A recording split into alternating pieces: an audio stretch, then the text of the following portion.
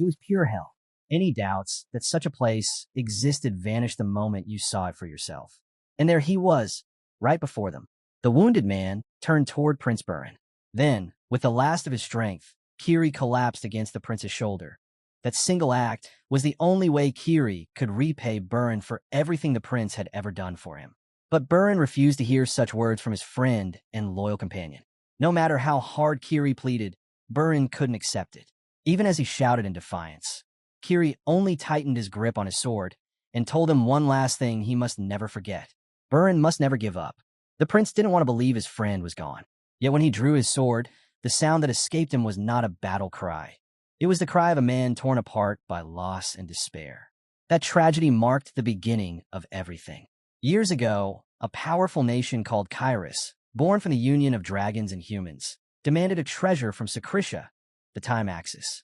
But Sakrisha refused. In retaliation, a sudden magical strike targeted Prince Burin. Though he reacted in time, exhaustion from the battlefield weighed heavily on him. In the chaos, he lost an arm. That refusal, the act of protecting the treasure, sparked a war that would destroy his homeland. The man now standing amidst the ruins was Burin of Sakrisha, the younger brother of King Sakrisha himself. On the battlefield, he was the one person the enemy should have feared most. And now, he knew it was over. Death was waiting for him with open arms. But then, Kiri's voice echoed in his mind, never give up. And so he didn't, not even when surrounded, not even as his strength faded. Because he was the sword of Sakrisha, its last defender, its final flame. From the smoke and ashes emerged figures in white robes, their faces hidden beneath their hoods. They were members of the magical alliance of Kyrus, known as the Valkan, led by the one responsible for this war, the Mad King of Kyrus Planch. And at their front stood Arson, the High Mage of Valkan. He greeted Burin with a twisted smile and asked his name. But Burin had long since abandoned it. He was no longer a prince, no longer a man, only a sword, one that served as king. With those words, he charged. Even through the mage's concealed face, Burin could sense his cruel delight. Arson vowed he'd remember the prince of Sakrisha. That was the end. In that final instant, every bright memory came rushing back.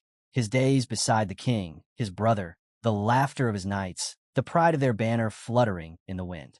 All of it gone forever. Everything was dark, an endless void. Yet through that darkness, a faint ray of light broke through. A voice called out, gently waking him. The tone was formal, respectful, like someone addressing royalty. Before him stood a young man with brown hair and striking blue eyes, ringing a small bell. Beside him, a servant waited quietly. The man urged him to rise quickly, saying that Prince Planch had already departed. Prince Planch? The name sent a chill down his spine. He hadn't expected to hear it ever again. That man, the one who had severed his hand. The young servant nervously asked His Highness not to speak such dreadful things. Whispers began spreading through the room. How could a prince ever lose his arm? Surely, this had to be a dream, a nightmare. But confusion deepened. He looked down, his arm was whole. The servant was unfamiliar, and the memories swirling in his mind, they didn't belong to him. Heart racing, he demanded to know who he was. The man with brown hair bowed slightly and spoke. You are Collian Rain Kyrus, the third prince of Kyrus. The words hit him like thunder. Prince of Kyrus? Impossible. He remembered dying on the battlefield as Burin Sakrisha. How could this be? Burin quickly asked what day it was. April 28th, came the reply. And a year. The 522nd year, Your Highness. It didn't make sense. That was 10 years before his death, 10 years before the Great War. The war that had begun because of a single object, the axis of time. A mysterious relic said to reverse time only once. When it appeared in Sakrisha's palace, the entire continent trembled. Every nation wanted it, especially Kyrus. But Sakrisha refused to give it up. And so, the war began. He remembered the king's grief, the soldiers who never returned, and the day Chase witnessed his death. Maybe Chase had used the axis. Maybe he turned back time to undo that tragedy. If so, this was his second chance. His final one. He clenched his fists. This time, he would save Sakrisha, even if it meant living and dying as Prince Kyrus. His attendant reminded him that the morning meeting couldn't be delayed any longer. The prince nodded. Understood, he said softly. I'm sorry to have kept you waiting. I'll be ready soon. He rose, determined. This was an opportunity he couldn't waste. Moments later, they entered the grand dining hall. The young attendant apologized again, murmuring that he should have prepared faster. The prince simply smiled. Inside, his thoughts burned with resolve. This time, fate would be rewritten. He didn't expect Prince Randall to already be seated. Randall, the crown prince of Kyrus, was a man who carried both authority and the divine blood of tinsel within his veins. All three princes of Kyrus were half-brothers, bound more by politics than by kinship. By the king's command, they gathered every morning. Colleen entered and immediately apologized for being late. Randall said nothing. His cold silence was sharper than any scolding. From what Colleen remembered of the man whose body he now inhabited, the third prince was practically invisible, treated as though he didn't exist. Being so blatantly ignored by another human made his stomach twist with disgust. But Randall wasn't the only one here. Moments later, another presence filled the room. Prince Planche. The man sauntered in and took his seat, arrogance radiating from every movement. Colleen stared, momentarily thrown off. This was the man once called the Mad Prince.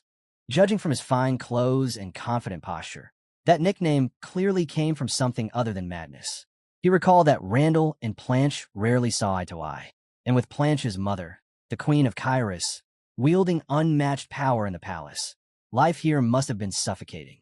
The man had no manners, no restraint, no sense of dignity. In that way, Colleen realized he was much like his mother. Still, the protagonist forced himself to stay calm. He couldn't afford to lose control, not after the chance Chase had given him. Yet anger pulsed beneath his composure. Every fiber of his being screamed to reach across the table and wring that arrogant bastard's neck. The tension broke when Planche suddenly smashed his teacup against the table. "How dare you look at me like that?" He spat, fury spilling into his voice. Before things could escalate further, Randall intervened. "Enough," the crown prince commanded. Planche glared at his elder brother, then at Colleen, seething. With a sharp breath, he stood. "I've lost my appetite," he muttered, and stormed off. Randall rose soon after. His parting words were calm, but cutting. "Watch your behavior, Colleen. The king's birthday is near, and the entire palace is on edge. Don't make things worse." As the tension faded, Callion's young attendant stepped forward with concern. "Your Highness, are you hurt? You haven't looked well today." He quickly began dabbing at the spilled tea. For someone considered a background figure in this palace, having such a loyal servant was rare. Colleen gave a quiet thanks. Once, the real Prince Colleen would have sat there trembling, on the verge of tears. But now he smiled faintly. His thoughts drifted to the royal bloodline. The first queen of Kyrus had been a pure-blooded dragon from Sisphanian, a being of shadow and fire. Her hair as dark as the void, her eyes burned like molten light. Colleen resembled her more than anyone. But the powers he inherited were faint, barely there. Worse, he'd been forced to conceal his crimson eyes for years, ever since Planche had called them disgusting. What a fool, Colleen thought bitterly. He'd hidden himself away because of someone like that. The young servant hesitated before asking softly, "Your Highness, is there anything I can do for you?" Colleen shook his head. "No, I'm fine for now." Still, the boy could tell something was off. The prince seemed distant, distracted, almost like someone who'd spent the night lost in one of those Shiawalik novels again. But the truth was far more complicated. Colleen, the third prince of Kyrus, son of the king and a low-born mistress, was a fragile figure in the palace. Weak, timid, and utterly alone. No one protected him, and everyone looked down on him, and something terrible was about to happen. The prince asked quietly, "How old am I now?" The servant replied, "In 4 months, your Highness will turn 15. 15, the age when everything would go wrong." On the eve of his coming-of-age ceremony, the third prince was destined to die. History recorded it as a scandal. Accused of trying to poison the queen, he failed and took his own life out of fear. No one ever believed the story, but the result was the same. The prince was dead, and no one mourned him. Colleen now knew that day was drawing near, only a month or 2 away. He couldn't sit back and wait for it to come. He turned to his servant. "Bring me a pair of scissors." The boy blinked, confused, but did as he was told. "May I ask what your Highness needs them for?" Colleen took the scissors, his tone calm. It's time for a change. If he already knew what the future held, then all he had to do was shift one small piece of it. A single act could shatter the chain of fate. The servant watched nervously, unsure what the prince was thinking. "Your Highness, Prince Planche won't like this," he murmured. Colleen didn't care. "Let him. I'm not afraid." Soon after, Planch appeared, and as expected, his expression turned sharp. He muttered that Colleen had clearly lost his mind. Yet if Colleen knew how his brother would react, why provoke him at all? Bloody-eye brat, Planch sneered. I have a name, Colleen replied evenly. It's Colleen. That only fueled Planch's irritation. He grabbed a knife from the table, turning it in his hand. Then should I call you by your name, little brother? Before anyone could respond, the knife flew through the air, straight toward the servant standing behind Colleen. The boy froze in terror, but Colleen moved faster, catching the blade before it struck. The servant gasped, horrified at the blood trickling from the prince's hand. Planch gave a mocking smile. Oh dear, my knife must have slipped. Poor Colleen, you're hurt. Ignoring the taunt, Colleen stepped forward and calmly placed the knife back on the table. It's fine, brother, he said. No harm done. That one word, brother, made Planch's jaw tighten. Rage flickered in his eyes, but Colleen only repeated, really, it's nothing. The confrontation ended there, the air heavy with unspoken tension. Later, back in his chamber, Colleen's servant hurried in with a first aid kit and bandages. The boy carefully treated the prince's wounded hand, saying nothing, but in his silence was fear. Fear of what might come next. The servant argued they should fetch a doctor, but Colleen refused. The boy insisted it was only a scratch, yet his concern ran deeper. Why hadn't the servant ducked? Planch had aimed for him. What would have happened if Colleen hadn't intercepted the blow? They needed to be able to repel attacks like that. He admitted he didn't know how the prince would react, and worried Planch might redirect his anger. Merritt, now flecked with blood, stood rigid. Colleen told everyone to leave. He would clean the wound himself and forbade anyone from calling a physician. The servant could not understand why a doctor was banned. Colleen had intended to use his aura to repel Planch's strike, but a sudden pain stabbed at his chest.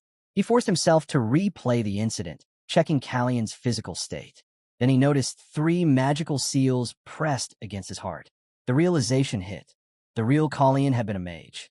Days passed, and the wound refused to close. The servant renewed his concern. Colleen repeated that it was nothing. Present with him was the court's measuring official, Seton, who, when Colleen approached, dropped the measuring tape in surprise. Seton stammered an apology, saying he'd been reminded of Lady Freya, but Yin curtailed him. The resemblance to Freya had long been a burden. Colleen had once removed all mirrors from his chambers to avoid seeing his own face. Now, however, he accepted that he looked like Freya and let the court proceed. Seton took the measurements as ordered. The attendants fretted over the prince's small size and urged him to eat more. Colleen insisted he was a good eater, but the court's concern persisted. The royal line of Kyrus traced its descent from dragon blood and from 2 of the 8 heroes who once sealed the evil god, Hakara and Sisphanian of Sisphania. That direct lineage carried both healing and magic, the Sisphanian blessing. Under normal circumstances, Colleen's wound should have healed long ago. Instead, it lingered, and each time he attempted to use mana, he felt that stabbing pain in his chest. This was dangerous. If the seals continued to interfere, he would lose access to aura and magic, leaving him vulnerable to assassins. The court attendant prepared the clothing Seton had brought and left the room, the wound still unhealed and the mystery of the 3 seals unresolved. Colleen began to wonder if there was anyone in the palace who truly understood mana. The court tailor had finished preparing his clothes, formal attire suitable for the upcoming royal celebration. The king's birthday was fast approaching, and among the many guests, one name stood out above all others, the great wizard, Elon Manisil. Colleen had to meet him. Elon Manisil was a legend, one of only a handful of mages on the continent to ever reach the 7th circle. To every mage, he was an idol. Years ago, he had been invited to the king's birthday banquet in Kyrus, yet an unfortunate incident kept him from even passing through the palace gates. The story of that humiliation spread across the continent, even reaching Sakrisha. Since then, decades had passed, and Elon had ascended beyond all others, becoming the continent's only 8th circle grand wizard, a living testament to what magic could achieve. There was no one more qualified to unravel the mystery surrounding Colleen's body. Though Colleen didn't know exactly what had happened back then, one thing was clear. Kyrus had never treated mages with much respect. That might make approaching Elon difficult. Still, he had to try. The influence of Planch's mother's family, the powerful Breeson family, had filled the kingdom with knights, not mages. Their dominance was absolute. But if Colleen could gain Elon Manisil's trust, he might just tip the balance. Perhaps then, he could prevent the war planche was destined to start. But before that, there was another matter, one that tested his patience far more than politics. His attendants were fussing over his sleepwear. One girl insisted the ribbons were too small and should be replaced with larger ones. Another suggested adding more lace. Colleen groaned. No ribbons, no frills, and absolutely no bells. What am I supposed to be, a festival doll? He sighed as they continued debating the details. Despite his protests, this had become routine. Tea, in his chambers, endless fittings, small talk. It was strange, but he was starting to get used to this life. At least his arm had nearly healed, and Planche had been ignoring him completely since that incident. A small mercy he didn't take for granted. Soon after, Yin entered the room with the day's schedule. Your Highness, tomorrow morning you have a riding lesson with Prince Randall. In the afternoon, dinner with the Queen and Viscount Breeson in honor of His Majesty's birthday. Colleen nodded. I'll have to face them eventually. Might as well start now. Ian then asked, will Your Highness also be training your stamina today? Colleen smirked. Just a job by the lake. Nothing to worry about. What could possibly happen there? But even as he said it, something in his chest felt tight, like the world was quietly holding its breath. At that moment, his maid, Marilyn Fiat, the second daughter of the Outer Defense Squad commander, entered the room. Your Highness, she said softly, are you feeling well today? Her tone carried genuine concern, though Colleen could only offer a small nod. The truth was, he didn't know how long he could keep pretending everything was fine. Colleen had been training for several days now. 4.5 laps on the first day, 4 on the third, and today he barely managed 3. His stamina was slipping fast. Each stride felt heavier than the last. Marilyn, watching from the side, grew anxious. Your Highness, should I call for a doctor? Colleen shook his head firmly. No, I'm fine. If a healer came, they'd detect it instantly. The mana circles hidden within him. Even Yin didn't know that Colleen was a mage, and if word got out, it could cost him his life. Besides, what could a healer do about exhaustion? I just need a rest, he said. I'll recover soon. Marilyn didn't look convinced, but she didn't press further. Suddenly, a sharp shout rang across the field. Eyes on your target. Don't look away. The knights' voices filled the air, their blades glinting under the sun. Each strike was precise and merciless. The instructor's tone was cold. If this were the battlefield, you'd already be dead. No hesitation. Push through. The scene stirred old memories within Colleen. The rhythm of combat, the sound of steel meeting steel. This is the training ground of the Pable Knight Corps, Marilyn explained. I know, Colleen replied quietly, his gaze fixed on the knights. She blinked in surprise. You're interested in this? But Your Highness has never even held a sword. Colleen didn't answer. He just watched, the ghost of his past life whispering in his mind. Then he replied, this corps belongs to the Breeson family. They're not just the royal knights. They exist to keep the king's power in check. As they stood there, the commander himself noticed them. Pable, the leader of the Royal Knight Corps, strode forward, his presence commanding. Who are you? He asked sharply. If you have no business here, leave. My knights can't focus with onlookers lingering about. Marilyn stiffened. Watch your tone. You're speaking to His Highness, the third Prince Colleen. Pable paused, then narrowed his eyes. Ah, that prince. His voice was dry, almost mocking. It was clear he didn't think highly of Colleen. To him, the prince was little more than an idle observer, a mole lurking behind the palace walls. Marilyn was furious. How dare you speak that way in front of His Highness? Pable gave a faint shrug. Just a misunderstanding, he said flatly. Almost mistook him, that's all. But there was something strange in the way he said it, something that stirred an unfamiliar tension in Colleen's chest. Pable's attitude was the same as always, but Colleen himself had changed. The prince who once stood silent now felt a steadiness inside him, a quiet certainty that hadn't existed before. The commander frowned slightly, unsure what to make of it. What's this newfound resolve, Your Highness? Colleen met his eyes. Commander Pable, he said evenly. May I ask you a question? The man hesitated, then nodded. Colleen's gaze didn't waver. What is your duty? Other knights approached the commander, curious about the commotion. When they saw who stood before Pable, their eyes widened. The third prince. But confusion quickly replaced surprise. What's he doing here? They wondered. The third prince was known as a weakling, someone even the knights barely respected. Pable turned to them with a sharp voice. We're in the middle of training. I can't entertain the prince right now. Tell His Highness to mind his own affairs. Marilyn opened her mouth to protest, but Colleen stopped her. He stood firm, gaze steady. I've already asked my question, he said. I expect an answer. The field fell silent. The commander hesitated, then spoke stiffly. My duty is to strengthen the royal family's power and to protect both the royal family and the kingdom. Then you understand your responsibility, Colleen said quietly. To protect. Pable frowned. Of course. Then explain this. Colleen continued, his tone calm but cutting. If your duty is to strengthen the royal family, how does this, he gestured toward the chaotic training field, serve that purpose? From what I see, this is disorder, not discipline. Before the commander could reply, Colleen moved. In the blink of an eye, he was no longer standing in front of Pable, but behind him. The commander's instinct screamed danger. If he didn't block this next strike, he would die. Steel rasped from its sheath as Pable swung his sword up just in time, meeting a sudden, sharp impact. The sound cracked through the air.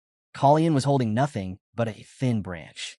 Yet the force behind it rattled the commander's arms. Pable's eyes widened. This power from a boy who's never even held a sword?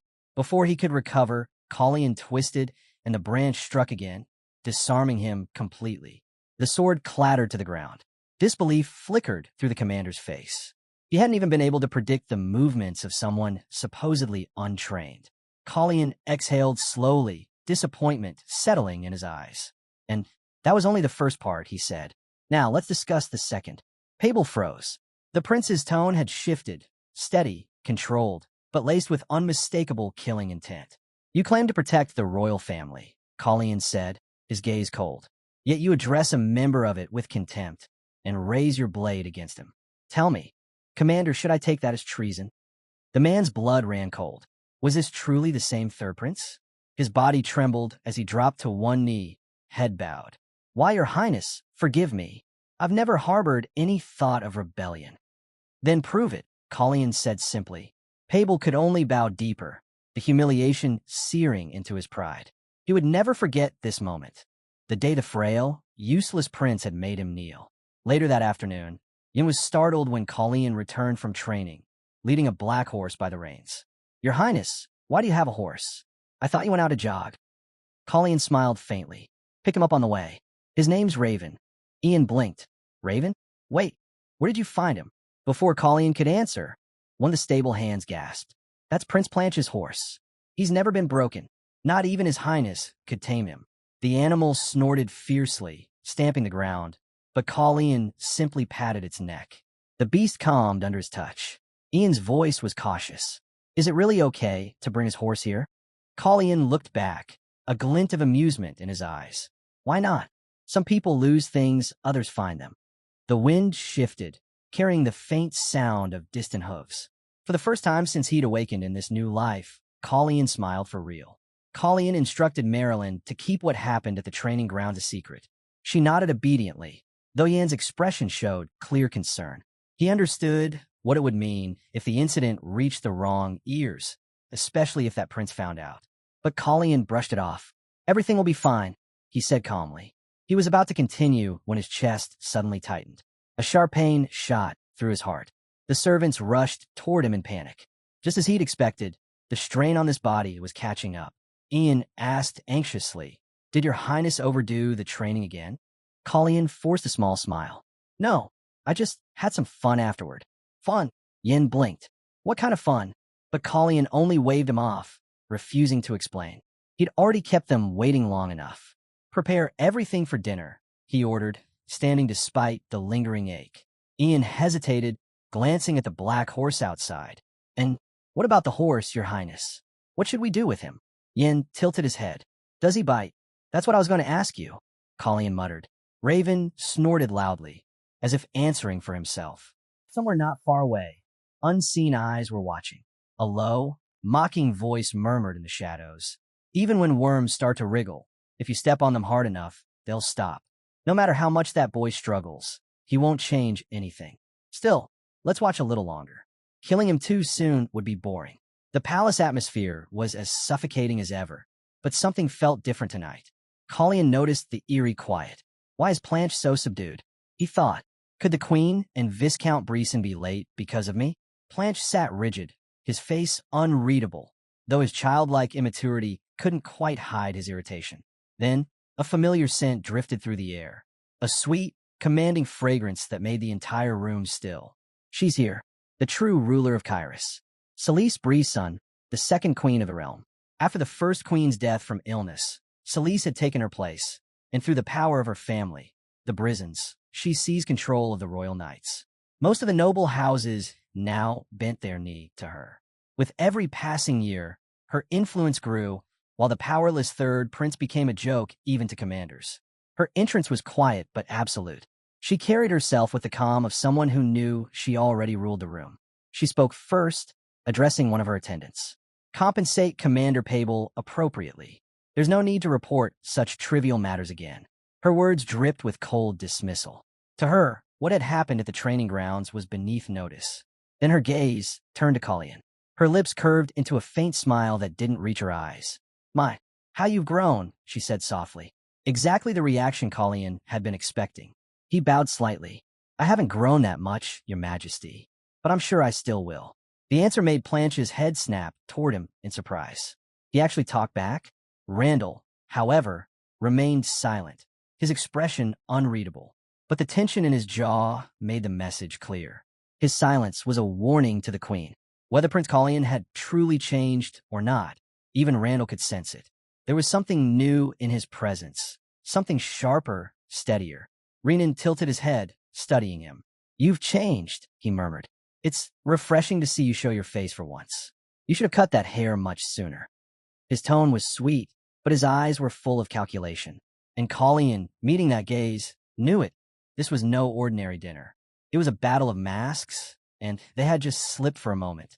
At the dinner table sat Viscount Renan Brisson, the second son of Marquis Brisson. The man smiled politely, making light conversation. He mentioned that the prince was still in his growth phase and would surely continue to grow taller, but a single glance from the queen made him stop mid-sentence. Renan quickly changed the subject. But I'm absolutely starving. Hopefully the food will arrive soon. He might have been the owner of the vast Brisson trading company, yet his stinginess was legendary.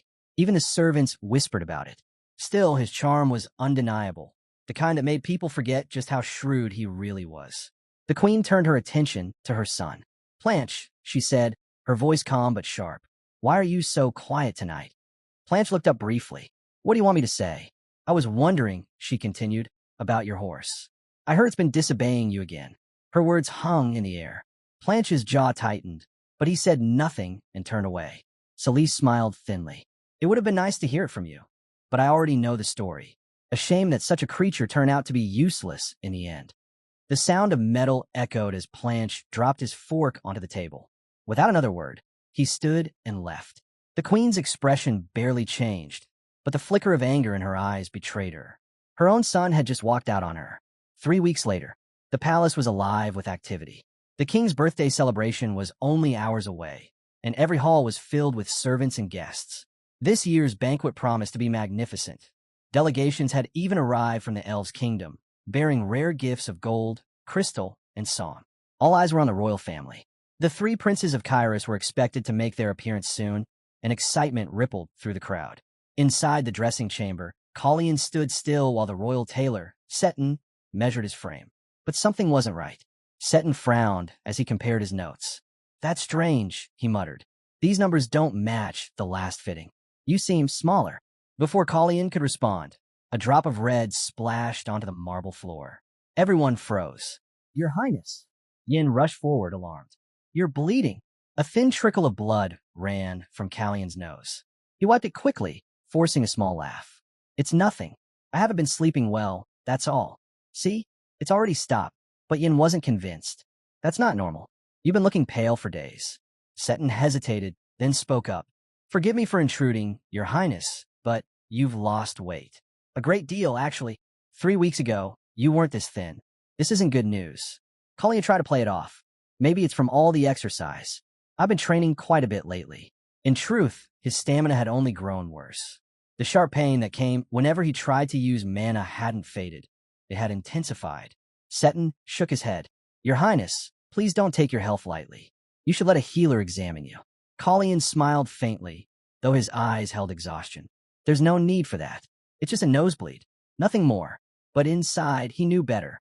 Every time someone mentioned a healer, it felt like a blade pressing closer to his secret. He couldn't afford to be discovered. Not yet. The blood had startled everyone. The sight of the third prince bleeding in front of the tailor in attendance drew instant panic. "Your Highness, that's not just a little blood," Seton exclaimed, reaching for a cloth. But Colleen waved him off. "I'm fine, really. Don't make a fuss." He thought that would settle it, until Yin spoke up. No need to worry, everyone. The prince was just picking his nose yesterday." The room froze. Colleen blinked. "What?" Ian continued, unfazed. "It must have been a bit too rough. You know how that goes." The tailor looked awkwardly between them, unsure what to say. The servants exchanged glances. No one had ever imagined that the third prince had such a habit. "Yes, that explains it perfectly," Yin said, his tone convincing. "The prince eats well, exercises daily. Clearly this was just a small accident." Seton nodded hesitantly. I see. Well, if that's the case, there's nothing to worry about." Ian winked at Colleen. That bastard, Colleen thought, jaw tightening. But even he had to admit, it worked. The ridiculous story diffused the tension instantly. Still, Yan's eyes betrayed his concern.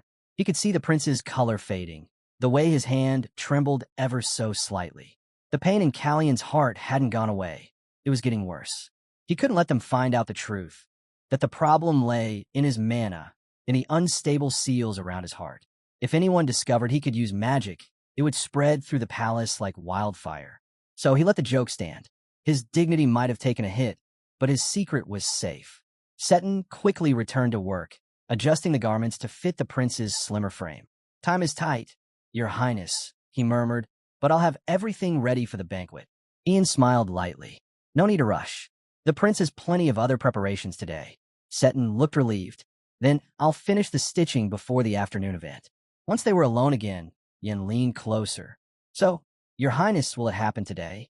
Colleen nodded slightly. "It has to.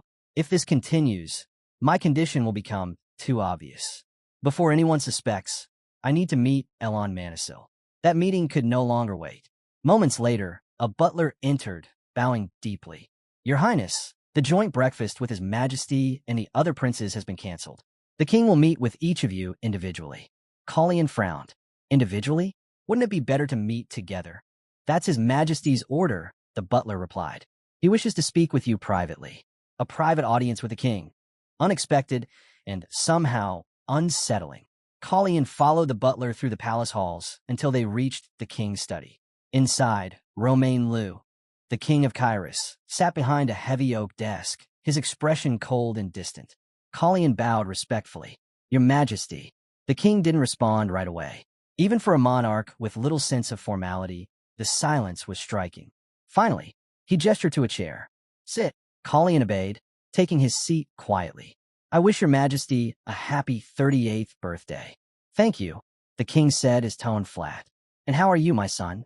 "I'm well," Colleen replied politely. "Good." The exchange ended there. No warmth, no affection, just hollow civility. At that moment, Colleen understood. He could still see the anxious faces of his servants earlier, their whispers about calling a healer, their fears over his health. Even those who barely interacted with the third prince knew how frail his body had become. To everyone in this palace, Colleen Rain Kyrus was fading. And now, even his father seemed to see him the same way. Now everything made sense. The king's decision to summon each of his sons separately wasn't out of affection, but convenience. Meeting them all at once would require actual attention, and the king wasn't one to waste effort, even on his own children. Spending time with his sons, who had only come to offer birthday wishes, was nothing more than an unwanted distraction to him. The more the protagonist learned about this royal family, the uglier it became. A father completely detached from his sons. The eldest prince, indifferent to everything. The second, a man who had no sense of propriety. Even his servant whispered about the stench of alcohol clinging to him, but Blanche simply waved him off. Not long after, the queen appeared, late as usual. Of course, the queen's influence was strong enough to make even the king bow his head. Behind the polite smiles, tension brewed. There were whispers. Someone among them was plotting to kill Colleen. The celebration was about to begin, and now it was up to the protagonist to uncover who would send the blade meant for his life. Rumors of Prince Callion's return spread quickly. People in the square couldn't stop talking. His appearance had changed completely. Compared to him, the second prince, Planche, looked utterly intoxicated, drawing frowns from those nearby. Still, Colleen didn't seem to care. The noise and gossip around him were meaningless. Yet, there was something undeniably different about him, something everyone present could feel but couldn't name. A servant's voice broke through the murmurs, announcing the arrival of the third prince, Colleen Reincarted. Heads turned immediately, and gasps followed. The rumors were true. His black hair and crimson eyes bore a striking resemblance to the Sisfanian bloodline. His bangs, once hiding his face, were gone, and a red brooch gleamed on his chest, a silent declaration that he no longer intended to conceal who he was. You noticed that people weren't just staring at his face, they were staring at his attire. His hunch was right. The prince looked unexpectedly charming in those clothes, to the point that Seton would have loved to witness it herself. The crowd was stunned, whispering about how someone of his rank could appear in public adorned with such jewelry. They had no idea how difficult it had been to stop him from wearing even more. Yin could only be grateful they'd managed to tone it down. If Colleen had worn everything the attendants suggested, the uproar would have been far worse. Still, Yin couldn't deny, the prince looked good.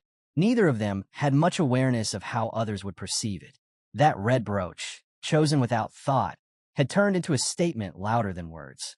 The protagonist recalled what Yin had mentioned earlier, that his family lived in Kairesis, the capital of Kairos. His younger sister and father had already returned to their hometown, while the rest remained in the city.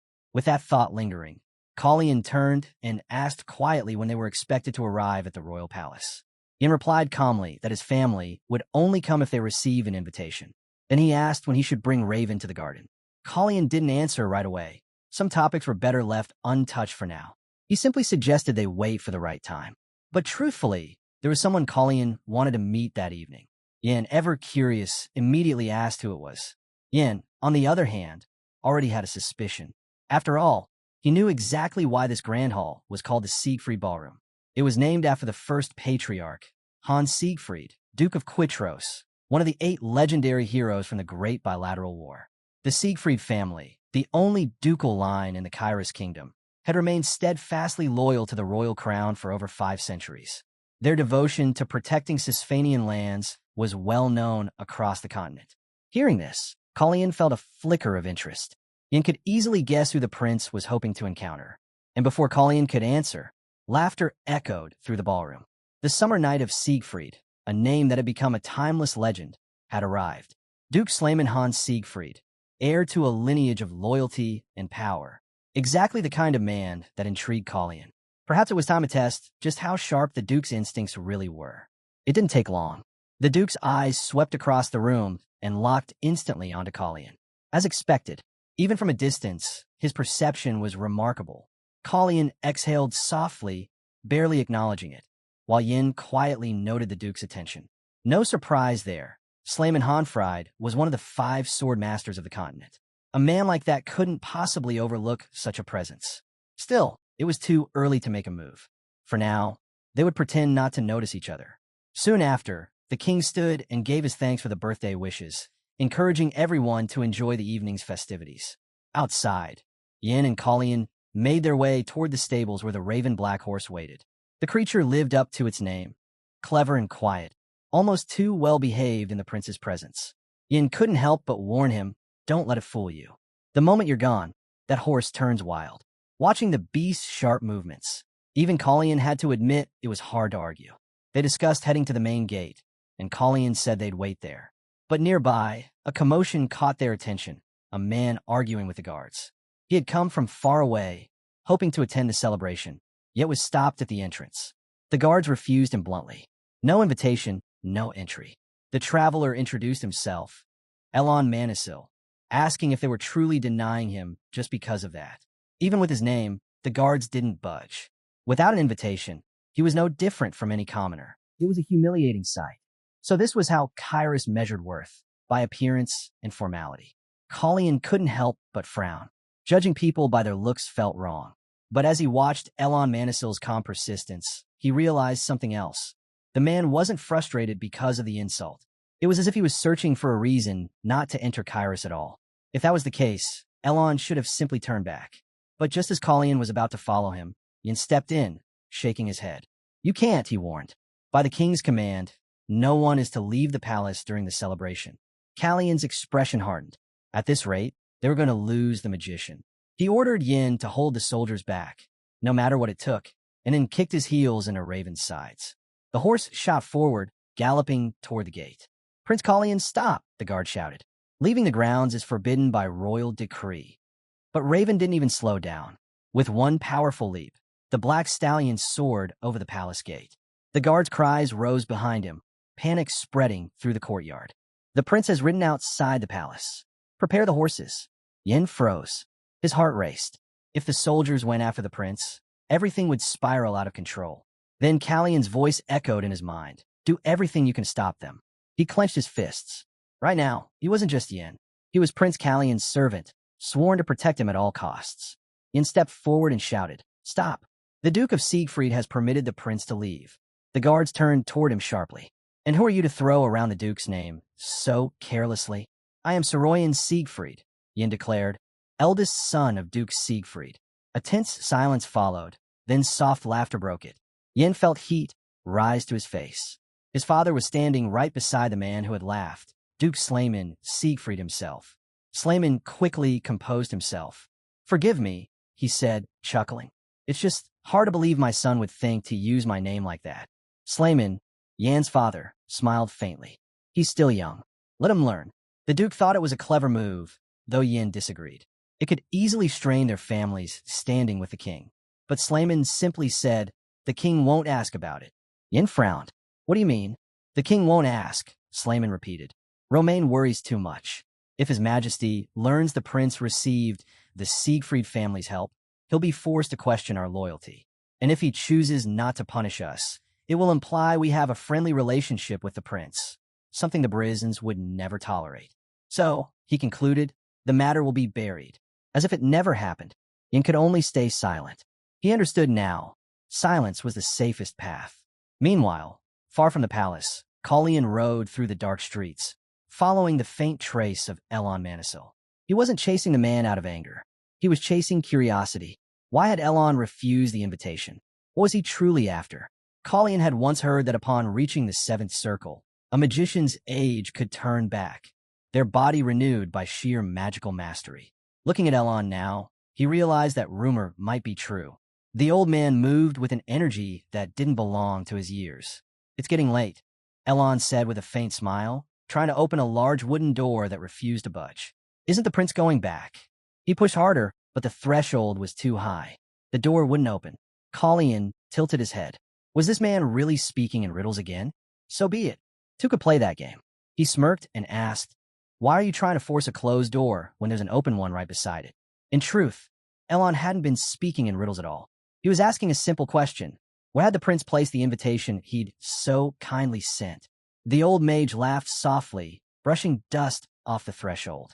I was too busy fighting the wind, he said, and forgot to clean the doorstep. Callion hadn't expected the guards to make such a foolish mistake, turning away a man who had actually been invited. But this old man didn't apologize. He criticized him instead. Was that honesty or just audacity? Interesting. Very interesting. When they first met, Callion looked no different from a typical 14-year-old boy. But then, something changed in Elon's gaze. He suddenly reached out, taking hold of the prince's wrist, murmuring an apology for his forwardness. Callion didn't even understand what was happening, until a sharp pain shot through his chest. Mana. Elon's mana was flowing into Callion's body. Callion jerked his hand back, forcing the connection to break. Raven, sensing his distress, stepped protectively between them. Even a closed door, Elon said calmly, can't keep the wind from entering. So, he already knew. The mage had sensed the instability within Callion's body. He was right. From a certain point on, Callion had been unable to use his mana properly. But Elon realized the problem wasn't that simple. This boy didn't even understand what was wrong with him. It was ironic. A land like Kyrus, built on the legacy of dragons, treated mages with suspicion and disdain. And yet, a great mage like Elon Manisil had come here, not to serve, but to expose their foolishness for letting someone like him slip through their fingers. Still, as he looked at the young prince, Elon couldn't help but wonder, was this meeting truly a coincidence? Or destiny? He asked quietly, Why did you want to see me, Your Highness? He'd know instantly if the boy lied. Kallian met his gaze. Because I wish to inherit your name, Elon Manisil. The mage raised an eyebrow. My life, Kallian continued, will soon be in danger. Of course Elon already knew. The third prince of Kairos. Hated, isolated, surrounded by enemies. Without a word, Elon raised his hand. The air shimmered around them, a silence barrier cast in seconds. No one would hear their voices now. A seventh circle spell, effortless. The rumors were true. Elon Manisil was a master of magic. Then came the question, do you seek merely to survive, or to destroy the root of your suffering? Kallian's eyes hardened. For now, I want to prevent it. But in the end, I will eliminate the cause, even if it means taking the throne. So, the crown wasn't his goal, only a tool. Spoken like someone already standing at death's door. A dying prince, bearing the same aura as Sisphanian. A boy who needed Elon, not for protection, but for purpose. Fascinating. Elon smiled faintly. In that case, I'll need another invitation. Let's see what the Prince of Kairos can truly do. Kallian sank to one knee. Kallian Rain Kairos, he declared, greets his mentor. Elon Manisil nodded, accepting the gesture. Then I accept your invitation, Your Highness. Let's see if this student of mine can be saved. Back at the palace, Yin glanced toward the gates, unease tightening in his chest. Father, he asked quietly, are you sure no one in the royal court knows who I really am? Slayman had already taken care of everything. There was no need, he said, for Yin to worry so much. But Yin couldn't shake the thought. If anyone in the palace recognized him, he wouldn't be able to remain by the prince's side. Even if he was the duke's son, loyalty wasn't exactly his strongest trait. Trying to shift the topic, Yin asked about Leah, the younger sibling he had left behind. The duke smiled faintly. Leah's doing well, handling the family matters better than you ever did, he teased. If you're tired of playing servant to that boy, you know we'll welcome you home anytime. Yin didn't respond right away. He knew his father meant it, but he also knew his place was still beside Kallian. The next time we meet, the duke added, we'll see what kind of decision you've made. Yin tilted his head. What do you mean? 3 months from now, his father replied. We'll meet again. Tell me then, are you truly planning to abandon your role as that boy's servant? The duke's gaze hardened slightly. The prince turns 15 soon. Do you know what they call our family, Yin? Yin frowned, unsure where this was going. They call us Kairos' elephants, Slayman said. We haven't so much as glanced toward the throne for generations. But we are strong, strong enough that even predators avoid us. Kings of beasts, they say. Yin blinked, confused. Why bring that up now? His father stepped forward and pulled him into a firm embrace. Because, son, that name you've undervalued carries power. You can do whatever you choose to do. Just don't forget who you are. Yin nodded slowly. I'll remember. Slayman chuckled softly. You really make your father worry. You know that? Please stop. It hurts, Yin muttered, trying to break free. The duke's expression softened. So you really intend to walk this dangerous path, then? Yin finally stepped back, bowing respectfully. Goodbye, father. Until next time. As his son walked away, the duke let out a long sigh. Stubborn as ever, he murmured. Truly, Siegfried through and through. But deep down, he couldn't help but feel curious. When had Colleen grown so much? What kind of man was he becoming? The next morning, the capital buzzed with whispers. A carriage had appeared bearing an unmistakable coat of arms, 7 red flowers encircling a silver staff. People blinked, wondering if their eyes deceived them. Wasn't it the sigil of Elon Manisil? Rumors had said his contract with the Kingdom of Reberin had ended. So what was he doing here in Kairos? The more they speculated, the quieter their voices became. The moment anyone mentioned Elon Manisil's son, the conversation died instantly. No one dared speak too freely about that family. From the carriage, a man stepped out, calm, composed, and radiating quiet authority. His new student, Prince Kallian, had done something quite bold. He had personally requested Elon's arrival at exactly 9:30 sharp. At that precise time, the mage was to enter through the open door. Was His Highness planning to challenge the Breeson family directly? If so, it would not be easy. Still, Elon couldn't help but smirk. This boy hadn't wasted a single day. Already, he was setting the stage to shake the nobility to its core. As the palace gates opened, the butler appeared, clearly startled by the unexpected visit. Master Manisil, he said quickly, bowing low. His Majesty is expecting you. Elon smiled faintly. I thought as much. he murmured, stepping forward into the grand hall. The king was genuinely surprised when he heard the mage's request. Elon Manisil wanted to stay in Kyrus. He looked the archmage in the eye and asked for confirmation. Elon nodded calmly. A man needs a place to stay, he said simply. King Romain leaned back, his mind already racing. Power like Elon Manisil's could tip the scales against Solis, their long-standing rival. But for Elon to volunteer to remain here, that was unexpected, intriguing even. What was he planning? As the silence stretched, Elon suddenly spoke again. There's something I should mention about last night in the square. Romain's brows furrowed. I saw a black cat with red eyes, Elon said. He caught my attention. So bright, so full of potential. I thought about teaching him a few tricks, but it seems he doesn't have a proper place to stay. The king's eyes narrowed slightly. And what exactly would you teach this cat? Magic, of course, Elon replied without hesitation. But before that, I'll need to clean up his environment a little. I'll need the help of the house's master for that. The king gave a low chuckle. Are you saying I'm the one who needs to tidy up? Elon only smiled. Romain understood then. The mage wasn't talking about a cat at all. He was referring to Prince Collian. If Elon Manisil had truly chosen to make the third prince's apprentice, then even the powerful Brisson family wouldn't dare interfere. The king sighed. I suppose you can't spend your days buried in arcane studies forever. If this is how you wish to assist His Highness, then no one will stop you. In truth, this had been Callian's real invitation all along. Not a formal summons, but a calculated move to draw Elon to his side. Romain finally nodded. Very well. I'll grant you a place here. Things are chaotic enough without Togo. One more disturbance won't make a difference.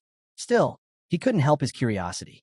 I've heard that boy isn't particularly special, he added. Elon's expression didn't change, but his eyes gleamed faintly. I don't share that opinion. The king continued. From what I've been told, his health is fragile, barely within the range of normal. And he's fearful, afraid of horses, even. Hard to imagine that he would chase after a mage like you. Elon's voice turned cool. Why do you speak only of what you've heard from others, Your Majesty? Romain frowned at the tone. If there were truly something remarkable about that boy, the king replied, I would already know of it. Then tell me, Elon said smoothly. Do you even know his height? Romain hesitated. That pause told Elon everything. The king knew nothing about his own son, not even the simplest details. He sighed inwardly. Sometimes attention is poison, he thought, and indifference the only medicine. Still, Elon understood the truth. Romain's sudden approval of this arrangement was nothing more than an excuse. He'd allow it, then later dismiss Elon's behavior as excessive concern for his apprentice. Ridiculous, but expected. Elon stepped forward. Your Majesty, he said, if you won't take my word for it, then see for yourself. A faint shimmer rippled through the air. Romain's expression froze. A sound barrier had formed between them. What are you doing? He demanded. How dare you use magic inside the royal palace? He tried to rise, but stopped abruptly. His lips were pale, his breathing heavy. His skin had taken on a bluish hue, and his fingernails a deep shade of purple. His clothes were hastily sewn, uneven at the hems, signs of someone concealing a long, unspoken weakness. Elon watched quietly, saying nothing.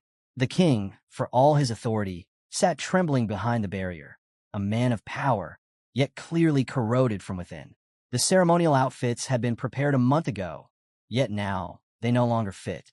Collian had clearly lost a great deal of weight in that short time. He could barely open his eyes each morning, his body heavy, his strength fading more and more each day. The king, sitting in uneasy silence, began to piece together what Elon Manisil had been implying earlier. Slowly, painfully, he understood. If he continued to keep his distance, he would lose his son. A knock came at the door. Your Majesty, a servant reported softly. It's nearly noon, and His Highness still hasn't taken his morning tea. Inside, and motioned for her to hand over the tray. Give it to me. I'll make sure he drinks it safely. He entered the prince's chamber quietly. Collian lay motionless on the bed, still asleep, pale, weak, barely breathing steadily. Yesterday's strain had clearly taken its toll. Before the servant could approach, another presence appeared behind him, Elon Manisil. He almost dropped the tray in shock. Sir Manisil, how did you? He tried to lower his voice, but panic edged his words. He hadn't even sensed the man arrived. When Elon stepped toward the bed, Yin instinctively blocked his path. You can't just walk in here. This is the Share Mill Palace. Entry without permission is forbidden. Elon glanced at him calmly. I didn't enter. I warped. A far more refined spell than teleportation, if you're curious. That's not the point, Yin muttered. You still have to leave. The prince's health is unstable. Elon's gaze sharpened. You should know that better than anyone, baby elephant. Ian froze. That name. He remembered his father's words. How people underestimated him because of his small build. But it seemed Elon had seen through him immediately. So, he had recognized him. Suryan Siegfried, the duke's son. Colleen stirred then, eyes fluttering open. He blinked, disoriented, then saw Yin standing nearby. How long was I asleep? Quite a while, Yin said, regaining composure. And, Your Highness, you have a guest. Only then did Colleen notice the mage standing beside the bed. Elon held out a small, knotted pouch. Take this, he said simply. Colleen hesitated. What is it? A medicine, Elon replied. You'll take 1 pill a day, without fail. The prince obeyed, but his curiosity showed. Elon spoke before he could ask. You have 2 problems, the mage said. First, your body cannot properly sustain mana. Second, your life force is depleting rapidly. Colleen said nothing, but Elon's eyes made it clear he already understood everything the boy wanted to hide. You possess the powers of blessing, don't you? Elon asked quietly. Colleen nodded. Yes, they allow me to heal and give me affinity with magic. But lately, the healing part feels gone, and I think something's wrong with my heart. Elon's expression grew thoughtful. A curious mix, isn't it? He murmured. Healing powers bound together with magic. Have you ever considered what such a combination might really mean? Callion's mind began to race. Could it be that the blessing had been protecting him all along, keeping his heart strong? After all, the heart was the core of both life and mana. Elon nodded slightly, as if reading his thoughts. That's correct. The power of blessing fortifies the heart. But then his tone sharpened. However, your blessing hasn't disappeared, and you have no heart disease. Your mana isn't blocked either. Colleen froze. Then, what's wrong with me? Elon's eyes narrowed. You've misunderstood your condition. The Sisphanian blessing hasn't failed. It's reached its limit. Something has corrupted it, forcing it to exhaust its power just to keep you alive. A chill crept down Callion's spine. Poison, Elon said quietly. You've been poisoned, and if not for your blessing, you'd be dead already. The realization hit Colleen like a blow. Every wave of weakness, every sleepless night, none of it was natural. The poison is lethal, Elon continued, and the strain of resisting it is overworking your heart. Your blessing keeps healing the damage, but it's pushed to its absolute limit. That's why your body rejects mana. Your system is constantly fighting for survival in the background. He paused, letting the truth sink in. This means, Prince Colleen, you were murdered. Long before you came to occupy this body. Murdered. Colleen clenched his fists beneath the sheets. If this wasn't random, it meant someone had planned it. A slow, deliberate death meant to erase him quietly. But why kill a child who was already dying? Elon studied him carefully. The prince's eyes held no fear, only a cold, quiet rage. That bloodlust, he thought, unnatural for a 14-year-old. Just who are you, really? Colleen broke the silence first. This pill you gave me, he said. It's an antidote, isn't it? Elon nodded. A temporary one. I prepared it quickly, but it should suppress the poison's effects. Colleen looked down at the pouch. And what if I take the antidote, but also continue taking the poison? Elon frowned. Then the antidote will only delay the inevitable. But why would you? That's enough, Colleen interrupted softly. A delay is all I need. Elon stared at him, realizing the prince's intent. You suspect something. I have one guess, Colleen admitted. The tea. Every morning, I drink it in front of everyone. No one else touches it. That's the perfect way to poison me, without question. His gaze darkened. I think I refused it once. That's when things got worse. They must have realized I noticed. Elon nodded slowly. So, you'll continue pretending to drink it until you uncover who's behind it. Exactly. Elon crossed his arms. And if you're wrong? If the tea is just a distraction and the real source lies elsewhere? Colleen looked up, eyes cold and unwavering. Then I'll find out, one way or another. The mage let out a quiet sigh. You really are reckless, Your Highness. Then, almost as an afterthought, he added, don't worry about your servant. The baby elephant will be fine. Colleen blinked. What's that supposed to mean? Elon didn't answer. He just turned toward the window, sunlight glinting against his robes. In any case, he said, You understand the situation now. Colleen nodded. I do. Elon's gaze returned to him. Then tell me, Prince Colleen, what do you plan to do next? For a brief moment, Colleen was silent. Then, faintly, a memory from another life surfaced, someone's mocking words echoing in his mind. You're a fool, Burin. A fool, perhaps. But this time, you will be the fool who survived. To remove another's trump card, you must first discard your own. And for Colleen, that card was his father. It was in moments like these that he found himself remembering him, not out of longing, but as a painful reminder of what strength really cost. That night, he turned to Elon. Tomorrow, he said quietly, escort me outside the palace. I have something I must confirm. Elon didn't ask why. He simply nodded. Morning came. The servants entered softly, calling for the Prince Blanche to wake. But before they could even set the tea tray down, the door flew open. The queen swept in, her voice sharp as glass. Out of my way, she snapped at the servants. Has he not prepared for the afternoon ceremony yet? He's already late. Her eyes cut to the side. And you, Blanche, she said coldly. You reek of alcohol again.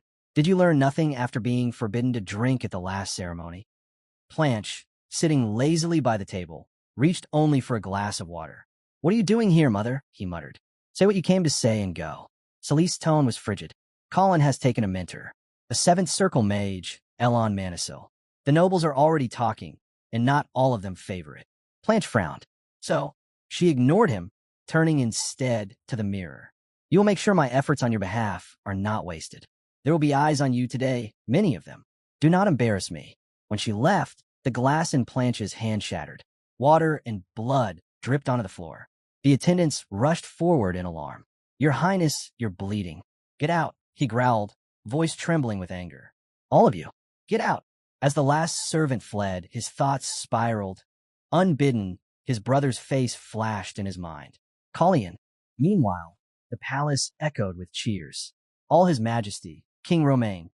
May the years ahead be glorious. Long live the kingdom of Kyrus. It was the grand birthday celebration, and all the princes had gathered in public for the first time in years. From the crowd, a child's voice called out, Daddy, look at that one, pointing excitedly to the darkest horse in the procession. That was Prince Colleen. Yin rode beside him, whispering, How's your body today, Your Highness? You seem better than yesterday. Colleen gave a faint smile. I feel lighter. Maybe it's the antidote. My breathing's steadier, and the pain's almost gone. That's good, Yin said, though worry lingered in his tone. But today's schedule is brutal. The parade, the horse show, then the ball. If you overdo it, you'll... I'll be fine, Colleen interrupted gently. You worry too much. I can handle it. Then something caught his eye, two figures in the distance. One of them struck him instantly with familiarity. Kiri. It was unmistakably him. But what was Kiri doing here in Kyrus?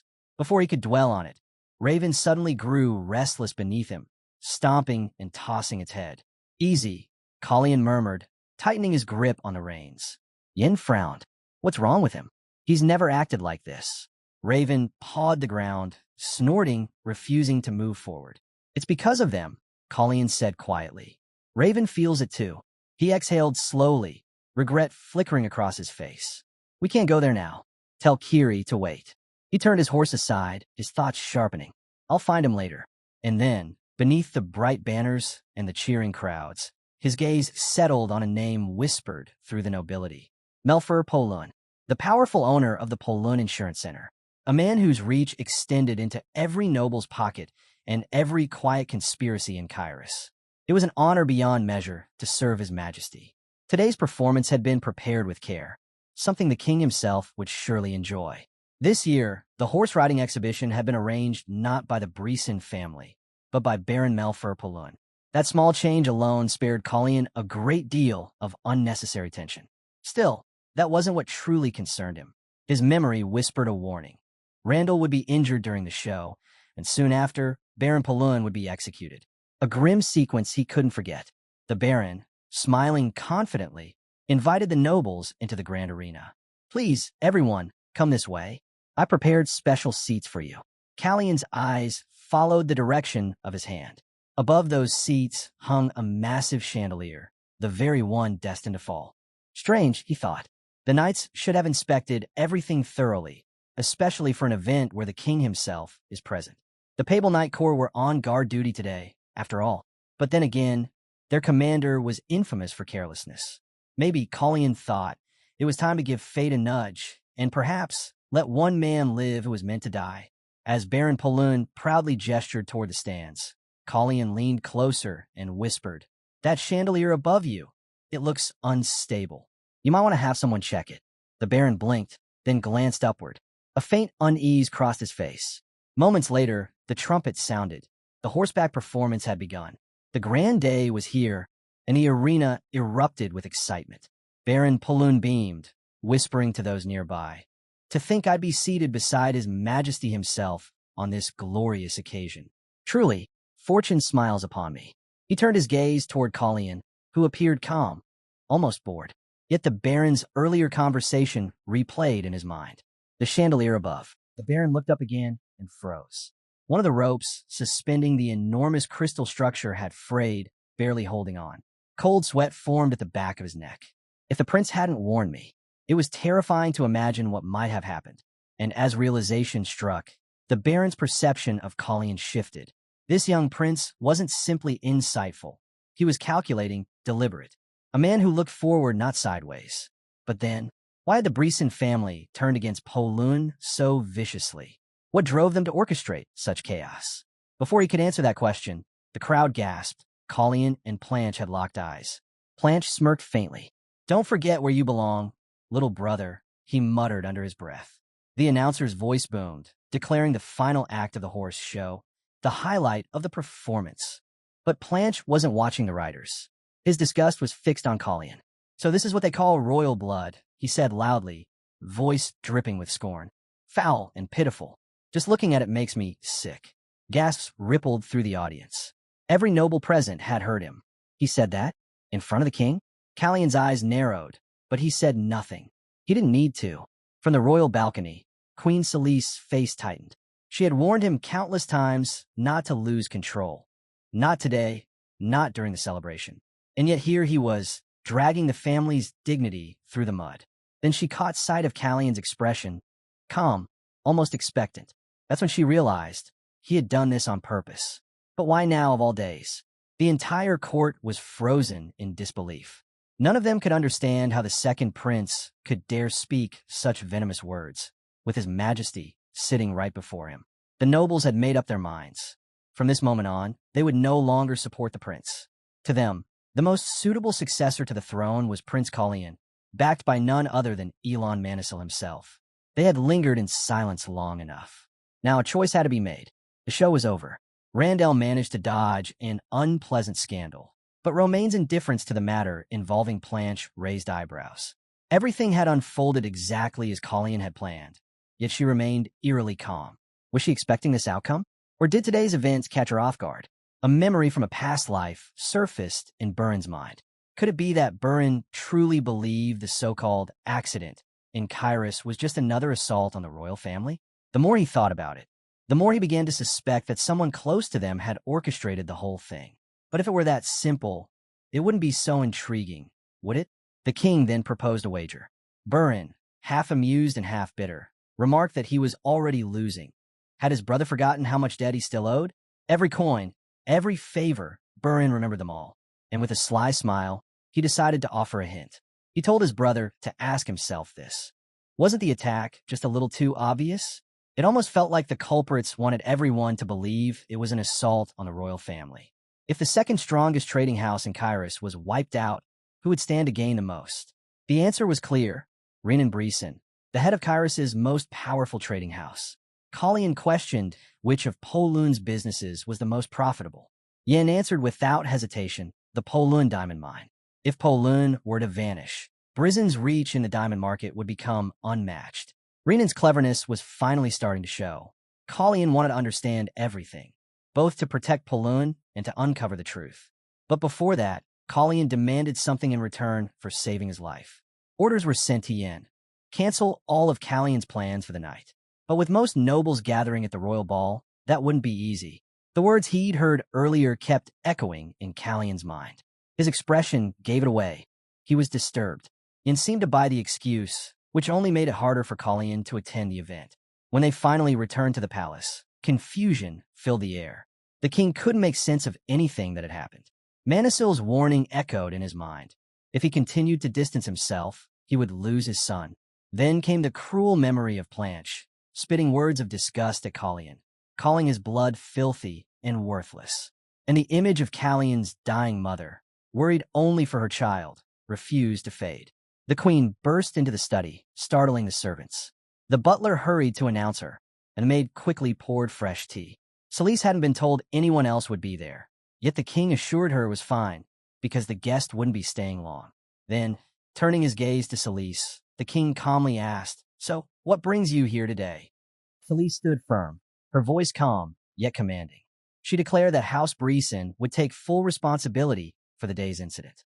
Her words were steady, but the faint bite on her lip didn't go unnoticed. Who would have thought she'd bow her head to cover for Planche's blunder? It seemed her son's reputation outweighed everything else. Still, not even this humiliation had dulled her boldness. Today's display was something to behold. Baron Poulin had outdone himself. The celebration was a masterpiece. And, judging by the queen's expression, she already knew what reward she intended to bestow. The king's guess was right. She planned to grant Poulin the exclusive right for House Brisson to supply the royal stables. Was she really willing to give up such a profitable venture? Just as Elon predicted, the queen understood that something had to be sacrificed to mend the damage caused by Prince Planche. Yet, she wasn't desperate enough to withdraw the knights she'd stationed in the palace.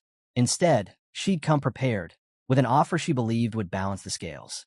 Once that was done, the king would have to pretend to look the other way. It was hard to tell whose strategy this was, her own or one she'd learned from a careful mentor. The king announced that he and Planche would attend the evening's ball together.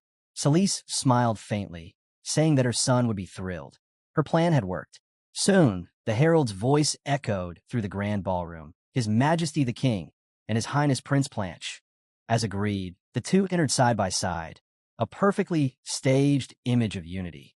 And as promised, Baron Poulin received the royal decree granting him exclusive supply rights. Every noble in the room understood what this really meant. It was the queen's calculated move to salvage both her standing and her son's name. Now everyone knew the price she had paid for the prince's freedom. Prince Colleen, however, was no longer someone to be overlooked. The balance of power had shifted. He now had enough influence to push even the queen into action. The nobles saw it too, and without hesitation, began showering him with gifts. They were ready to switch allegiance, unbothered by loyalty or shame. Yin watched the growing mountain of gifts and couldn't help but wonder what they'd do with all of them. Colleen, though quietly satisfied to see Brisson's influence fading, had no interest in surrounding himself with opportunists. He ordered that everything be returned, except the gifts from the Magicians' Association and Baron Poulin. And he added they should conveniently forget to make a list of who sent what. Among the presents, Yin found one he was certain came from Baron Poulin. Curious, Colleen asked what it contained. Inside was a finely crafted necklace, stunning, but clearly meant for a horse. Or rather, a peculiar choice. Colleen raised an eyebrow. It had to be Yan's idea. He asked Yin what exactly the Baron had been told. Yin explained that the man had asked for a hint about what His Highness liked, so he'd simply said, "His Highness loves his horse." Apparently, Baron Poulin had taken those words very literally.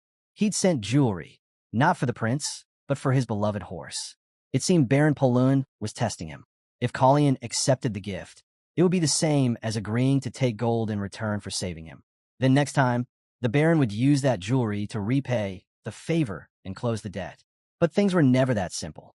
Poulin was mistaken if he thought Colleen could be bought with a shiny trinket. The prince calmly ordered Yin to find out the necklace's value and send the exact amount back to the Baron.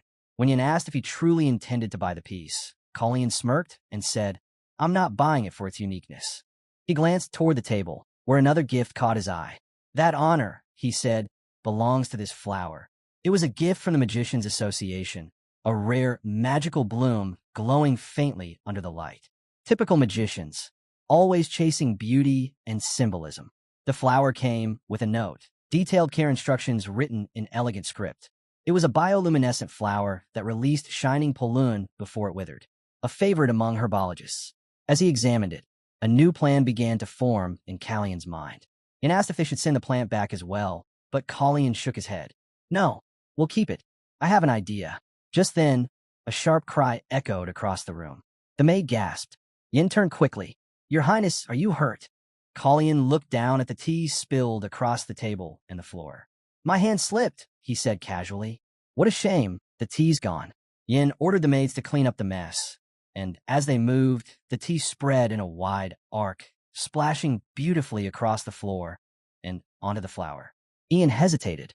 Should we move it, Your Highness? Colleen smiled faintly. No, leave it there. I like that flower. But his eyes flicked briefly toward the maid.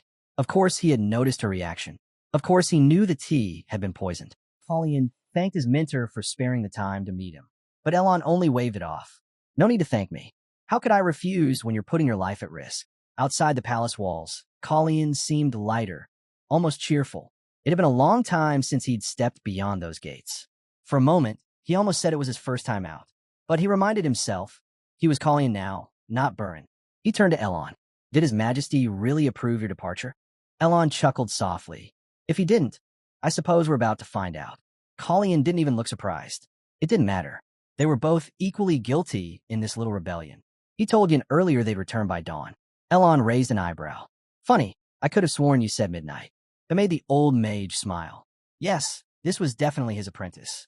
He'd even take that as a compliment. Elon asked if Colleen was still taking his antidote regularly. The prince nodded. Took a dose this morning. I feel much better already. So much better, Elon mused, that the one who's been poisoning you must be panicking right now. Callion's lips curved into a knowing smile. Exactly. Once they take the bait, everything will fall into place. Elon clapped once, impressed. Brilliantly done, Your Highness. Truly brilliant. Perhaps Elon wasn't needed after all, but Colleen disagreed. That's not true, he said quietly. None of this would have worked without the gift you sent. Elon only smiled at that. Their paths split soon after.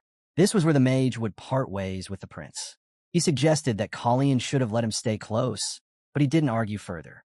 As you wish, Your Highness, he said finally. Colleen knew his mentor would understand. Tynantia Street housed the Magicians' Association branch. Once his work was done, he'd meet Elon there again. They exchanged brief farewells and rode off in opposite directions. Before heading to his destination, Colleen made one stop at the blacksmith's. He tested the balance of a blade, nodding slightly. It'll do, he muttered, at least until my order's ready. Now, only one thing remained: information. The Sakrisha organization operated the most extensive spy network on the continent, collecting intelligence from every nation. But their agents were more than spies. They were assassins, trained for years to perfection. And the ones who created that deadly network? None other than his father, King de Blanc, and Burin, the man Colleen used to be. But that life was behind him now. He was Prince Colleen of Kairos. When he reached Tynantia Street, he stood before an old building known as the Pigeon House. He knew better than anyone how dangerous this place could be. He was the one who had trained these agents himself. And now, as a prince, showing up here was almost suicidal. One look at his black hair and red eyes, and his cover would be gone. He had to move quietly, so quietly that even the wind wouldn't notice him. He stepped inside. The place was far larger than it appeared from the outside, dimly lit, lined with cages and scrolls. A man looked up from behind counter. Looking for a pigeon? He asked casually. Colleen shook his head. Not today. The man chuckled. Ah, they're still sleeping. Or maybe just tired. Long flights, you know. They deserve to rest their wings. In their code, pigeons meant active agents. The ones asleep were the ones laying low, or worse. Then why are you here, friend? The man asked. Bird feed, Colleen replied smoothly. I heard this was the place to get it. Before the words could settle, a blade flashed through the air. Colleen twisted aside. His cloak tore, but his skin remained untouched. The attacker sneered. Can't recall any pigeons being sold recently. Colleen steadied his breath. So that's how it's going to be. He knocked the dagger away. Seems one of your birds flew the nest, he said evenly. Went off to find food on its own. Can't blame you if you couldn't sell it. In the Sakrisha, birds refer to field agents. Their true identities were kept hidden, even from each other. That way, if one was caught, the others would remain safe. The man narrowed his eyes. Whose bird are you, then? Colleen smiled faintly. That depends, he said. Whose name would you believe? If he invoked his father's, no one here would dare question him. And if he pretended to be one of Sakrisha's own, no one would ever know. Colleen introduced himself as the Nebulade's bird. From this moment forward, Collian decided he would become the first prince of Kyrus to use one of Sakrisha's own spies to uncover secrets about his own kingdom. A risky move, but necessary. I need some food, Collian said quietly, for a little bird that's just left its nest. The man's eyes flickered with understanding. Follow me, he said, leading Collian through a narrow corridor into a hidden room. The walls were lined with strange symbols, and the air carried the faint scent of oil and metal. New face, huh? The man said, glancing back. Remember my name? You'll be hearing it again. He gave a small, sharp grin. They call me White Eagle. Then call me Red Swan, Collian replied smoothly. White Eagle nodded. All right, Red Swan. What kind of food are you after? One item, Collian said. And one piece of information. That'll be 8 purins. White Eagle interrupted before he could continue. Collian's gaze narrowed. The man had named the price before knowing what he wanted. A trick to make him drop his guard. Fixed price, White Eagle said with a shrug. Pay first. After the exchange, the agent handed over a small item wrapped in dark cloth and a slip of paper. Collian unfolded the map, scanning it carefully. This looks correct, he murmured. Given the territory, this is the only spot that fits. White Eagle leaned back. Be careful, Red Swan. That's a brutal place. You'll need more than luck to walk out of there. Collian smiled faintly. I'll take your advice. Because as dangerous as that place might be, he knew the White Eagle was far deadlier. Later that night, Collian rode down the empty streets of Kyrus. But ahead, a crowd had gathered near the bridge. He frowned. At this hour, drawing closer, he realized the road was blocked. What's going on? A man bowed slightly. My apologies. The deceased are on their final journey. Please wait a moment if you're not in a hurry. Collian halted his horse and nodded. It was a funeral. No need to rush, he said quietly. The dead should have their peace. The man gave a grateful smile. Every nation had its own way of saying goodbye to the dead. In Kyrus, there was a belief that if a living person crossed a bridge while red flowers floated on the river, the souls of the departed would lose their way. In Sakrisha, however, they planted a flower called sinistar on the graves of the dead. It bloomed white under the sun and turned deep blue under the moon, a symbol of 2 people who could never meet again. The tradition carried a simple message. The paths of the living and the dead must never cross. As Collian stood watching the petals drift across the water, a strange thought crossed his mind. Did my brother plant a sinistar on my grave? Or did time itself rewind before that happened? Maybe I'm a lost soul now, the one who couldn't find his way back. The sound of soft footsteps broke his thoughts. The man from before approached and bowed deeply. Thank you for waiting. You may cross now. Collian gave a small nod. May the departed rest in peace, he said solemnly. As the last lanterns flickered in the river's reflection, Collian's eyes caught sight of a familiar figure among the mourners, someone whose presence he recognized instantly. The moment the prince left, one of the men in the shadows turned to another. It's time. We can begin, he said quietly. But the man beside him didn't respond. His attention was elsewhere, his gaze distant, thoughtful. His name was Arson. Memories flickered through his mind, moments from when he'd once met the prince of Sakrisha. He remembered him as someone unusually kind for royalty. A good man, he thought. Someone different. Collian continued his journey, passing through streets lined with signs carrying the same name over and over. Sisfanian. Sisfanian deep sleep. Sisfanian rest. Sisfanian lunch. Collian frowned slightly. Isn't that a bit excessive? Even the air carried the sharp scent of Sisfanian liquor. Back when he was still Burin, he'd heard rumors from the Sakrisha agents about this place. They used to joke that the Sisfanian clan had taken over half the capital. It seems they hadn't been exaggerating. A man approached, offering to guide him to a seat. I need to go to the 4th floor, Collian said. The man's eyes flickered in understanding. He knew what that meant. Without a word, he led Collian to a small corridor and wished him a pleasant evening. Of course, there was no 4th floor. Collian stepped inside and pulled a lever hidden behind a wall sconce. The mechanism clicked, and the floor beneath him shifted, revealing a staircase spiraling downward into darkness. The code phrase, 4th floor of a 2-story building, was a signal. It meant the real action took place below. The information he'd bought from White Eagle had pointed him here, a venue of illegal underground fights, buried deep beneath the city. Not gambling for coins, but something much darker. When Collian stepped into the hidden arena, the stench of blood and sweat hit him immediately. The roar of the crowd shook the air. In the ring, 2 men fought savagely, fists colliding with bone. Finish him, someone screamed. Don't let him fall unconscious yet. We bet too much on this one. The crowd was rabid. In the center of it all stood the reigning champion, Bloody Gerard. When his opponent finally collapsed, the audience erupted. Bets were exchanged, fortunes lost and won in an instant. The smell of iron and violence lingered thick in the air, refusing to fade. Another fight, someone shouted. Bring in the next one. The announcer's voice boomed, excitement masking the cruelty. Next up, room assignments. Entrance fees must be paid before the next round. A hooded figure, Colleen, stepped forward and handed over a coin pouch. The man behind the counter nodded. Room 27. The lady will escort you.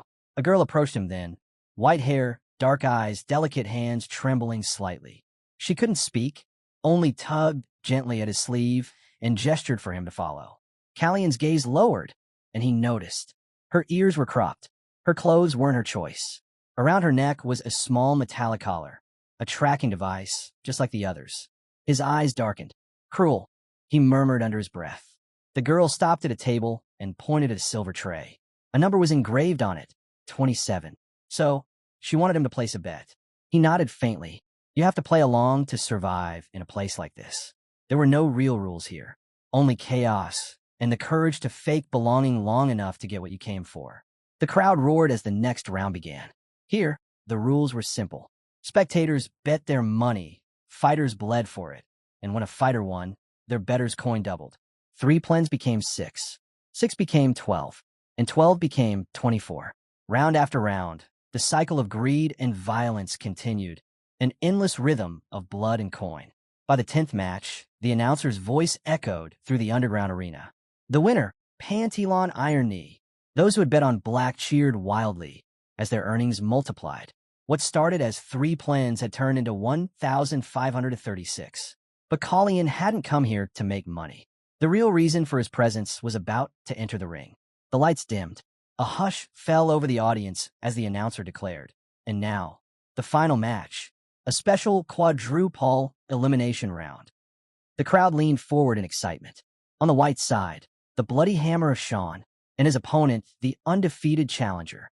As the gates opened, Callion's eyes narrowed. He recognized the man instantly. It was him. In his previous life, the man had fought to survive, forced to battle for coin, caged like an animal. He'd made a living in the ring until tragedy struck. His sister's death had taken everything from him. The announcer's voice cut through the noise. Introducing Monstery Kiri. The name hit Colleen like a blow. Once, he had asked Kiri if he wanted to be a knight, but Kiri had simply smiled and said, "No, Your Highness. I want to be your sword." And now, here he was broken, bloodied, fighting for scraps of survival. A tragic fate for the sword that once swore loyalty to him. Without hesitation, Colleen placed his bet. "Everything on black," he said. Gasps rippled through the stands. Even the dealer froze. "All of it? Are you sure?" The crowd began whispering. Has he lost his mind? Who in their right mind would wager everything on a fighter with a 0% win rate? "He's never won a single match," someone scoffed. "That's suicide." Another man approached Colleen, lowering his voice. "That's a heavy bet, friend. No need to waste it. Put on the other one. Bloody Hammer Sean will crush him." Colleen turned slightly. "You've checked the chips, haven't you?" The man blinked. "What? Check them again," Colleen said quietly. Carefully. The man hesitated, confused. But Callion's tone left no room for argument. Meanwhile, the crowd chanted for blood. "Kill him. If he dies, the payout goes tenfold." The arena shook with bloodlust. And as the gate clanged shut, the final match began. The bloody hammer of Sean charged forward with terrifying force, his weapon gleaming red under the light. Kiri barely managed to duck, but the hammer came down again with brutal speed. He blocked one strike, then another, but the sheer power sent him stumbling back. Pain lanced through his ribs as the bloody hammer kicked him hard, the impact throwing him into the steel netting of the arena. The crowd erupted. The ring filled with the sound of metal and flesh colliding, the chants of gamblers echoing like thunder. Kiri's breath came in ragged gasps, but his eyes didn't waver. He was still standing, and somewhere in that chaos, Callion's calm gaze didn't move from him for even a second. The arena trembled with shouts and stomping feet. "Ended already," the crowd howled. "Let the bloody hammer finish him." With his fists this time, Callion's sharp eyes followed every movement inside the ring. Kiri was taking a beating, blow after blow. Without a weapon, he was getting pummeled like a defenseless target. But something felt off. Kiri could end this if he wanted to, Colleen thought. So why isn't he fighting back? Bloody Hammer sneered, wiping blood from his mouth. You're too slow, rat. Too stubborn to die. Kiri staggered, coughing up blood. His arms trembled as he barely blocked another punch. It ends tonight. Bloody Hammer roared, stepping in for the kill. The crowd erupted, sensing the finale. But before the hammer could strike, Kiri, Callion's voice cut through the chaos. The sound froze the fighter mid-swing. Don't open your shoulders before you attack, Callion shouted. For a heartbeat, Kiri's eyes widened in recognition. Then he moved. He ducked under the next punch, just in time. The air whistled as the hammer's fist missed his face by inches. Kiri's knees bent, muscles tightening. He drove his own fist upward, slamming it straight into the bloody hammer's ribs. A crack echoed through the arena. The champion staggered back, coughing blood. Kiri pressed in, 1-2. Then the final strike. His fist crashed into the man's jaw, sending him sprawling across the floor. Silence. The entire arena froze. No one breathed. Then the announcer's trembling voice rose, almost disbelieving. The victor, monster-eyed Kiri, the undefeated Bloody Hammer, has fallen. The crowd erupted into chaos. Cheers, curses, and cries blended together. Some celebrated, others shouted in rage. Because of that damn trash fighter, I lost everything. Kill him next time. Collian couldn't help the faint smile tugging at his lips. For the first time in a long while, he felt proud. Kiri had done it. Soon after, a man approached him respectfully. Excuse me, sir. Someone's looking for you. Please come this way. The official glanced nervously at the pouch of coins in his hand. You're talented, kid. Turning 3 purins into 6,000. That's no small feat. But there was hesitation in his tone. Still, giving such a large amount to someone so young feels risky. Collian tilted his head slightly. So that's how it's going to be. He expected the man to negotiate, maybe test him subtly. Instead, the fool tried to pressure him. The man frowned. Take off your hood, boy. Let me see your face. Callian's smile faded. Are you sure you want that? The man scoffed, leaning closer. You think you're too good to show yourself? What are you hiding under there? Before he could blink, a sharp thwack. A dagger buried itself through the man's hand, pinning it to the wooden counter. He screamed in agony. Collian withdrew the blade, his expression calm. What's wrong? I thought you had at least some common sense. The man trembled, clutching his bleeding hand. He finally realized the truth. This wasn't just some reckless gambler. He just angered someone far more dangerous. Desperate, he tried to backtrack. I meant no harm. The amount is just too large to hand over at once. Please, wait a few days. Collian interrupted coldly. I don't need your money. The man blinked, confused. Then what do you want? Collian sheathed his dagger. Give me Kiri Monstery. The man froze. W what? Callian's voice dropped to a whisper. You heard me. I want him. The man hesitated, sweating. But that fighter, he's worth a fortune. He just started making us money. Callian's gaze darkened. Then you'd better decide what's worth more. The silence that followed was heavy and deadly. Master will never allow it, the man stammered. You're insane. Anyone who tries that would lose his head. The others around him murmured in agreement. The stranger before them, this hooded noble, had to be out of his mind. He was alone, outnumbered, and yet not a trace of fear. Then, without a word, Callian's aura flared. The air trembled. Before the man could even blink, the dagger in Callian's hand shimmered with power. He opened his mouth to speak, but in the next instant, he was standing there in nothing but his underwear, his clothes shredded by the blast of energy. The entire room went silent. Callian stepped closer, voice calm and sharp as a blade. Tell me, he said softly, if I offer you 6,000 plans and your life, will that be enough to negotiate? The man swallowed hard, his face pale. Why you used aura? Collian tilted his head. So you noticed? Bring Kiri here, the man shouted to his subordinates, panic cutting through his voice. He was right about one thing. Callian's body couldn't handle another aura surge like that. But for now, it didn't matter. All he needed was time. Moments later, the man returned, sweat dripping down his temples. There's a problem. Callian's eyes narrowed. What problem? It's Kiri. He refuses to leave without the girl. The half-elf Hina. At that name, a memory hit Collian like a dagger to the chest. His sister. The one who had chosen death over chains. The one he couldn't protect. He looked away, jaw tightening.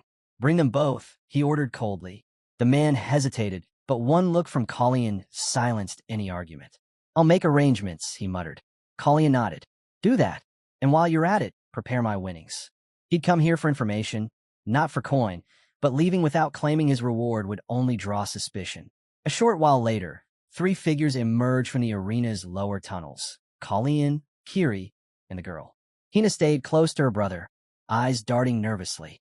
She could sense the danger that clung to the man beside them. Kiri turned, bowing his head slightly. Thank you for helping us, but I don't understand why. Callion's expression softened just a little. No need to question it. I mean you no harm. Kiri's gaze lingered, and then his breath caught. Recognition dawned. He dropped to one knee. Why, Your Highness, the third prince? Colleen sighed quietly. Enough. Don't bow. But I said don't. His voice was firm. A sword should never lower its head. Kiri froze at those words. The prince's tone, his presence, there was no mistaking it.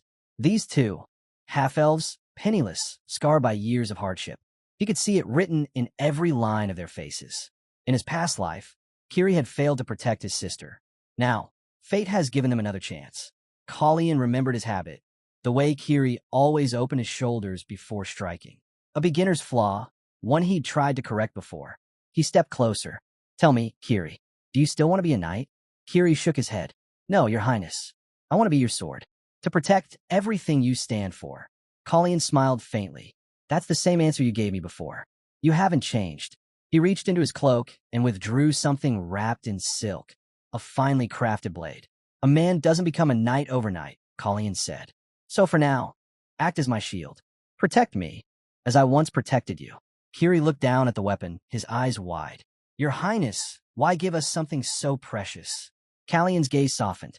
Because I know what kind of life you've lived, and because I trust the man who swore to become my sword. Kiri had promised his loyalty, but Colleen had one last thing to say. You'll need a good sword, he said quietly. It's the least I can do to repay you. Financial Street. Magicians Association, Elon's office. Elon reads how Colleen told Poloon Melfer to examine the chandelier because he was feeling uneasy about it. Across the room, Elon froze mid-step, eyes darting upward in alarm. How did His Highness know that? He stammered. His fingers twitched toward the rope hanging near the rafters. Callion's faint smile didn't help his nerves. Moments later, the prince stepped into Elon's private study. I'm here, he announced cheerfully, as if he hadn't just survived a night of blood, deceit, and underground fights. Elon looked up from his desk, unimpressed. You look like you've been through a fight, he muttered.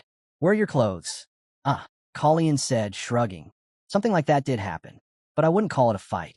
The mage sighed deeply. Judging by the prince's tone, it was obvious that today's negotiations had been complicated. It truly had been a long day. Colleen had rescued Kiri, secured Hina, and even laid a trap to expose whoever had poisoned his tea. Everything was falling into place, just as he planned. And yet, an odd discomfort lingered in his chest. Perhaps it was simply exhaustion, or something deeper. Elon studied him silently, then with a small flick of his fingers, poured 2 cups of tea using magic. Steam curled into the quiet air. Finally, this office looked like what one would expect from a royal magician. But Callion's curious eyes wandered, half expecting something strange. Floating eyes, enchanted flasks, or bubbling cauldrons. Instead, it was disappointingly ordinary. Though one item did catch his attention, a dagger, lying bare on the desk. No sheath, no markings. Just familiar. Too familiar. Callion's expression darkened. It was identical to his own blade. Elon noticed the prince's focus and raised an eyebrow. You recognize it? The dagger suddenly lifted into the air, suspended by invisible magic. It turned, gleaming faintly, then shot forward like lightning. Colleen moved, but too late. The blade grazed his arm, drawing blood. Elon's voice was calm. Don't misunderstand. It's a Sisphanian creation, a magic weapon that copies the form of another person's hidden blade. I wanted to see your reaction. Colleen pressed a hand to the wound, his aura instinctively flaring to life. The sudden surge of energy filled the room. Elon's eyes widened. Aura? The man who once claimed not to know how to hold a sword was now channeling aura powerful enough to rattle the air. Elon exhaled slowly. When I first met you, I had a feeling, he said softly. Your Majesty once told me you were afraid of horses, and the nobles say you've become someone else entirely. He paused, studying the faint glow around the prince's hand. When you learned about the poison, you didn't fear death. You fought to live. That energy, he met Callion's eyes. It belongs to someone who's been killed before. The prince said nothing. The silence between them was heavy, but not hostile. Elon continued quietly, and somehow, you knew there'd be an accident at the riding show before it happened. Didn't you? Callion's gaze flickered. Perhaps. Then, Elon said at last, "You owe me an explanation, my prince. Who are you, really?" For a long moment, Callion didn't answer. Then Elon lifted his hand, a soft light glowing from his palm as healing magic spread over the wound. At first, Callion thought it was suspicion, distrust. But then he saw it. Elon wasn't doubting him. He was choosing to believe. From the moment Callion began speaking, Elon understood. The man sitting before him, this so-called prince, wasn't the real Callion Kairos. "My real name," he said quietly, "is Burin Sakrisha." The words hung in the air like a spell. Callion, or Burin, explained everything. How he'd awoken in another body. How his own life had ended, and his consciousness had crossed time and space into this form. Elon listened silently, his expression unreadable. Then, finally he spoke. "So, it's about the time axis, isn't it?" Burin nodded. Elon frowned in thought. "Then the real Prince Callion, is he dead?" "Probably not," Burin replied. "I can still feel him, faintly, somewhere inside, like a quiet heartbeat." Elon folded his arms. "I see." He remembered their first meeting, the day the prince said he didn't desire the throne. "Then tell me," Elon said slowly, "what is it you do want?" Burin lowered his gaze. "I want to prevent a war. That's all." He hesitated. "I still don't know why Planche tried to seize the time axis. But if I don't find the root cause, it'll happen again. And next time, it might destroy everything." Elon's eyes sharpened. "So is that what you want? Or what Burin's older brother, Chase, would have wanted?" Burin blinked. "Chase." The mage sighed. "There's something you should know." He leaned forward, his voice measured and deliberate. "In this world, Prince Chase is the only prince of Sakrisha. He's the sole son of a royal concubine. The queen has no heirs." Burin froze. "What?" Elon nodded gravely. "Here, the name Burin Sakrisha doesn't exist. Not in Sakrisha, not in any kingdom, on this earth or any other." The prince's breath caught. "So I don't exist? Why then, had time turned back? Was something broken?" Elon continued. "When you used the time axis, the coordinates, both time and place, were wrong. That's why you ended up inside Callion's body." He paused. "Prince Callion's soul is still alive. You felt it, didn't you?" Burin nodded faintly. "I did." "Then it's simple," Elon said. "Just as you entered his body, someone could enter yours." The realization hit hard. If that were true, then Burin's original life had been erased. He had taken over another's existence. "It's no different than stealing someone's life," Burin murmured. Elon didn't deny it.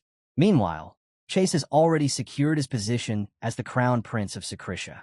The timeline you remember, the past you lived, it's all changed. The present is different, and so is the future. Burin's eyes darkened. "So even the three princes of Kairos?" "Yes," Elon said. "Their fates hang by a thread. That's why you must focus on this world, on this life. Let go of the other one. Prince Chase doesn't need your worry anymore. He's grown strong on his own." It was clear what Elon was truly saying. Don't live shackled to the past. Burin looked down at his hands, silent. Then he spoke softly. "I know what troubles you, master, but what you fear won't happen." He looked up, determination shining in his eyes.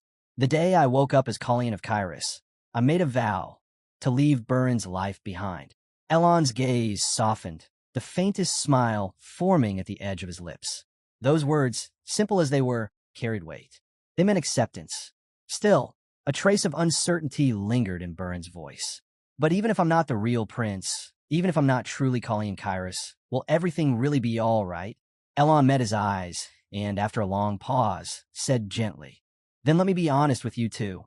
He had only one student, one he intended to face last. Callion looked straight at the wizard and asked if he knew anything about the time axis. The old man didn't even flinch at the name. That alone said enough. He clearly knew something. About a year ago, Prince Chase had sought the wizard's advice about the Wasp of Time. Elon, ever cautious, had studied the relic carefully. But in the end, he discovered only one thing. It wasn't made by human hands. Then, just a month ago, news came in. The time axis had vanished. Odd, considering the prince had appeared in this very timeline only about a month earlier. The timing was too perfect to be a coincidence. When the protagonist returned, the time axis disappeared. How could that happen? And why did he come back at all? Elon cut off Callian's questions before they could spiral further. No matter how long they thought, they wouldn't find the answers on their own. But there was someone who might know more, someone even Elon respected. Her name was Sisfanian, and soon, the prince would meet her himself. His coming-of-age ceremony was approaching, a royal tradition known as the Roselida. Every prince of Kairos had to visit Sisfanian's estate to formally declare himself a full member of the royal family. Only then could he learn the will of the Sisfanian. But before any of that, Callian needed to stay alive. The seeds he'd planted were beginning to sprout, and time was running out. Back at the palace, Yin told Callian that he didn't realize how deeply worried he was. The man who had promised to return by midnight didn't come back until dawn. Still, that was nothing new. When Callian turned to Yin, the man bowed slightly and suggested the prince wash up before resting. But instead, Callian smirked and told him there was something interesting he wanted to show. Yin followed him to the terrace, confused. The early morning air bit at their skin, cold and sharp. On the table sat a small pot with a delicate flower, a gift from Magicians Association. Hobbyists loved it for one peculiar reason. Even after it wilted, it released glowing pollen. Because it was so rare, its traits were still a mystery. Callian accidentally spilled some of his tea into the pot, the same tea he'd laced with poison. He wanted to see how the servants reacted, knowing that even a single sip would kill an ordinary person within a week. Naturally, a plant exposed to the poison should have withered on the spot. But this one didn't. It stood tall, untouched, vibrant, alive, almost as if someone had replaced it on purpose. And once the switch was made, they couldn't simply throw it away. So they placed it in the safest place they could find and waited. The garden outside was breathtaking, serene, flawless, almost too perfect. And that beauty, Callian thought, would lead him straight to the culprit, the mistress of Hija Palace, Queen Celise. Rain tapped softly against the windows as Yin entered the prince's chamber, carrying a tray of steaming tea. Callian greeted him casually, and after setting the tray down, Yin asked if His Highness had slept well. Callian smiled faintly. I did. And you? Yin nodded, returning the familiar morning greeting he always gave the prince. But somehow, it felt different today. Callian's tone is calm. It all seemed oddly out of place. I'm just an early riser, Callian said. Yin chuckled. That's strange. The sun rises in the west now. The prince said nothing. His eyes lingered on the cup before him, silent and watchful as the rain continued to fall. When he finally took a sip, the flavor caught his attention, faint, but not quite the same as usual. There was something off. Celise had done it. She'd slipped the poison into the tea after all. Setting the cup down, Callian asked, almost idly, has there been any word about gathering the aristocrats within the week? Yin straightened. Yes, Your Highness. Next week, there's a meeting of all nobles, His Majesty included. A banquet will follow afterward. Callian's lips curved slightly. Perfect. Then let's make sure Queen Celise has a reason to lose her mind by then. He swallowed a small pill from his pocket. Yin noticed and frowned. You've been taking those for days now? What are they? Supplements. Callian replied easily. My body's been weak lately. Let's head to the gym later. Maybe have breakfast early too. Yin nodded, still uneasy. He glanced down at the tray, the teacup, the pot. Something about it all gnawed at him, but he said nothing. Later that morning, one face was notably missing from the breakfast room. Blanche. Honestly, Callian didn't mind. The fewer distractions, the better. His plan needed precision, and Blanche's presence always risked throwing things off. When the crown prince entered, Callian greeted him with an odd remark. The roses are blooming early this year. Randall blinked, unsure what to say, then quietly excused himself and left. Yin, baffled, whispered, Why did you mention a rose? Callian replied simply, I saw one while walking. It reminded me of my brother. He used to tend the roses. There was no deeper meaning to it, just a memory. Even with the rain pouring down, Callian didn't skip training. He pushed his limits, ignoring the ache that spread through his body until Elon appeared. You're getting worse every day, the man said bluntly. Callian shot him a look. If I skip training, I'll really be in trouble. Elon smirked. You always were hard on yourself. Callian was still catching his breath when he asked, Where did you come from? Manisil. Elon answered. I had a talk with Romaine. The prince froze. Elon had just called him by his first name. But Elon only shrugged. It's just a title, Callian. Besides, I'm about the same age as the magician's grandson. After their training, Elon couldn't help but wonder why the prince had called for this old man in the first place. Colleen, calm as ever, had two requests for his former master. First, he needed two identities. Elon didn't see that as much of a challenge. But before he could ask why, Colleen continued. The second request was more complicated. He wanted to investigate a death, one that involved several aristocrats, especially those connected to the Breeson family. Elon sighed. Two major requests at once, Your Highness? You're asking a lot of me. Both need to be done, Colleen replied firmly. And soon. Is there something urgent? Elon asked. That's when the prince revealed it. The dosage of the poison had increased. Elon's expression darkened. So you found the culprit? Colleen didn't answer directly, but his silence said enough. Elon could already guess. It wouldn't be long before the mages began to intervene, and when that happened, control would shift quickly. Going up against an archmage was no small thing. Elon looked at his pupil, uneasy. You're not planning to use them as a shield, are you? Colleen shook his head. Not a shield, he said quietly. A weapon. He knew better than anyone how deadly magecraft could be. He'd seen it destroy his homeland, watched entire armies fall before a squad of white demons crafted by magic. That was why he wanted to form an order of mages of his own. Elon frowned. Mages aren't like knights, Colleen. They don't grow stronger through simple training. You must understand that. Colleen smirked. I do, but it's still possible. He remembered how Romain once tried the same thing.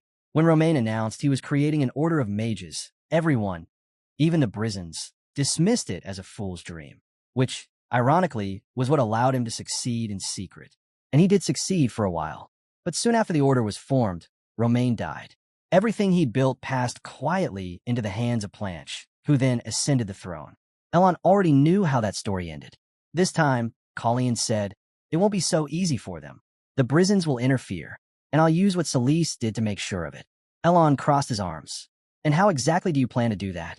Colleen smiled faintly. That's a secret. You'll find out soon enough. Elon rolled his eyes. Ah yes, very reassuring. His tone dripped with sarcasm. Colleen only laughed under his breath. Tell me, Master, you've been talking with Romain, haven't you? I'm sure Manisil's thinking about plenty of things right now. He reached into his sleeve, a quiet, deliberate motion, before changing the subject. When Celise makes her move, we'll have to dominate the negotiations, he said. Meanwhile, in another corner of the palace, the maid had just reported back. She had increased the dosage exactly as Her Majesty commanded. Celise sighed, tired of the endless whispers and the noise around her. Just make sure it's done right, she muttered. She wanted nothing more than for this entire mess to end. Her servant nodded and left, just as another figure stepped into the room, someone who seemed more like an observer than a helper. It was Planche, looking weary and frustrated. And indeed, it was hard to blame him. The man who should have been doing the real work was sitting idly by, while chaos unfolded around them. Celise shouldn't have been so hard on herself. Planche had come to tell her that none of this was her fault, and, honestly, there was nothing he could do either. Still, she said nothing. Maybe this pain was simply her fate, something she had to bear alone. Planche clenched his fists, anger and frustration twisting inside him, then turned and walked out. Weak or not, she was determined to make sure nothing, and no one, would stand in her way. The day finally came. Their carriage rolled toward the palace gates, and Hina was in such high spirits that she hummed all day long. The excitement in her voice filled the air. At last, they were about to meet the prince. Kiri couldn't help but notice how Hina's eyes sparkled whenever his name was mentioned. She liked the prince, far more than she wanted to admit. As the sun dipped lower, Hina found herself hoping evening would come sooner. Inside the palace, Yin was busy assisting the prince. The meeting of the aristocrats was nearly over, and the banquet was to begin within the hour. Colleen pulled Yin aside. There's something I need you to do for me, he said quietly. An hour later, the moment finally arrived. A special tea, meant for the weakest prince, was ready. Colleen had a plan, and tonight it would unfold. When the third prince stepped into the banquet hall, it would mark a turning point, one that would change everything. Meanwhile, Yin had already saddled his horse and was riding hard through the rain. Colleen had handed him 2 letters, one addressed to the Magicians' Association and the other to his teacher. Deliver this one to the association first, Colleen had said, then bring the teacher back with you. Yin nodded, but couldn't shake the unease building in his chest. The idea of the prince going alone to the banquet, it didn't sit right. But Colleen had smiled calmly. Don't worry, I'll handle the rest. Even so, Yin couldn't shake the feeling that something was wrong. Maybe it was nothing, just the same anxious thoughts that had been haunting him these past few days. After all, what could possibly happen to a prince at a royal banquet? At the Magicians' Association, a young girl hurried into the study where Manhwa was working. Everything's ready, she announced. We've gathered plenty of information, though it's only on the official cases. Oria Siren, the head of the Kairos Mages Association, glanced up from her desk. But the fact that none of this has been made public, that's suspicious. Elon leaned back in his chair. Not really. Weak nobles wouldn't dare question the Breeson family. If they did, they'd be the next unsolved case. Oria frowned. Then how exactly does the prince plan to use this? Before Elon could respond, Yin burst into the room, breathless and soaked from the rain. Good. Sir Manisil and the head are both here, he gasped. The prince sent letters for you. He handed one to Oria, who tore it open immediately. Elon fastened his cloak, his expression hardening. Where's the banquet being held? He asked. Yin blinked in confusion. Wait, you don't have an invitation. You can't enter. Elon ignored him. There's no time for that. Yan's voice trembled. No time? What do you mean? Elon's eyes darkened. Because if we don't go now, your prince might die. The words hit Yin like a blow. He looked down at the letter again, and there it was, written in the prince's own hand. Colleen intended to make a deal with Queen Celeste tonight, and he was putting his life on the line to do it. If anything went wrong that night, the teacher's duty was clear. He had to save Call-Ion. 1 hour earlier, the banquet had yet to begin. In a quiet, lavish chamber, only two people sat facing each other, Prince Colleen and Queen Celeste. Colleen spoke first, his tone calm but sharp. Why don't we be honest with each other? The queen gave a small, amused smile. Honesty, she repeated. I suppose I don't mind. But I wonder, what could possibly change from that? Colleen raised his cup and took a slow sip of tea. Let's just not forget about decorum while we do, he added. Celeste studied him, still trying to figure out what he was after. In the end, she decided to argue. Anything to maintain control. For a brief moment, she even regretted ever taking an interest in someone like him. How unbecoming, she thought, to even entertain a man of such low birth. But Colleen didn't give her time to insult him. He cut her off mid-sentence. Let's stop pretending, he said. You and I both know about the poison in that tea. The queen froze, only for a second, then masked her expression behind a smile. I have no idea what you mean, she replied smoothly. Both of them sat there, wearing polite smiles, their words soaked in venom. It was a dangerous dance of deceit. Two masks talking over a cup of poison. Celeste repeated her denial. I truly don't know what you're implying. That's fine, Colleen said, setting his cup down. I assumed you'd say that. He had already prepared himself for this. He knew he had to take a risk, one that might kill him, if he wanted to stop the queen from ever trying something like this again. Reaching in his coat, he revealed a small vial. Inside was a clear liquid. This, he said quietly, is a poison that can stop the heart for a short while. I got it from the White Eagle. He explained that it left no trace. It didn't react to silver, and no magical test could detect it. Of course, he added, thanks to the blessing I carry, my heart will keep beating. The blessing only works once, though, so while it neutralizes this poison, the one you've been feeding me until now will finally spread through my body. He smiled faintly. I wonder who everyone will suspect first. Celeste laughed, loud and cruel. You really think everything will go according to your plan? She sneered. You think this is the first time I've done this? Her voice dropped, venomous and cold. Who do you think sent your mother to the far side of the world? For the first time, Callion's calm cracked, a flicker of anger in his eyes.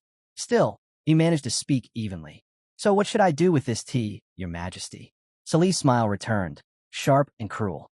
Drink it, as much as you can. Colleen lifted the cup again and took a few slow sips. To her, he must have looked like a fool, a naive prince who dared to challenge a queen no one else would cross. After all, even Romain himself had once feared Celeste. There was nothing she couldn't take for herself. Power, loyalty, even thrones. That was how Celeste had risen, step by step, erasing everything that stood in her way. And now, there's only one thing left she desired, and she would stop at nothing to claim it. And with that, the banquet began. The sight before her was almost beautiful, like a perfect scene unfolding just for her. Then, suddenly, Colleen collapsed. Gasps rippled through the banquet hall. Every noble, every servant, every guard saw it happen. The prince. Call the priest now, someone shouted. But to Celise it was simple. He was doing exactly what he'd always done, becoming the ladder she would climb higher upon. No one noticed who had pulled the fallen prince away from danger. The guards rushed in, forming a circle around the scene. The drink was poisoned, someone cried. The chaos erupted even before the king had lifted his fork. When did he drink it? Another voice asked. Could he have taken the poison earlier? Silence, a royal guard barked. Keep your mouths shut, unless you want to lose your heads. No one argued. No one dared. A single glance around the hall told the story. No one was brave enough to accuse the queen. And that silence meant only one thing. This was Celise's victory. Romain rushed forward, his face pale, his eyes fixed on his son's still body. Colleen, wake up. Please, someone, where's the priest? But the priest was nowhere to be seen. Colleen should be with him, he yelled, desperation cracking his voice. Then, for the briefest moment, Colleen stirred. His trembling hands reached toward his father, and in that instant, Romain's heart stopped. That sight, that movement, it was too familiar. It was exactly what had happened years ago when Callion's mother lay dying, poisoned in her chambers. Back then, she had grabbed Romain's hand and whispered one final plea, protect our son. And now, the same scene was repeating itself, history replaying like a cruel curse. Fury overtook him. As Celise rose from her seat, feigning horror, Romain's voice cut through the hall. Were you trying to kill my son, Celise? The words slammed through the silence, freezing everyone in place. Gasps, murmurs, disbelief. Even the nobles who usually bowed to her looked stunned. The other princes stared wide-eyed. No one had ever dared speak to the queen like that. Even Celise herself looked caught off guard for a moment, then recovered with a gasp of false shock. Your Majesty, what are you saying? She replied, her voice trembling just enough to sound convincing. The poor boy has always been weak. I've heard he suffers from a chronic illness. Whispers rippled again, the same excuse she had given when Freya died. And just like before, she wasn't alone. The Knights of the Brisson family stepped forward to stand at her side. Celise's tone turned sharp. This is a tragedy, but it is not a crime. Even if you accuse me, Your Majesty, you have no proof. Who can say the boy was ever healthy? Her gaze swept the room, daring anyone to contradict her. And of course, no one did.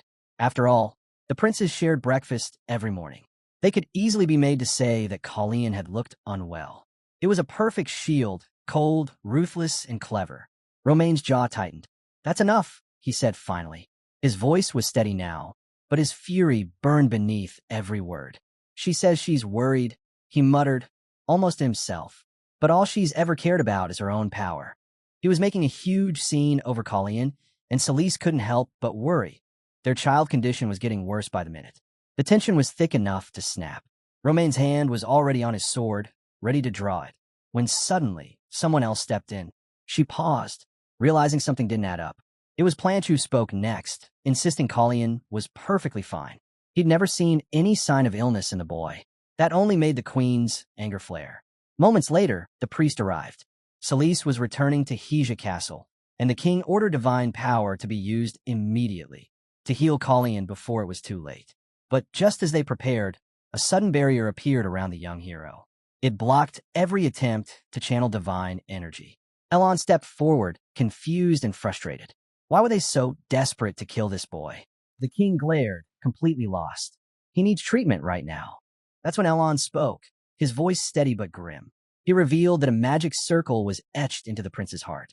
If mana and divine power collided inside him, even if he somehow survived, his heart would be destroyed instantly. The king froze, speechless. Then what are we supposed to do? Before anyone could answer, Colleen began to cough violently. They couldn't use divine power, and magic couldn't save him either, not unless a natural-born healer stepped in. Romain slammed his fist down. Then find another way. Can't you see he's in pain? At that moment, Elon remembered this had happened before, to his own son, and now to a student. Colleen looked up weakly, noticing the strange expression on his mentor's face. Elon had never imagined he'd have to use that spell again, the forbidden one that erases pain. Outside, the world continued as if nothing was happening. People walked through the streets peacefully until the sky filled with falling flyers. Each one carried the same words, cries for truth about the Brisson family. accusations that they had murdered 37 people. The storm of rumors hit like a typhoon. Whispers spread. The queen poisoned Prince Kalian. The Brisson family's crimes were exposed, and the kingdom's anger boiled over. No one dared cross the Brisons now. Even the king pointed to the queen as the one behind the poisoning. "The queen is a murderer," they shouted. What kind of queen is Celise anyway? The people demanded her removal. But amid the chaos, Elon's voice rang out, steady and determined. Kalion called for the creation of a new order of mages, one that would rise while Celise's power crumbled. Everything finally started to make sense, though not completely. There were still things that didn't add up. How could this boy share the same vision as the king? The same dream of creating an order like that? At that very moment, negotiations were underway between Kalian and the queen. Celise says Kalion must have been incredibly busy. She couldn't even tell when he'd had the time to prepare all of this. Kalion smirks, saying that he has no idea what she is talking about. He thanks Celise Care for allowing him to rest. This was the same man who'd been at death's door for an entire week. Yet now his voice sounded calm, steady, alive. He nearly crossed to the other side, and somehow returned. Kalian quietly admitted it might be a long while before they met again. If she had nothing else to say, he wanted to rest, alone. But the queen pressed further. What if everything changes, she asked. That was something she should have said a week ago. Now everything around them has shifted. Then let's start, he said. I'd like to hear what you've prepared. As long as the information was correct. The queen claimed she had no objections to His Highness's plans. But Kalian only laughed. She had misunderstood him completely. He never needed her permission to begin with. Now, she had nothing left to bargain with. He leaned forward. Then tell me what you really want, she said at last. The sound of clashing swords echoed in the distance, a reminder of the unrest beyond these castle walls. Kalian's voice hardened. As long as this land is ruled by the descendants of Sisphania, I'll take back everything the Brisons have stolen. That's why he wanted the queen to remove Commander Pabel. Her expression faltered. Pabel wasn't just any soldier. He'd been personally appointed by the Marquis of Brisson to lead the royal guard. Losing him would cripple Celise's military strength. Half her power would vanish overnight. But Kalian didn't care. Remove him, he said, and form an order of mages. Spare nothing. Yen, who'd been quietly standing by, noticed the prince's signal and stepped forward. He handed the queen a parchment, sealed with a mark of oath. The queen's eyes narrowed. She knew exactly what that meant. The seal bound both of their hearts. If either broke the vow, their heart would shatter and death would follow instantly. Elsewhere, a servant rushed to Randall with news. The third prince had awakened, and Queen Celise had already gone to see him. Randall remembered the last time their eyes met, just before Kalian fell. He realized it then. This boy had been drawing him into his game from the very start. He wondered how this rose would bloom, how far the prince would go. Randall almost considered giving Kalian what he wanted. But then Planche appeared. Randall hadn't expected that. Planche never backed down. Something was definitely different this time. Back in the negotiation chamber, the air grew tense again. The oath was unavoidable. Kalian's trust in the queen was far too weak for anything else. In silence, the queen snatched the quill from Yan's hand and signed the contract. With everything finally settled, Kalian spoke again, his tone calm but sharp. He explained that he was only being this clear because he didn't trust the queen to understand him otherwise. His words carried weight. He'd never shared a good relationship with his brothers, and everyone knew it. That day, Planche's actions hadn't been for Kalian's sake at all. If the queen had said even one more word, the king's sword would have silenced her where she stood. She hesitated, but in the end, she still left. Later, Elon was surprised when he heard that Celise had come to visit. Scattered around the room were banana peels. Apparently, the prince had been snacking nonstop. This prince must have quite an appetite, Elon remarked dryly. Kalian grinned. Bananas are delicious, but nothing tastes as good as being alive again. He was half joking, half serious. After all, he had just come back from the brink of death. Elon rolled his eyes. You're unbelievable. He almost kicked the prince off his chair out of pure frustration. If his siblings hadn't walked in just then, he probably would have. Among them was Hina, the girl who had saved him. She wasn't just any healer. She possessed the rare ability to channel the power of nature itself.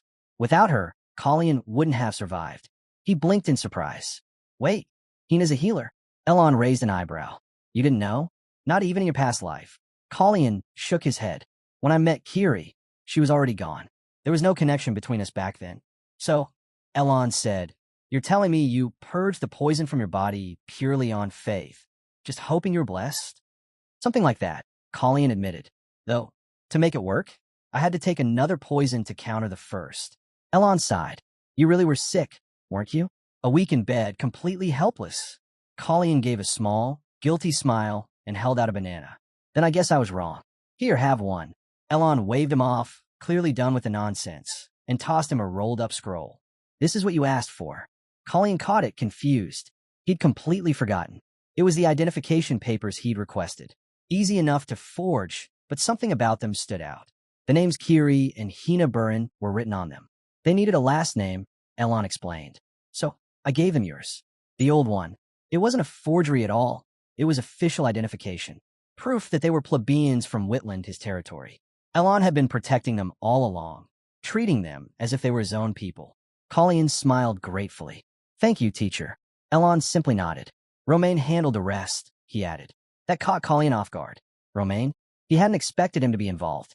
Elon gave a faint smirk. So, how does it feel to be the king's favorite son? Colleen laughed under his breath. No wonder the rumors had spread so quickly. The king had caused such a public scene before the nobles that it was impossible to avoid gossip. Well, he said, I suppose it's something I should enjoy while it lasts. After Elon left, Colleen turned to Yin. Clean up those banana peels, will you? But Yin didn't move right away. There was something in his expression, something serious. What is it? Colleen asked. Yin hesitated for a moment before speaking. Your Highness, there's something I need to tell you. Colleen looked at him curiously. Go on. Yin took a deep breath. I'm going to stop serving you. The words hit like a blade to the chest. Colleen froze, completely stunned. Yin had been just a child back then. The rightmost room on the second floor of the mansion, that's where it all began. He entered quietly, greeting his older brother. In that small room, his brother could feel the weight of guilt pressing down on him. He greeted Soroyan as well. Yin turned to his brother with a smile. Did you hear the cicadas today?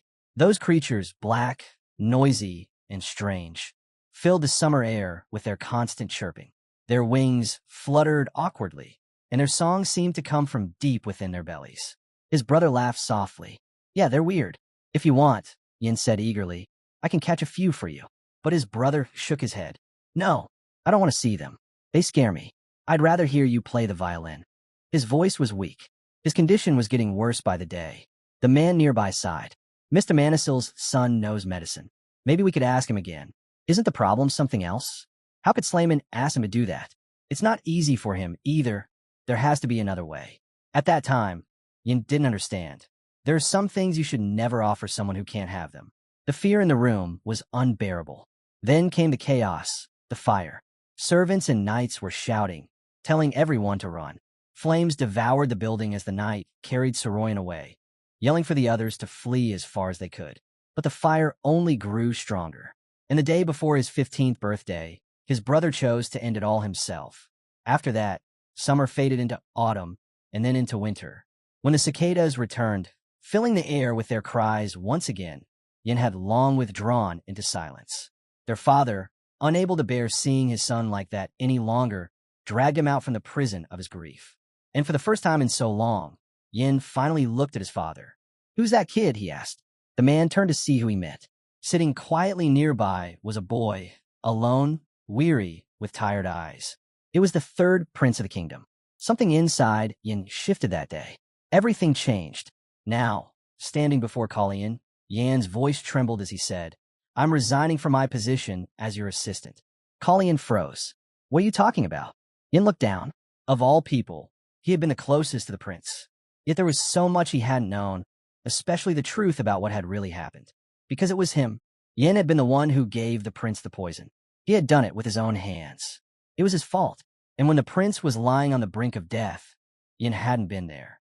He hadn't seen the danger, hadn't understood what was happening. The truth hit him hard. He'd been blind to everything. The prince could have died that day, and it would have been because of him. The image of Yan's older brother flashed through his mind, clear, painful, and unshakable. Then Callion's voice cut through his thoughts, pulling him back to reality. Look at me, Yin, he commanded. Yin slowly turned toward him, meeting the prince's piercing gaze. Colleen stood tall before him, his tone sharp and unwavering. Answer me, Colleen demanded. And in that moment, Yin realized it was him, The one standing before him wasn't a memory, not a ghost. It was Prince Kalian, alive and breathing. That's right.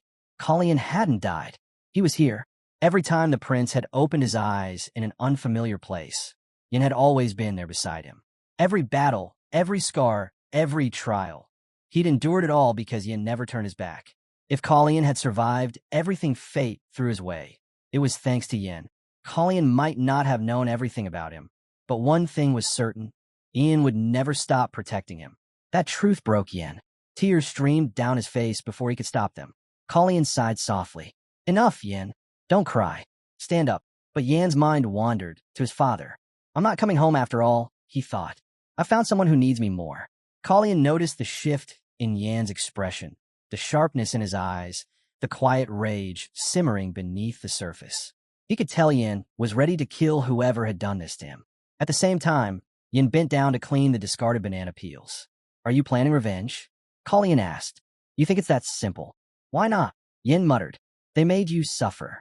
Stop it, Kalian said firmly. If the elephants act out, a war will start. But Yin didn't care. He didn't care about kingdoms, bloodlines, or war. None of it mattered, because he wasn't truly a son of House Siegfried. And then it hit him. Elephant? The prince had called him that. Yin froze. You know? You knew everything. Kalian didn't answer.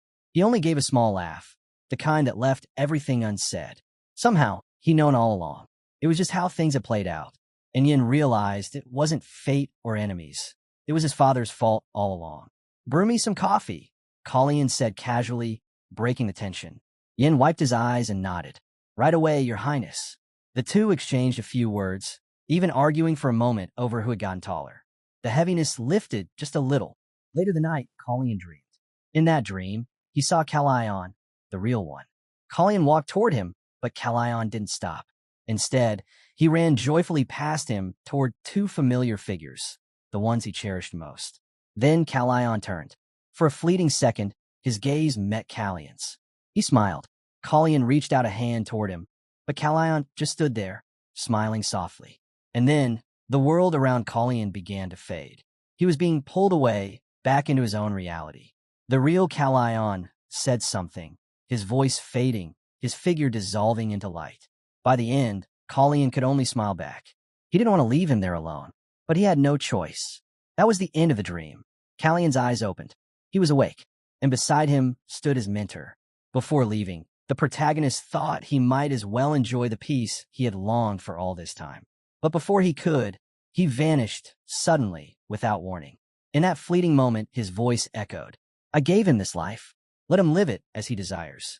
If this life had become a chain for the child, then perhaps freedom, true freedom, was something even he could envy. Kalian understood perfectly well. He wouldn't pretend otherwise. He had work to do, plans to set in motion. And for that, he needed his mentor's help. There was only one thing he truly wanted now, to live his second life properly. Soon after, the core unit of Pable's Knights was disbanded, their members sent back to the Marquis's territory. Rumors were still circling around the royal family, but Romain warned everyone not to believe anything without proof. Meanwhile, Elon Manisil made his announcement. He would form an order of mages. 3 months passed. During that time, something about Kalian began to change. The servants noticed it first, his posture, his voice, even his presence. They hurried to inform Sir Seton, saying the prince's clothes no longer fit him. When Kalian appeared, Romain welcomed him warmly. Even the king couldn't hide his surprise. His son had grown taller and broader. He's taller than Planche now, the king said with a laugh. Kalian had recovered completely. His color had returned, his body had strengthened, and he carried himself like a true prince. Roselita's birthday was approaching, and preparations filled the castle. Elon told Kalian there was someone he wanted him to meet, a magician who would be escorting him to the celebration. The man bowed politely. It's an honor to meet you, Your Highness. It was Arson Hertz. Kalian froze for a moment. He hadn't expected to see this man again, at least not so soon. The king seemed pleased. This one's talented, he said. Perhaps he'll even join the Order of Mages. As they prepared for the journey, Kalian and Arson had time to get to know each other. The king called it an early birthday gift for his son. The king turned to Elon. When do you expect the Order of Mages to be established? Elon sighed. Not for a while. We don't even have a name or members. Nothing's been approved yet. It'll take time. The king smiled faintly. It's just the beginning, then. Elon nodded. Exactly. Still, the king continued. Since it's a group of magicians, shouldn't his majesty name it? He had clearly given some thought. Finally, he said, Valkan. That's the name. Everything seemed to be moving according to plan. It turned out, though, that Elon had only asked because Romain had brought it up first, something that might have caused quite a stir otherwise. Colleen glanced at Arson, curious. What do you think of the name? Arson hesitated, unsure of what the prince truly wanted from him. Valkan, he repeated softly. It sounded familiar somehow. Then he smiled. It's a fine name, Your Highness. I'll remember it. Elon never imagined the prince would have such a connection with that man. Perhaps Colleen wanted something from his mentor, but when Elon asked, Colleen only shook his head. No need, he said quietly. His Highness has already decided. The truth was heavy. Arson Hertz, the man now standing at the prince's side, was the very same one who had killed him in his previous life. Of course, Hertz wasn't the same person anymore. Things had changed. People had changed. Still, the thought unsettled Colleen. Even though he knew the future might shift, leaving it as it was felt wrong. He couldn't shake the unease. Goosebumps crawled up his arms. Soon after, Baron Melfer Polun welcomed the third prince to his estate. It had been a long time since they'd last met. The prince smiled politely. Make yourself comfortable, Baron. I apologize for arriving unannounced and for hiding my identity. The Baron bowed deeply. It's difficult to discuss openly, Colleen continued, but I wanted to see you personally. This was the first time the prince had ever visited a noble in secret, and there was a reason for it. He wanted attention, strategic attention. He had come to see the Baron for a purpose, and it was clear what that purpose was. I'll be direct, Colleen said, his tone sharp. It's time to repay your debt for saving your life. The Baron straightened, his face uneasy. The Polun Trade Guild, the prince continued. What do you sell these days? The Baron cleared his throat. We recently began trading diamonds with Tinsel. There are also negotiations with the imperial family, but I doubt that's the answer your highness is looking for. Is there a formal contract yet? Colleen asked. Not yet, your highness, the Baron replied. Callion's gaze darkened. Then tell me, Baron, could your guild handle something greater? Something beyond trade? If there are people and resources, the Baron said cautiously, there would be no issue. There are people, Colleen said, and money, but there's also a prison house. The Baron hesitated. Would his highness be involved as well? Colleen smirked. That's a foolish question. Of course I'll be involved. He stepped closer. With manpower, gold, and a prince to whom House Breeson will bend the knee, nothing is impossible. Only then did the prince reveal his real plan. We're forming an order of mages. The Baron blinked. That's ambitious. You have a money and people, but do you have leadership? Structure? That's the challenge, Colleen admitted. The Baron's tone shifted. So that's the price for saving my life? Colleen shook his head. You already paid that debt long ago. Understanding dawned on the Baron's face. He knelt. Then I, Baron Melfer Polun, swear to serve your highness faithfully. Not long after, the kingdom celebrated the prince's coming-of-age ceremony, a milestone that, in another life, had ended in tragedy. But this time, destiny had changed. Colleen stood surrounded by people he could finally trust. Now all that remained was to swear the ancient Sisphanian oath in Roselida. Sometimes, he couldn't help but wonder, why had fate shifted so dramatically? The great hall was filled with nobles from across the land. They gathered, raising their voices in celebration for the young prince's 15th birthday. Everything was ready. Every detail had been prepared. Among the guests stood Planche. When Colleen caught sight of him, he gave a faint smile. It's been a long time, brother. Planche nodded, returning the gesture. But as Colleen tried to walk past, someone's voice cut through the noise, sharp, cold, and mocking. Bloodshot eyes. The prince stopped immediately and turned, his attention locking on Planche. Colleen warned him calmly, Don't ever say that to me again, especially not today. He had spoken his name clearly, but Planche only laughed, brushing off the warning as if it were nothing. What's the point? Planche sneered. You're not even the real Colleen. You can ride a horse, you can swing a sword, sure, but that doesn't make you him. He took a step closer, his smile twisting into mockery. So tell me, who are you really? Callion's eyes hardened, staring at Planche. Colleen reminds himself that he is not the lost prince of Secretia who lost his homeland to Planche. Colleen frowned and replied to Planche. I have no idea what you're talking about. But even as he said it, it was clear Planche didn't believe him. Planche had always been sharp, more cunning than people gave him credit for. He might have noticed something, even beneath the prince's perfectly crafted disguise. The way he treated Colleen now, it was all an act. A mask. Elon knew it, too. He wasn't surprised in the slightest. He'd seen this kind of thing before. While Colleen laughed and played the part of a carefree prince, the truth lingered just under the surface. Even he didn't expect others to understand what he carried. Elon finally asked, "So, what do you want me to believe, then?" "They only have one name," Colleen replied quietly.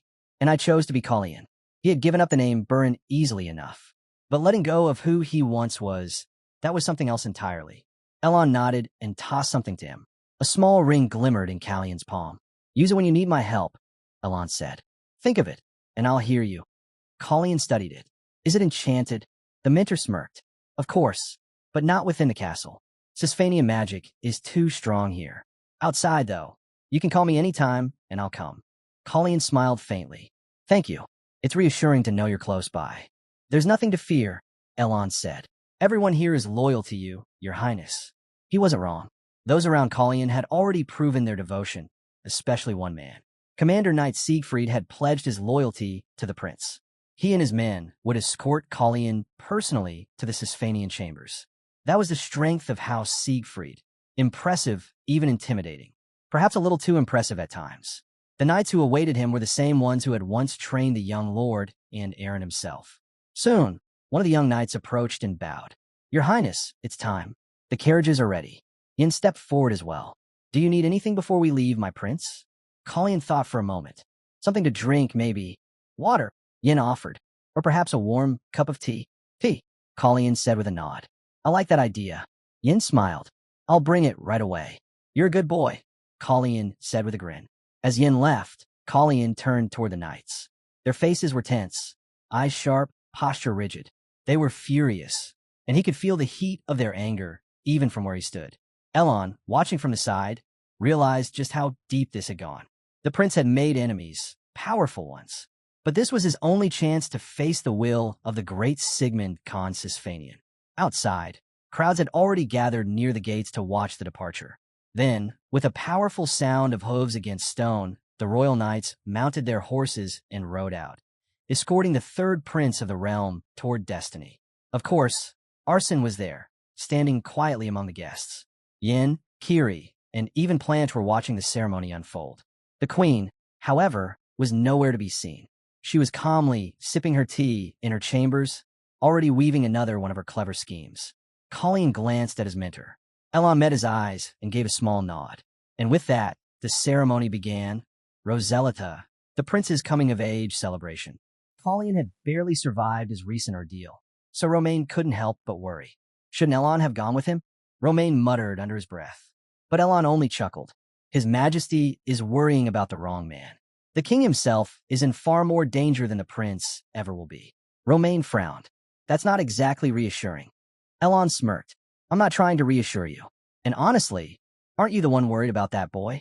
What a troublesome father you are. The king sighed. Elon's bluntness was annoying, but every word rang true. Even so, the tension in the palace was growing. Elon could feel it. At the same time, outside the capital, Yin wondered why his mentor wasn't responding. Colleen, meanwhile, had heard that ambassadors from the Tinsel Empire had arrived, which explained why the court had been so lively lately. It must have been so hectic.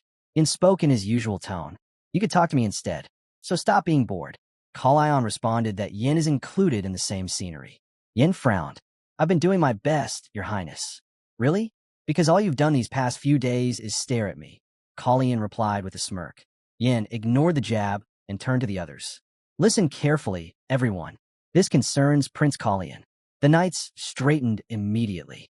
"Mr. Manisil has stated that His Highness has little aptitude for magic and only basic swordsmanship," Yin continued. "In short, he's as delicate as a flower. So be cautious when accompanying him."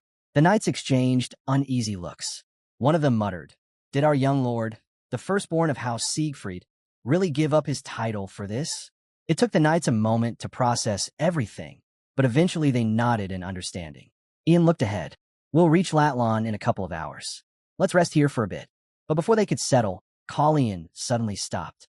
His gaze shifted toward the trees. "Wait," he said quietly. "Something's there." The knights immediately drew their weapons, scanning the area. Whatever it was, Colleen could sense no hostility. Then, from behind the trees, a small figure appeared, a child with pointed ears. An elf. The girl stumbled forward. Please help me. Callion's eyes softened. What's your name? Sia, the girl whispered. I'm hungry. Without hesitation, Collion turned to his men. Find her something to eat. As they handed over some food, Sia hesitated, guilt flashing across her face. I should have told you earlier. Her tone sent a chill through the group. Something wasn't right. Uran stepped closer. Your Highness, what are your orders? Feed her first, Collion said firmly. Then stay alert. But before he could finish, the air grew tense. The prince sensed danger. In one swift motion, he pulled off his cloak and threw it over the child. Everyone, stay sharp, he commanded. A shadow moved from the forest. A man emerged, his voice sharp. Have you seen a strange child around here? I'm tracking down a thief. Uran stepped forward. No children here, he said coldly. You better turn back. The man studied them for a moment, then gave a slow nod. But his eyes lingered, dark and knowing, before he vanished into the trees again. The man's gaze suddenly shifted to Kiri. I'm not here to fight, he said evenly. I came for something, or rather, someone. He raised his hand slightly. Just give me a minute. Uran stepped forward, his hand on his sword. There are no children here, he repeated firmly. Collion narrowed his eyes. And who exactly are you looking for? The man's expression darkened. A little elf, he said. Collion glanced toward the child hidden behind him. Perhaps you mean this one? The man's eyes widened. So you do have him. He moved to push past Collion, his focus locked on the frightened boy. But then, Callion's voice stopped him cold. Listen carefully, he said in a low tone. Don't turn around. The man froze. There are people watching from the trees, Collion continued. Your allies, I presume? You should really choose them more wisely. Because right now, they're aiming at you. The man barely had time to react before the whistling sound of arrows filled the air. Collion moved instantly, knocking the projectiles aside with a flicker of mana. The man turned, stunned. I told you not to turn around, Collion muttered. Protect the prince. Uran shouted. Arson Hertz stepped forward, tracing glowing runes in the air. A shimmering barrier enveloped Collion, just as another volley of arrows rained down. Sparks scattered across the clearing. Follow me, Uran commanded, but don't go too deep into the forest. Moments later, the attack stopped. The forest fell silent. It seemed the ambushers had retreated. Arson turned toward the small elf. Leave the child to me, he said firmly. Kiri, stay with the prince. Kiri nodded, but her attention stayed on Collion. Your Highness, are you hurt? Before he could answer, his eyes went wide. Behind you. Collion spun around just in time to catch the blade, aimed for his back. Steel clashed, the sound sharp and heavy. With a burst of mana, he forced the attacker away and countered with a quick spell. Light flared, striking the man's shoulder and knocking him down. The knights stared, stunned. Their prince had just used magic. Yin rushed to his side. Your Highness, he shouted. Please, stop this reckless behavior. You could have been killed. There are dozens of knights here for a reason. Collion only smiled faintly, brushing dust from his cloak. He barely knows how to swing a sword, Yin muttered. And he calls that basic magic? It's a miracle he's still standing. The knights whispered among themselves. Was this really the same prince who'd once been described as fragile, a delicate flower of the royal house? Because that flower had just taken down an armed attacker on his own. Collion turned back to the trembling child. Now, he said gently, why don't we talk? He removed the hood from the girl's head. Sia flinched, eyes wet with fear. It wasn't me, she cried. It was Luca's fault. I swear, I didn't steal anything. The girl's story directly contradicted the pursuer's claim. They were at an impasse. Collion glanced at Arson. Mr. Hertz, question her. I want a full report. As you command, Arson replied, kneeling beside the girl. What happened next startled even Collion. The child seemed to know what Arson was going to ask, answering each question before he could even speak it. After a few minutes, Arson stood and bowed. I have the information, Your Highness. He began his report. The girl is an elf from the forest of Hariska. His true name is Cialis Tion Ureha, a name given to her by his mother tree. It means the spirit of a sneaking horse. She also has a close friend, another elf. The girl confessed that her friend had stolen something from the bandits they had just encountered. While escaping, Luca, the other child, got separated, and Sia accidentally ran straight toward Callion's group. He looked down, flustered. I don't even know why she keeps answering your questions before you ask them, Arson said nervously. Colleen studied her. Could it be a prophetic ability? Sia quickly shook his head. No, it's not that. Colleen thought for a moment, then turned to Arson. That's enough. You can go. But before Arson could leave, Sia stepped forward. Please, let me come with you. Yin frowned. Your Highness, what do you plan to do with her? We'll drop him off near the forest, Colleen decided. If we leave him here, he'll be caught the moment we're gone. This way, he'll have a chance. Yin nodded, though he didn't look convinced. Should we investigate further? Colleen shook his head. No, we have a long journey ahead. We can't get tangled up in this story. He turned to Uran. Send a message to the nearest lord. Tell him there's a child in need of protection. We'll reach Latlan Manor by nightfall. Make sure he's informed. Yes, Your Highness, Uran replied. But before leaving, the knight hesitated. If I may, Your Highness, we found something unusual during our search. Colleen raised an eyebrow. Show me. Uran handed him a small object wrapped in cloth. The moment Colleen saw it, his expression changed. This wasn't part of our supplies, he said quietly. That's correct, Uran confirmed. Do you know what it is? Colleen examined it closely. I've seen something like this before, but I can't say I understand it. He looked up. Where did you find it? Among the man's belongings, Uran replied. Colleen frowned. He had assumed the man was just another low-ranking noble. But now, there was clearly more to him than met the eye. This man, Colleen said slowly, is far more honorable than he appears. He turned his gaze to the captive. You should know what this is, shouldn't you? Seems like something valuable enough for you to keep hidden. The man hesitated, then muttered, I only picked it up because it looked important. One each, Colleen echoed. And what are they trying to achieve with it? The man shook his head. I don't know. Truly. Do you know who they are? Colleen pressed. They hide their faces, the man said. And even if I didn't know, I wouldn't care to. They're not my concern. Colleen narrowed his eyes. Then what is it that you want? If you help me, the man said quietly, I'll help you. I'm not like the other lords. That depends, Colleen replied. I don't know if my influence is enough to give you what you're asking for. My wife, the man said, voice trembling. She's in Hanson Village. They know about her. Please protect her. Callion's tone softened. I'll see to her safety. Now tell me, what were they after? The man hesitated, then spoke. A small sphere, about the size of a fingernail. I don't know much about it, but I heard only the priestesses of tinsel can recognize it. A divine artifact, Colleen murmured. The man nodded. That's right. The tinsel shrine has been scouring the continent for them. They say these artifacts can channel divine magic, without the need for divine power itself. Callion's eyes darkened. So that's what this is about. He stared at the object in his hand, realizing that this simple encounter had just become something far greater and far more dangerous than any of them had imagined. If the artifact was stolen, then it made perfect sense that hunters would be sent after it. But one question still lingered. What did they need the poison for? This specific poison, known as penny poison, was used by Secretia spies as a last resort, something they carried to take their own lives if their mission failed. The man claimed he had gone to the White Eagle to obtain it, because no one else could. He didn't know who these mysterious people were, but he did recall one thing. They called their leader by a strange code name, Blue Warbler. The name struck a chord with Colleen. Blue Warbler. He remembered it well. It was the name of one of his father's personal messenger birds, always kept locked away, never released. Later that evening, rain began to pour, forcing the group to stop at Latlan territory. Count Hale Latlan welcomed them at the gates, his face beaming with pride. It's an honor beyond words to have His Highness under my roof, he said. Truly, this must be a sign from above. Colleen smiled politely. The man was too eager, too talkative. He remembered the name, Count Latlan, from the list of nobles who had sent gifts to the palace. Didn't he return those gifts already? Yes, he did.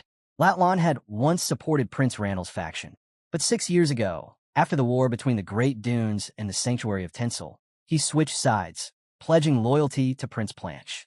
And now, suddenly, he was eager to win over him. Colleen could already see through it. The man was nothing more than a smiling hypocrite.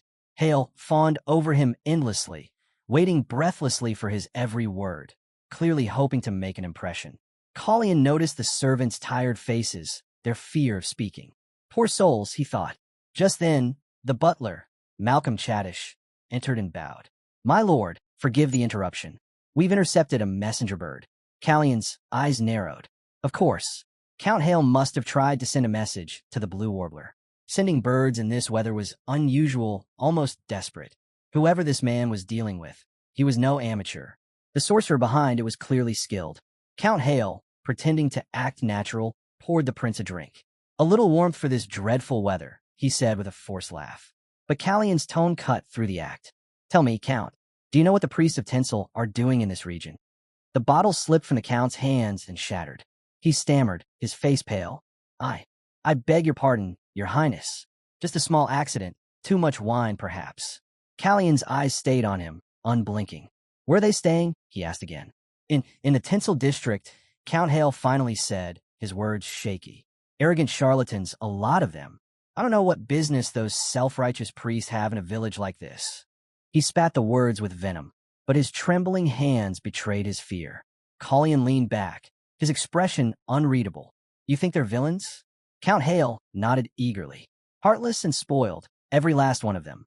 Someone ought to round them up in. But before he could finish, Callion raised a hand. His eyes gleamed faintly, and a pulse of magic filled the air. Count Hale froze mid-sentence, slumping forward onto the table, fast asleep. Callion sighed. This Count Hale has no manners, and even less subtlety. Elon's voice echoed in his mind. And yet, somehow, you've gotten yourself dragged into another mess. Stolen artifacts, suspicious spies, and now reckless nobles. Are you trying to invite danger? Callion smirked. Maybe so, but I'm still alive, aren't I? He stood, looking out the rain-streaked window. Let me handle this my way. We'll see where it leads. Elon's tone softened. This old man of yours, he'll stop caring one day. Probably head south, chasing the sun. Callion smiled faintly. Maybe, but not yet. The storm raged outside, lightning flashing across the manor walls, while the young prince, still drenched from the rain, stared into the night. This web of lies, artifacts, and spies was growing tighter by the hour, and Callion knew it was only the beginning. Inside a dim, quiet tavern, someone wiped down a glass. The air was stale, the light dull. That's where Callion appeared, stepping in without hesitation. He greeted her calmly, asking her to disregard the men waiting outside. They were his. No reason to fret. He wasn't here to send killers after anyone uninvolved. He believed she knew the prince's true identity and had already ordered the ambush herself. She didn't know. That's why she'd warned them not to act rashly. Then, right before Callion's eyes, a man collapsed. The rest of the visitors followed, lifeless, one by one. Callion looked at the blue warbler. So, you're getting involved now, too? She gave a faint nod. A weapon lay near her hand, but she didn't seem eager to use it. She knew this man wouldn't make things easy. Callion asked if the elf she'd been chasing was dead. He vanished into the forest, she answered. Had I known it'd end like this, I never would have followed. It hadn't been a pleasant encounter, but since neither side had reason to fight, she suggested they part ways, peacefully. The boy's safe, she added. You have my word. Did you really think I'd come all this way just to leave empty-handed? Callion's voice was firm. He wanted answers. Why are you after divine artifacts? You're no priestess. You can't even use them. She took the glass from his hand, a smirk touching her voice. They fetch a fine price. Everyone needs a side job. So that was it. She was a supplier, smuggling relics for coins. A risky business, but one that paid better than most. Callion guessed her buyer must be in Latlawn. What other reason could she have for operating out of this quiet village, when priests in Kairesis would pay far more? Her reply came smoothly. My client pays well. Fair price, every time. It's hard to find generous souls these days. They hadn't known each other long, but Callion could already see where this path led. There's only one thing that draws the eyes of Sacritia's spies: information. The blue warbler wasn't just selling relics. She was trading divine artifacts for Kairos' state secrets. The man paused, then said there was something else he needed to know. The king tilted his head. Did you really come at this hour just to ask questions? From spreading gossip to testing my patience. Do you take pleasure in humiliating your king? His tone was calm, but sharp. Your majesty is awake anyway, the man replied. And I believe you already have the answer I'm looking for. So let's not waste time. Without delay, he asked, how many tinsel priests are in Kairos right now? And where are they? The king studied him for a moment.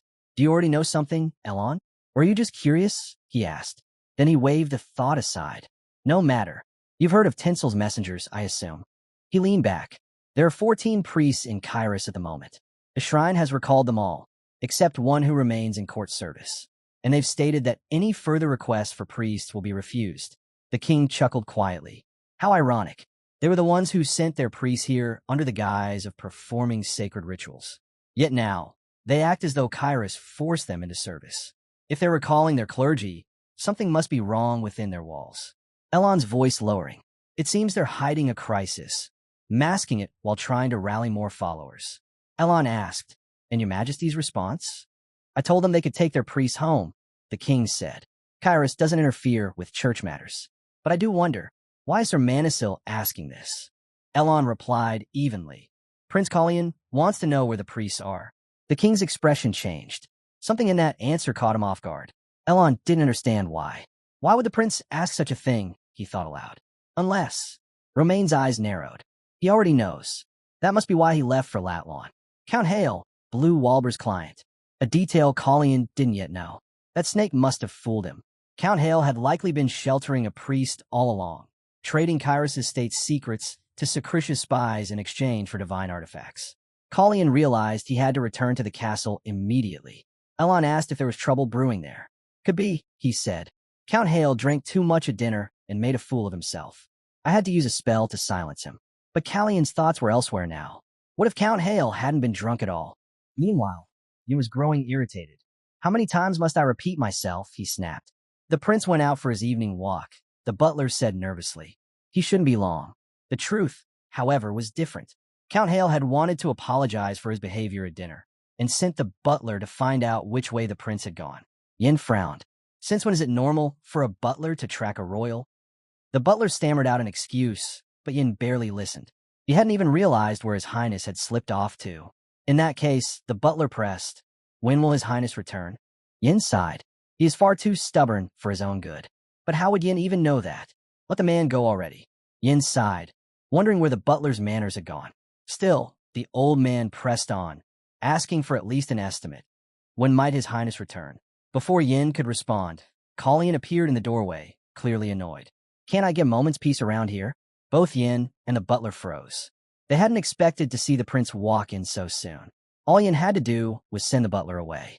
Simple enough, right? He apologized quickly, saying, the gentleman here was just about to leave. But the butler didn't budge, still clinging to his question. Kalian gave them both a flat look, then shut the door in their faces with a loud thud. The butler stammered from outside, pleading for forgiveness. He hadn't realized His Highness was resting. Then, in a flurry of panic, he hurried off. Kalian couldn't help but shake his head. The whole scene left a bitter taste. Still, the prince's return had been much sooner than Yin expected, especially since he'd come through the window. It's a long story, Kalian muttered as he climbed in. Did anyone suspicious show up while I was gone? He asked. Only that butler, Yin replied. And for the record, suspicious people usually come through windows, not doors, like you just did. Kalian ignored the jab, but Yin was visibly shaken. His Highness had just jumped from the third floor and landed smiling. I'll keep that in mind, Kalian said lightly. But what's got you so worked up, Yin? I don't recall you snapping like this back at the palace. It's because you never listen, Yin shot back. I told the butler you were out for a walk, but he wouldn't stop asking when exactly you'd return. Not where you went when... That detail made Kalian pause. It wasn't a curiosity. Count Hale was worried. Worried the prince had started poking around in his business. Kalian passed that thought to his mentor later, and sure enough, the suspicion was right. Count Hale hadn't been drunk at dinner after all. Still, his mentor couldn't figure out the purpose of the charade. Kalian did. It was a distraction, he said, to keep our eyes off the deal with the blue warbler, the one set for tonight. That explained why she'd appeared when she did. The wine and theatrics were meant to cover the Count's disappearance, letting him slip away unnoticed. But that plan fell apart the moment Kalian used a sleep spell on him. When Count Hale woke and realized the prince had left the castle, he panicked and sent the butler to find out where he'd gone. The reasoning fits perfectly, but one question still lingered. Why was Count Hale so desperate to acquire divine artifacts? Simple. They were the perfect offering to gain favor with the holy kingdom of Tinsel, Randall's mother's homeland. In the end, it all made sense. Count Hale was quietly strengthening his bond with the Randall faction, while still keeping one foot in the Planch camp. Behind everyone's backs, Count Hale wasn't just showering Kalian with gifts. He was leaking Kairos' state's secret straight to Sacritia's spies. It was as if fate itself had brought that boy across Kalian's path, guiding him to the clues he needed. Through her, he learned the truth. Hail Atlan had been sending divine artifacts to the Holy Realm, hoping to win Randall's favor. Too convenient to be coincidence. The storm will rage again tomorrow. And since the prince was still stuck here, he decided he'd make the mole talk. A glass shattered. That arrogant brat, Hail Atlan, spat. He should have known trouble was coming the moment Colleen returned those gifts. Count Hale clenched his fists. The prince must have used some kind of spell on him. Nothing else could have caused such a deep, unnatural sleep. Because of that bastard, every one of his plans had crumbled. He sneered, cursing the prince's royal arrogance, protected only by that damned archmage. A filthy wretch who doesn't deserve the title of prince, he hissed. Why hadn't that useless fool been killed before all this began? He'd spent a fortune buying the Marquis of Brisen's favor, but now his ties with the upper nobility were in shambles. The scandal with Celise had ruined everything. That's when the butler returned. Did you reach our friend? Count Hale asked sharply. They should respond soon, the butler replied. Count Hale hurled another glass at him. Idiot, can't you do anything right? Outside, the rain hammered down. So the lowborn mutt's spending another night here, is he? Count Hale muttered. The butler hesitated. Should we postpone the transaction, my lord? We have no choice, Count Hale growled. Not with the prince and his dogs sniffing around. Send word. The deal is rescheduled. He barked another order to the maid.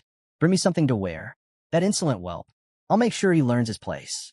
Later that evening, despite the storm, they all gathered for dinner. Count Hale laughed. That forced calm on the prince's face, it didn't suit him. Not one bit. Here in Kyrus, the title of Hale still carried weight.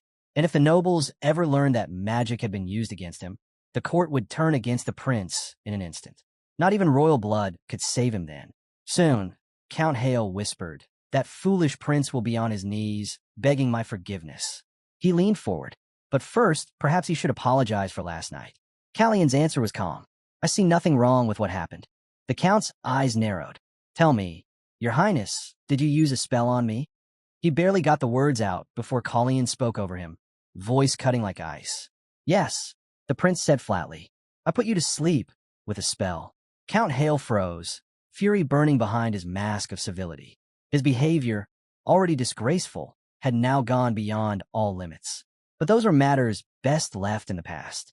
The prince suggested they not dwell on them any longer. Hail Atlan was, after all, the lord of provincial lands. This was likely the first time a member of the royal family had ever stepped foot in his estate. Collion assumed the man's behavior came from sheer excitement. Count Hale had no choice but to agree.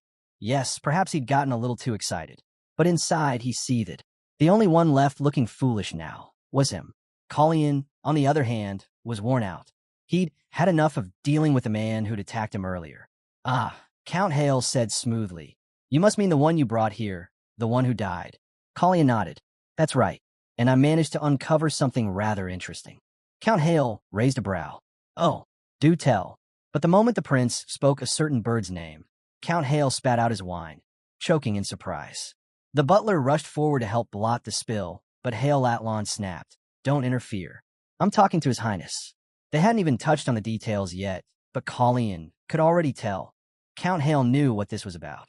And soon, he learned far more. The news comes from your lands, Collion said evenly. I thought you'd like to hear it. Count Hale smiled tightly. Of course, I'll do everything I can to assist his highness. And rest assured, no harm will ever come to you under my roof. But behind that polite tone, the truth was obvious. He wouldn't let the prince snoop around freely. He intended to find out what Collion was hiding, his weakness, his reason for being here. Later, Uran entered the room, and the sight of that man alone was enough to sour the count's mood further. Just seeing that insolent face ruin his act made him want to throw him out of his castle altogether. Then the prince smiled faintly. You're quite lucky, my lord. Count Hale blinked, unsure what he meant. It seems the man has finally decided to talk, Collion said cheerfully. The next moment, they were descending into the underground dungeon. The count's expression twisted in disgust as his boots splashed into a pool of blood. This place, he muttered, it's beneath a man's dignity. Must your highness really bring me here? Collion said nothing, but his silence was sharp enough. He already knew exactly what Count Hale was thinking. No matter how the man tried to scheme, the game was already over. The prince had him in checkmate. The night before, Colleen had personally visited the man who once asked what the prince had done to his wife. Now that same man was slumped before him, weak and bloodied. Your family will not be harmed, Colleen told him quietly. You have my word. The man stared at him in confusion. Then why am I here? You should already know, Colleen replied. You made an attempt on my life. Once the investigation concludes, you'll be sent to Kairos. Public execution by hanging. The man's face went pale. But even if I spare you, Colleen continued, your wounds won't heal. Without treatment, you won't live long. They're already festering. The man swallowed hard. Then what are you trying to say? Callion's eyes narrowed slightly. I can help you escape. Callion's voice softened, almost persuasive. I can give you a new life, he said. Far from this estate. A small plot of land. A home where you and your wife can live quietly, in peace.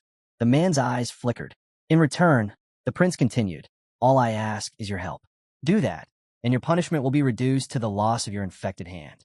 You'll live, and you'll be free. Silence hung heavy between them. After a long moment, the man nodded. He would do it. What do you need me to do? He asked. And so, he began to speak. The truth spilled out, one piece at a time. Information the prince had long suspected. The one they call the Blue Warbler, the man said, she's a spy. She came here to sell certain items to her client. They've known each other for years. Callion's gaze sharpened. A spy with personal ties to her buyer. That alone was enough to raise alarms.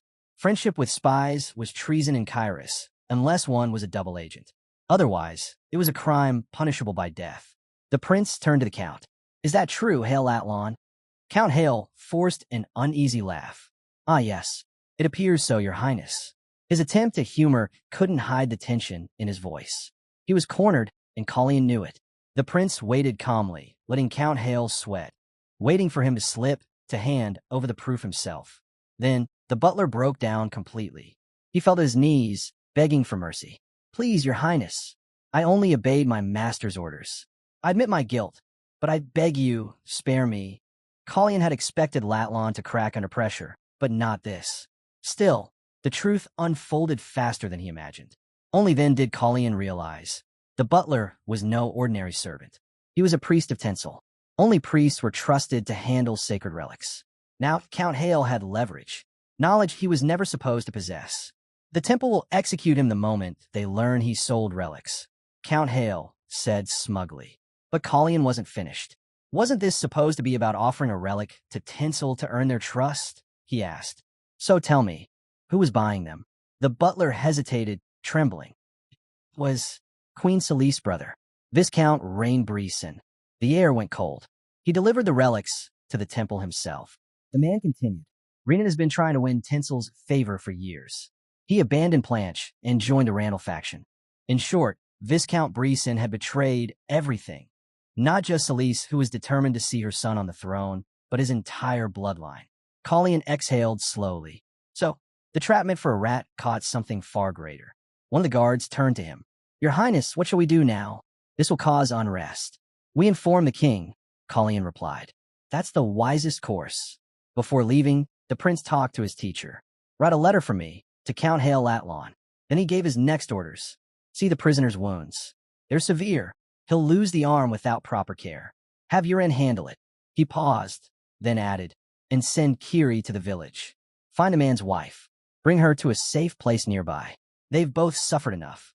That's when the elf kid barged in, announcing that Hina had come to clean the room. He said he wanted to see the bird.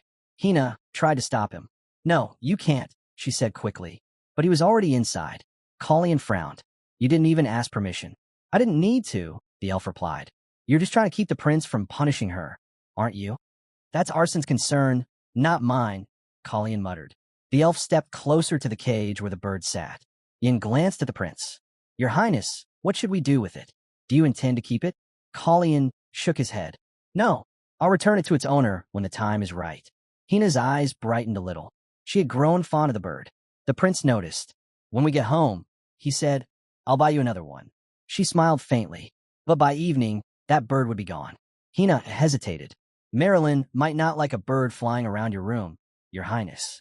Then let's set it free after dinner, Colleen offered. You'll help me, won't you? She nodded. I will. Good, he said. Keep the windows open tonight. Hina frowned. Why? We're expecting a guest. The balcony doors stood ajar, letting letting the night air drift in. The guest arrived earlier than expected.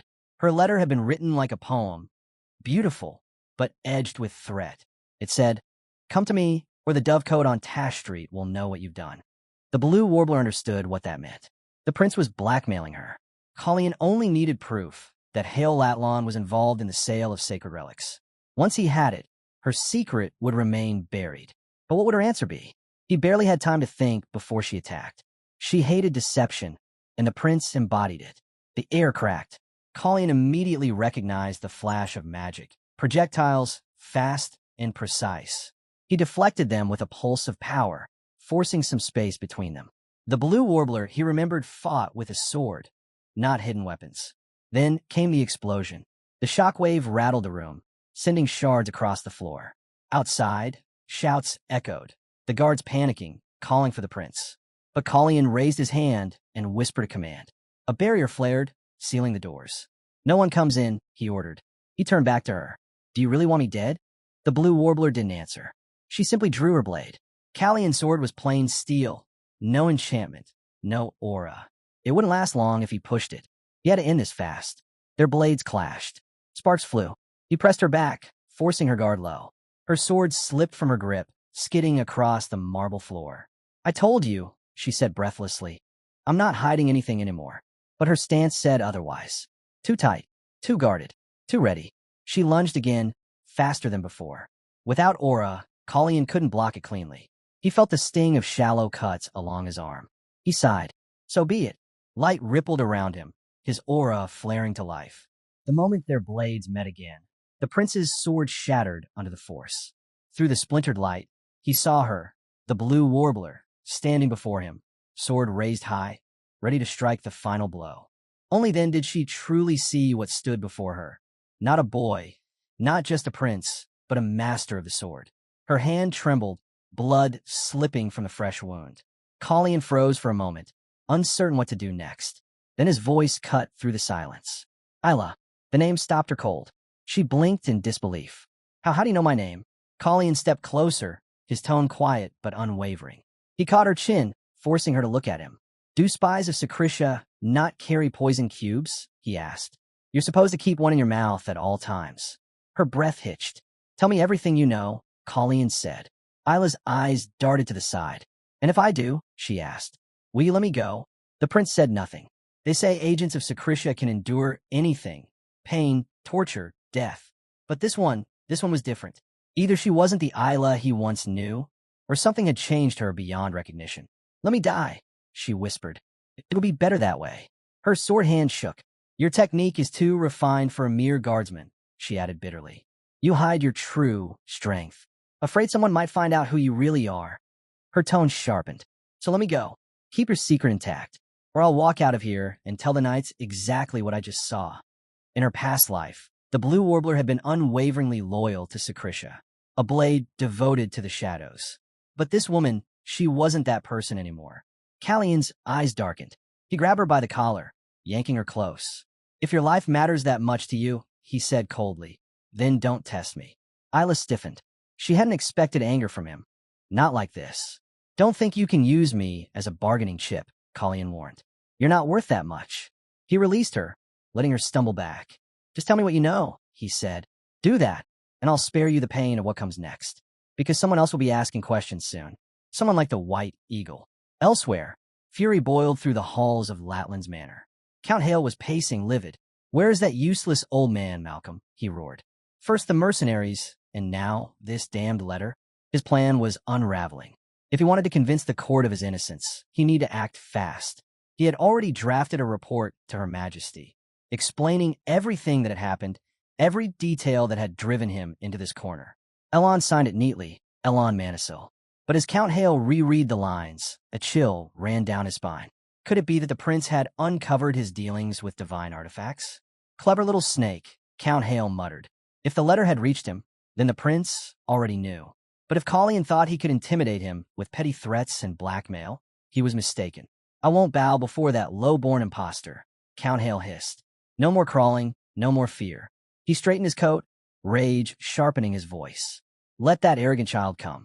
We'll see who kneels in the end." They weren't going to give him up that easily. Did they really think Hale Latlon would involve himself in something this big without an escape plan? He slipped into a hidden room overflowing with treasures, shelves glinting with gold and relics, the air thick with dust and greed. Still, none of it pleased him. All his work, all his schemes, wasted because of that wretched prince. At least he still had one thing left, his most precious possession. He opened a carved chest, and inside were countless shimmering beads, divine artifacts. With these, he could start anew, build another fortune. He had once believed that his deal with Renan would make him rich. Instead, it had buried him deeper in trouble than he could have imagined. Then, a voice came from behind him. "Thank you, my lord. You made my job much easier." Hale spun around, startled. He hadn't even sensed the presence. Out of thin air, Arson appeared, the shimmer of an invisibility spell fading from his form. "You," Hale hissed. "The prince's dog." Arson smiled politely. "Arson, mage to His Highness Prince Collian." He gave a courteous bow.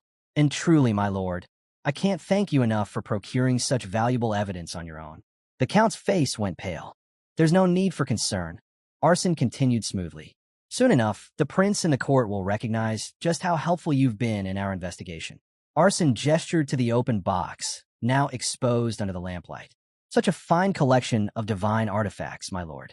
And here," he pulled a folded parchment from his cloak, "the records of your transactions with the Blue Warbler, as well as the list of state secrets you've conveniently sold." By the time Collian arrived, the scene was already laid bare. "Impressive work," the prince said quietly. "You saved us a great deal of trouble, Arson." Arson bowed again. "Always an honor, your highness." Before Collian could speak further, Yin burst into the room, his face tight with alarm. "Your highness, there are soldiers outside." "How many?" Collian asked sharply. "Dozens. They're wearing golden armor." Callian's eyes narrowed. "The Kaela, the king's personal guard, an elite force meant to protect His Majesty himself, stationed only in Kairos. What were they doing here?" Even Elon was stunned when he received the news. "The king sent them to Latlon?" I expected a standard hooray, not the Kaela. When he had written to Romaine, this was not the response he had imagined. "He's only a boy," Elon muttered bitterly, "and His Majesty is already stirring up chaos." Romaine remained calm.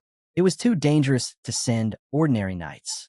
We couldn't take that risk, not when Brizen's agents might be among them. Men who wield another's sword can't be trusted. The king must already know the full scope of this," Elon said. Elon continued, "Your concern won't help Collian now. What will you do if this spirals into collapse?" Romaine hesitated, silent. Elon sighed.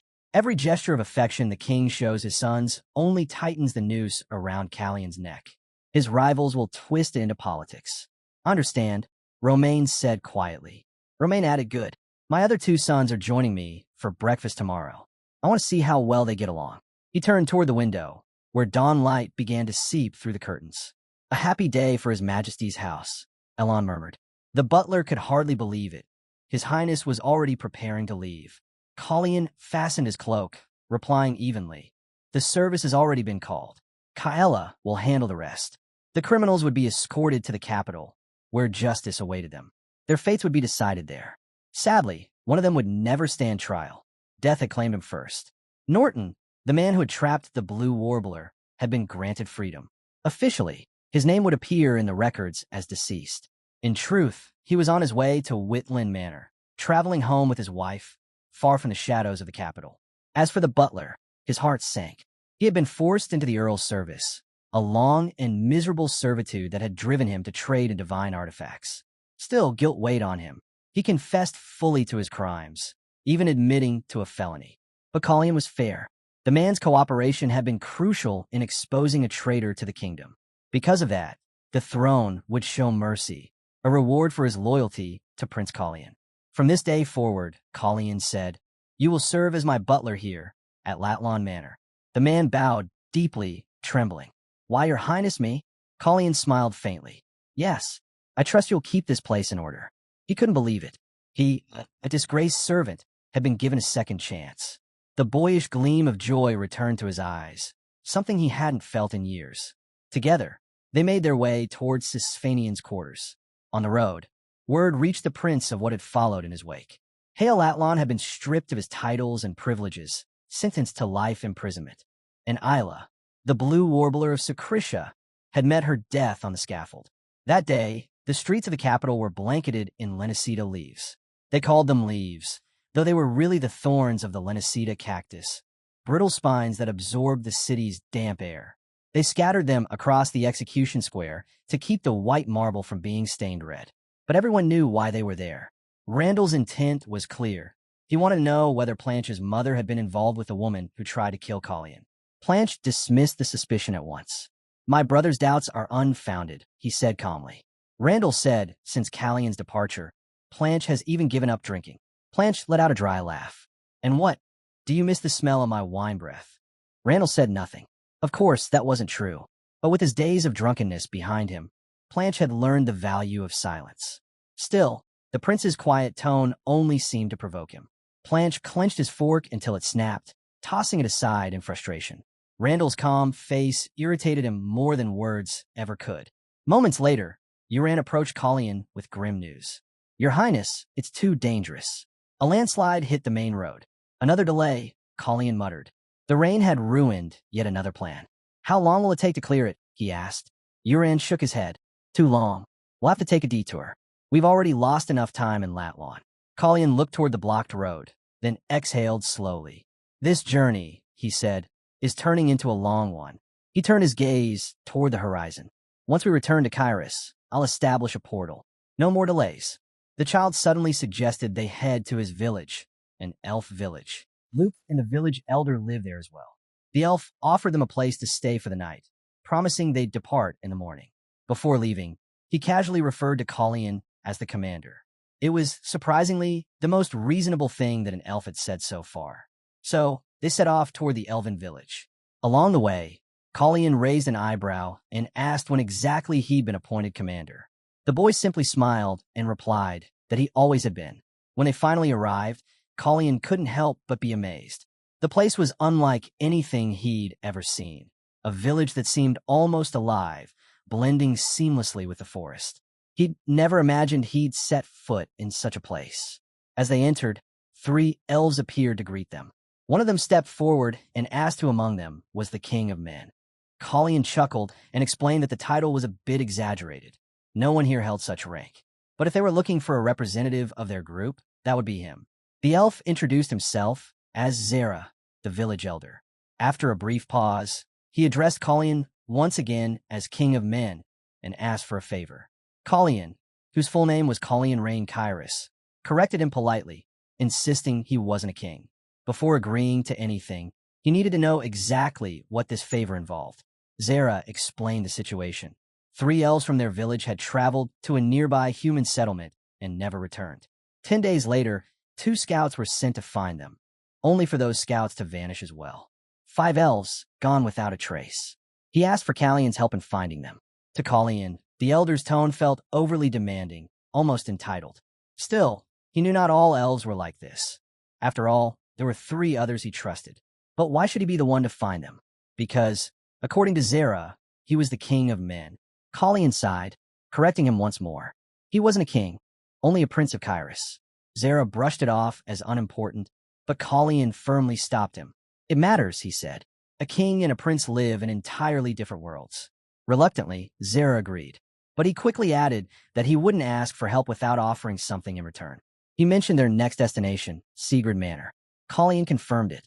The elder then explained that while human roads would make the trip long and difficult, the elves knew hidden forest trails that could shorten their journey fourfold. What would normally take 2 months could be done in just 2 weeks. The offer was tempting. So, despite his doubts, Prince Kairos agreed to help them search for the missing elves. That was exactly the answer Zera had hoped for. But before they could discuss it further, Uran stepped in, reporting that they'd found no trace of the slave trade the prince had mentioned earlier. The forest ahead bordered 2 cities, Narika and Sting. They found plenty of mercenaries along the way, but none showed any sign of criminal behavior. That was at least one piece of good news. Colleen had suspected the missing elves were victims of slave traders, but that no longer seemed to be the case. With that off the table, the group decided to start their search in the nearest towns, just as planned. Sting was closer, so they would begin there. Uran pointed out that both Narika and Sting were nearly identical in size and influence, and that their lords, being around the same age, shared a fierce rivalry. Still, a bit of healthy competition wasn't always bad. It often pushed cities to grow. As they arrived, Colleen mentioned he wanted to see if he could get himself a new sword. But to his surprise, the blacksmith told him there weren't any available. That didn't make sense. How could a weapon dealer have no swords at all? Were they sold out? The man behind the counter eyed Callion's companion skeptically. Your friend looks a little small for a mercenary, he said. Callion replied calmly. I'm a mage, and he's a mechanic. Swords aren't just for mercenaries. The blacksmith leaned closer and dropped his voice. Then I'll be blunt with you. You're wasting your time here. All the weapons are being sent to the Lord's castle. Every last one. If you're looking for swords, that's where they are. Colleen frowned. I'm not here to make deals or chase rewards. I just need one for myself. The man shrugged. Then you'll have the same luck in Eureka. It's no different there. As they stepped back into the street, Colleen finally began to understand the elf elder's true intentions. Kiri glanced over. Your Highness, what's going on? Colleen looked toward the horizon. Both lords of Eureka and Sting are gathering mercenaries and weapons. It's obvious what this means. War. And the elves' village stood right between these two cities. Now everything made sense. The elder didn't just want help finding his people. He wanted someone to stop the war from reaching their borders. Colleen ordered letters to be sent to the lords of Sting and Eureka, hoping to delay their plans long enough for the missing elves to make it back home safely. At dawn, he and his men would depart. Before leaving, he reminded the elves to keep their word, to lead them through the forest trails as promised. Zara hesitated. What do you mean by that? He asked. Callion's expression hardened. The elder had nearly slipped up, mentioning the war before quickly cutting himself off. For a moment, Colleen tried to let it go. He didn't want to lose his temper, not with an elf. But it was clear now that Zara had known all along. The truth finally came out. The 5 missing elves had gone to a castle in Sting to work as merchants. Even the villagers were beginning to suspect it. The shadow of war was already creeping closer. It was impossible to believe the elder knew nothing. The truth was clear now. Zara had used Colleen. The elf understood perfectly well that the prince's duty was to prevent war in his own land. Callion's patience had run out. I don't want your forest roads, he said flatly. The deal's off. Zara, try to stop him. Would you really stand by and watch your kingdom burn? Callion's voice was cold. People fight because they have reasons. But wars never last forever. If this village truly means that much to you, then protect it. Don't rely on lies to do it. Without another word, the prince turned and left. The real source of the conflict wasn't the elves. It was the merchants of Breeson. Their caravans were the only ones that traveled this far, but they'd stopped coming after the incident at Latlawn Manor. Once again, the names Renan and Breeson echoed through Sting and Eureka. These towns couldn't grow wheat. Their soil was barren. They relied entirely on Brison's merchants for food. But when Breeson suddenly pulled out of their agreements, Sting had no choice but to buy wheat from Eureka to survive the winter. Eureka, seeing the opportunity, raised the prices to an outrageous level, and that greed sparked the flames of war. First, they seized control of the food trade. Then they shut it down entirely. Did they really think that would make them proud? They didn't seem to realize this would starve their own people long before it hurt their lords. A sudden knock broke the silence. Zara stood at the door. He bowed deeply. Please, accept my apology. He admitted that all of this had started with a single shipment, one small trade that spiraled out of control. He'd kept quiet, terrified of how the prince might react if he knew the truth. The fault was his and his alone. But then came the part Colleen didn't expect. Zara revealed that Luca was his son, and the missing elves? They were tied to him as well. Zara had been afraid that if the prince learned everything, he would turn away from them completely. Still, the elder begged for forgiveness, not for himself, but for his son and his people. They didn't have the strength or the resources to handle this crisis on their own. Colleen took a long breath before responding. He handed Zara a set of letters. Deliver these to the lords, he said. Find out what they truly need besides wheat. Once you bring back that information, I'll meet with them myself. Zara's eyes lit up. So you'll help us? Colleen shook his head. I'm not doing this for you. Even so, Zara thanked him sincerely. Elves never forget a promise, he said. We will remember your kindness. As the elder left, Colleen turned to his mentor. The same names, Renan and Breeson, kept coming up again and again, stirring unrest wherever they went. It seems, Colleen said quietly, it's time to clean house. At the Breeson estate, the butler bowed deeply as Marquis Evan Breeson, head of the Breeson household, returned home. Shall I keep the carriage waiting, my lord? The butler asked. In case you wish to depart, right after your meeting? Evan shook his head. No need. I'll be staying.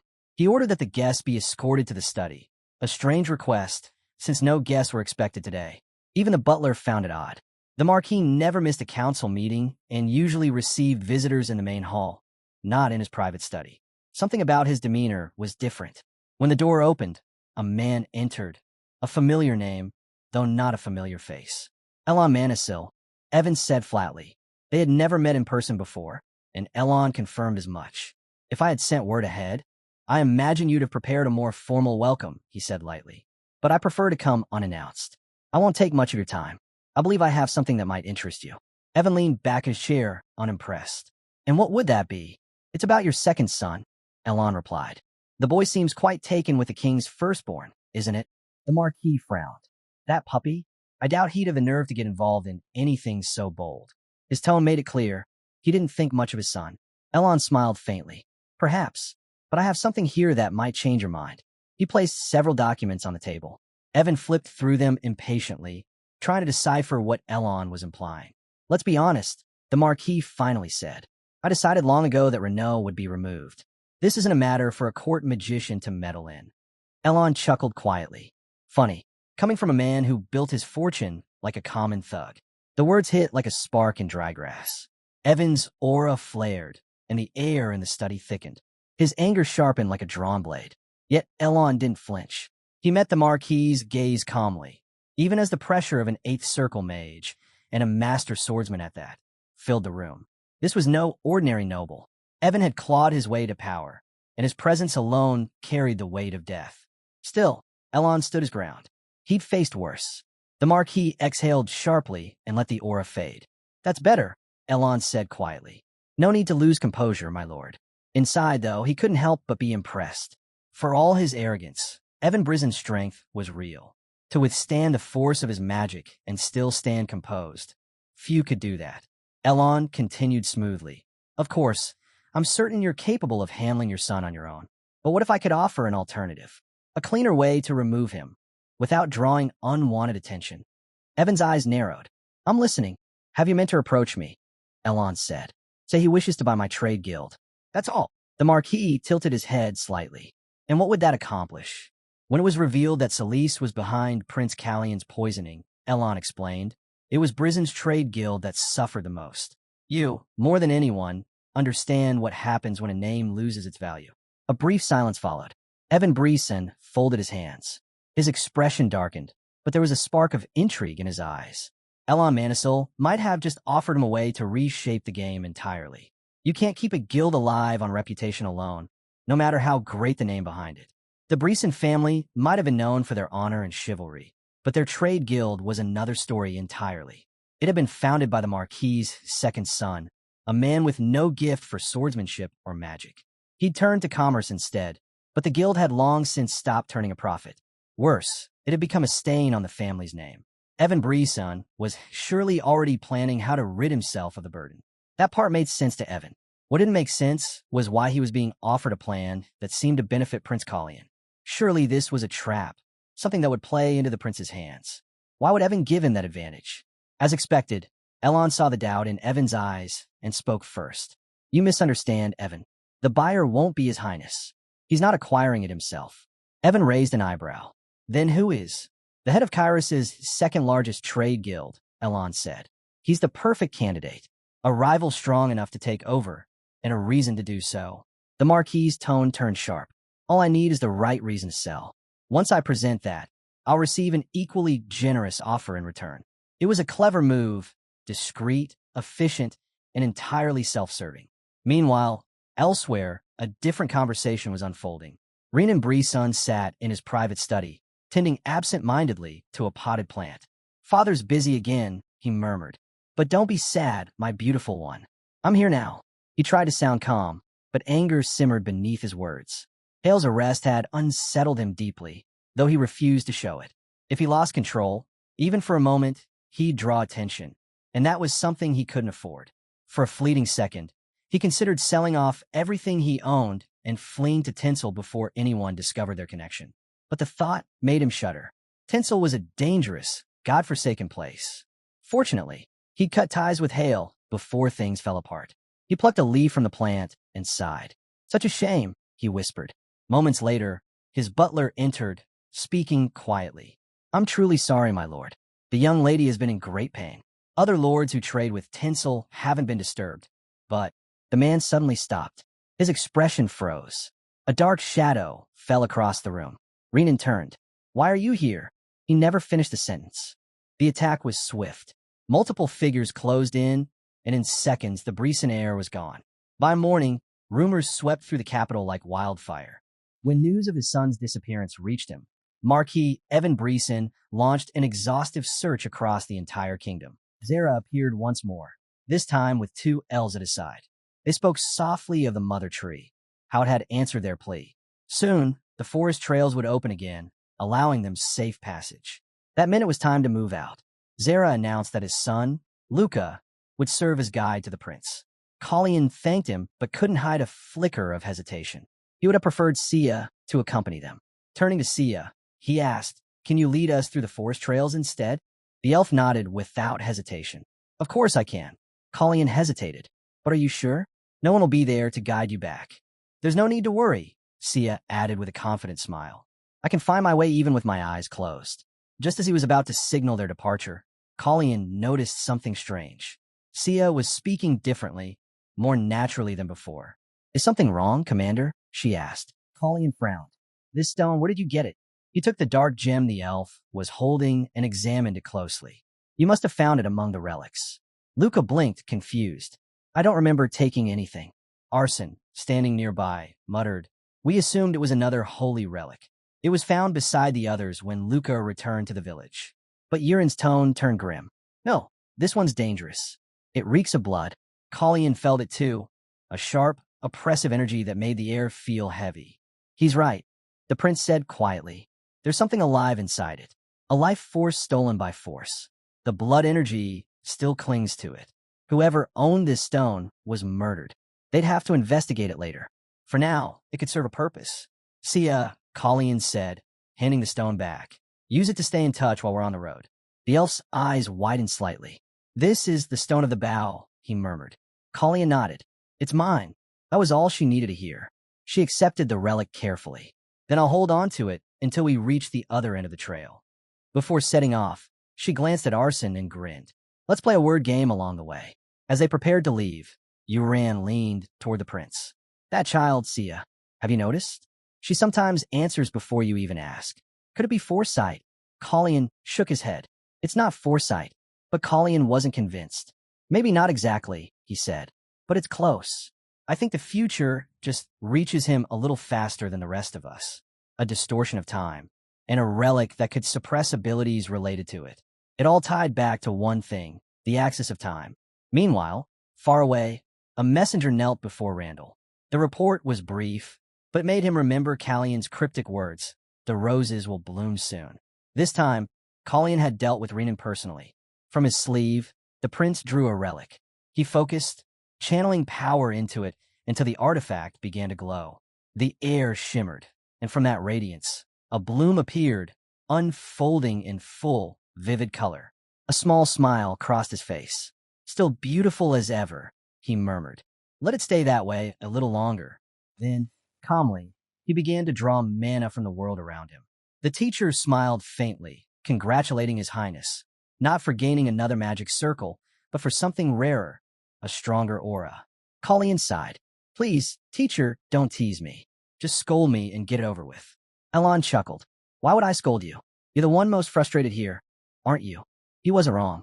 It wasn't easy to abandon the habits of a lifetime, the instinct to gather and shape mana, as if wielding a sword. Even a single moment of hesitation could alter everything.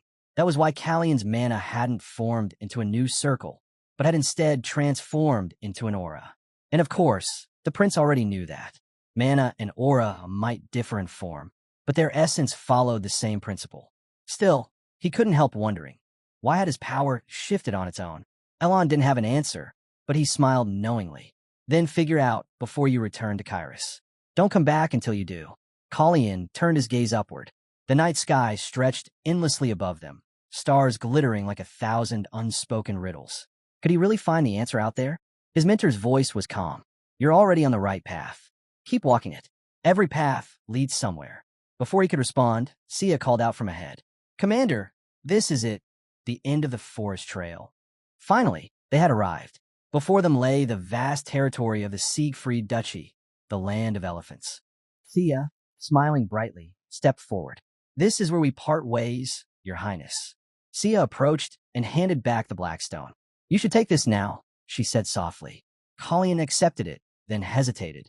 Sia, must you return to the village? He had noticed it before, the cold stares, the distance. Even as an outsider, it was obvious that the villagers kept away from her. The elders' disapproval of her guiding them had made that even clearer. If your presence there causes trouble, Colleen said carefully, I can take your case to the Sisphanian Council. Until then, you're welcome to come with us. The words caught her off guard. For a moment, Sia looked away. You're right, she said finally. The others don't like me. But the World Tree said, this is who I am. I don't need to be fixed. Colleen nodded slowly. Different doesn't mean broken. Sia smiled faintly. Exactly. The prince could tell she had made her peace with it. Then I won't worry, he said. You'll find your own way. She nodded. And we'll look forward to the next time we meet. Sia bowed deeply. Thank you, Your Highness, for saving me. Towering castle walls loomed ahead, surrounding the Sisphanian domains. Every prince of Kairos who had stood before those walls must have felt the same, grateful that the Siegfried family had never sought the throne.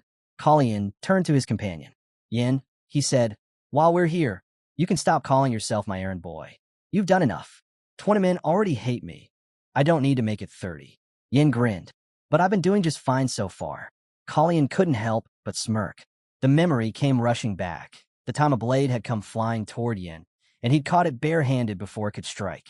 Back then, Yin had said he could handle it, and when he later collapsed from poisoning, he'd only smiled silently at his prince, never blaming him, never speaking a word of resentment. That silence had made Callion's apology all the heavier. They were staying at an inn that night. After his shower, Colleen leaned against the window, thinking their long journey had finally come to an end. He was wrong. Yin, ever calm, explained, we've only reached the outer gates. The inner gate of the castle is still 2 days away. Colleen stared at him. 2 days? Just to reach the main gate. Yin nodded, smiling faintly. The prince sighed. This place really is the land of elephants. He glanced out at the sprawling landscape beyond the inn's balcony. Your duchy is enormous, Yin. And here I was, thinking I'd meet your father today. Complaining wouldn't change anything, and he knew it. With a weary shrug, he let it go. As he sat down, his eyes fell on the black stone in his hand. Sia's words echoed in his mind. Even if you say otherwise, it doesn't change what you are. He finally understood. His mana hadn't vanished when it turned into aura. The essence was still the same. It had simply evolved. All this time, he believed mana and aura were completely different forces, but that wasn't true. It was only habit that made him separate them. If he couldn't stop turning mana into aura, then he'd make it work for him. He would use aura as the fuel for his magic. The change was immediate. Arson, standing nearby, felt it before Colleen even spoke. The prince's mana, once faint and gentle, now surged like a river bursting through a dam. It was colder now, stripped of warmth, sharp enough to make the air itself shiver. The sheer power of it was staggering. Colleen smiled faintly to himself. The magic of the 4th district was now within his reach. That problem, at least, was solved, but others were waiting. By the time they reached the inner gate, Yin walked ahead, leading the way. There were 6 sword masters on the continent, 6 who had transcended the limits of ordinary warriors. Among them, those with stronger auras could easily sense the presence of weaker ones. That was why, even before the prince crossed the final archway, the man they had come to meet was already there, Duke Slayman Siegfried, master of these lands. The Duke stepped forward, his expression calm but sharp. Welcome, Your Highness, he said. You've traveled far. You must be exhausted. Colleen bowed lightly. It's been a long road, Duke Siegfried. But the Duke's eyes narrowed slightly, studying him. The air shifted, the unmistakable recognition of one sword master to another. In an instant, he knew. You've grown, Slayman said, his voice low. Since our last meeting, you've changed a great deal. Colleen smiled politely. Just a minor transformation. Nothing drastic. The Duke's laughter echoed across the courtyard. Minor? I'd hardly call it that. You stand differently now. There's a man before me where once stood a boy. He clapped a hand on the prince's shoulder. Come, your highness. The castle awaits. As they walked side by side, Yin followed behind, watching the two men with quiet pride. Seeing his father and his prince together like this, he couldn't help but admire both. He had to hand it to Colleen. The wizard had come a long way indeed. The Duke had chosen his apprentice well, an extraordinary talent, not only gifted in magic, but now also recognized as the sixth strongest sword master on the continent. Colleen knew it was pointless to try and hide anything from Duke Siegfried. A man like him, sharp and experienced, could see right through it. Every scar, every trace of aura, nothing escaped his eyes. The Duke smiled faintly. It may still be difficult for you to see the aura of others, your highness, but I can clearly see yours. You've made remarkable progress. He paused, his tone softening. Your mentor must take great pride in watching your growth. Colleen gave a small, almost wry smile. I wouldn't be so sure. My teacher is quite absorbed in his own work right now. Elon had earned that right. Years of relentless effort had finally paid off. The Duke nodded thoughtfully. I'd love to stay and talk more with you, Prince Colleen, but duty calls. I have inspection rounds I can't delay. I hope you'll understand. Of course, Colleen replied. I'm the one who arrived ahead of schedule, after all. Then, the Duke said with a smile, since you'll be departing in the morning, I wish you a safe journey. I'll look forward to hearing your tales when we next meet. Colleen bowed politely as the Duke took his leave. Far away, in the royal palace, the king sat in his chambers, a cup of wine resting loosely in his hand. Seeing his majesty drink was a rare sight. Elon, standing nearby, could only assume that his mind was on the prince, or perhaps something else entirely. Elon hesitated before speaking. Your Majesty, have you given any thought to rekindling Camelon's flame? The king didn't answer right away. His gaze remained fixed on the flickering light of the candles. It's not just the flame, Romain continued carefully. I'll soon need to declare the heir. The king sighed. Colleen will be the last of my sons to complete his rite of passage. When he returns, all three will be old enough to stake their claim. He set the cup down. Randall is cautious, deliberate, but he keeps too much hidden. I can never read him. Planche, he's the strongest by far, but his defiance knows no bounds. And Colleen, he paused, a trace of worry in his voice. Colleen is still learning what it means to be a man. Elon's lips twitched into something between a smirk and a grimace. Then perhaps the best choice is to name the least desirable heir. The others will eliminate him for you. Problem solved. The king gave a tired laugh. If only it were that simple. I'm too old for games like that. He looked toward the window, where moonlight spilled across the floor. Randall will keep his distance until Colleen returns. He's patient like that. When the time comes, I'll see what truly lies in his heart. Until then, silence is best. I won't let tomorrow's uncertainty rob me of today's peace. Elon bowed. Wise words, your majesty. The king leaned back, eyes half closed. When Camelon's flame burns again, it will not be for bloodline or title. It will be worth. Only the one who proves himself will be worthy of it. Elon said softly. Meanwhile, somewhere far away, Colleen walked through a winding cavern. The air grew colder with every step, the darkness stretching endlessly ahead. He'd been walking for what felt like hours, yet the tunnel showed no end. How deep does this cave go? He murmured under his breath. And then, without warning, the path opened. Before him lay a clearing filled with glowing flowers, an otherworldly garden hidden beneath the earth. Colleen stopped, staring in awe. What is this place? Only then did Colleen truly turn his attention forward. He felt it, a surge of power unlike anything he had ever known. Pure, unrestrained magic that transcended every known limit. The air itself trembled, saturated with an aura so immense it could crush a man's spirit by presence alone. This was more than divine will. He knelt instinctively, bowing his head. Before him stood the almighty Sisphanian, not a vision, not an echo, but the goddess herself made manifest. All around, the townsfolk went about their lives, unaware of the miracle unfolding in their midst. Then suddenly, a blinding flash of light split the sky, washing over everything in silence. Within that light, Colleen stood frozen, his mind racing. Would a mere projection of her will not have sufficed? Why reveal her true form now? The crushing magic and suffocating pressure that had filled the air moments before suddenly dissipated. The goddess's eyes turned toward him, calm, knowing. She saw the foreign child before her, one who did not belong to this world. A soul burdened with memories from another life, another reality. He had taken her blessing, she realized, and turned it into a weapon of death. Yet what truly stirred her curiosity was not his defiance, but his purpose. What had driven him to do it? In the next instant, she appeared directly before him. That was why he had been called, to stand in her presence. Outside, his companions had seen the light too. They had no idea what it meant. "What's happening?" one of them muttered. "This has never happened during a rite of passage before." Yan's face was pale. "Something's wrong," the prince. A large hand rested gently on his head. It was his father, the duke, who had arrived without warning. "You seem rather worried for that boy," he said quietly. Yen blinked. "You're supposed to be on inspection duty." "I just returned," the duke replied evenly. "That fast?" Yen frowned. He'd only left the night before. There was no way. The others glanced at them in surprise. It was the first time they'd heard Yen call someone father. Before anyone could question it further, two figures appeared. A girl with striking white and crimson hair, and a woman beside her whose presence carried quiet strength. Veronica Manisil, Elon's granddaughter. And beside her, Rachel Grace, Elon's daughter-in-law. But the true presence that filled the chamber was Sisfanian's. She turned to Colleen, her gaze endless as the night sky. Without a word, she reached out and touched his face. The world fell away. In an instant, they were standing inside Callion's memories, his past laid bare before the goddess's eyes. She saw his brother, the grief that consumed him, the moment of death, and the awakening in another's body. Everything became clear to her.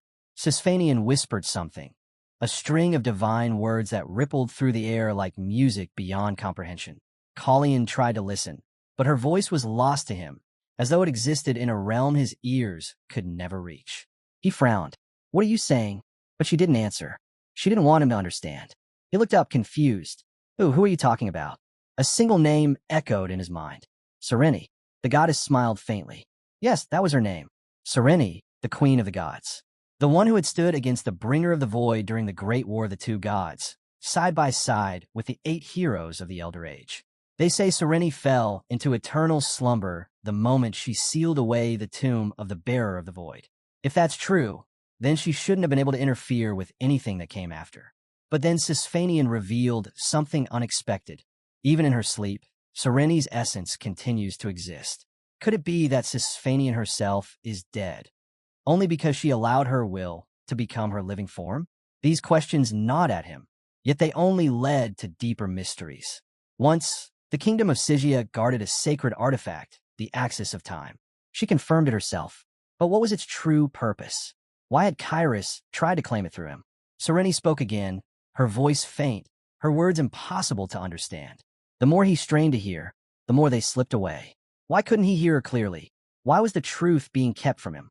His impatience clashed against Sereni's calm will. He wanted answers, answers about life, death, and what comes after. But she warned him. To know too soon would unravel the natural course of fate.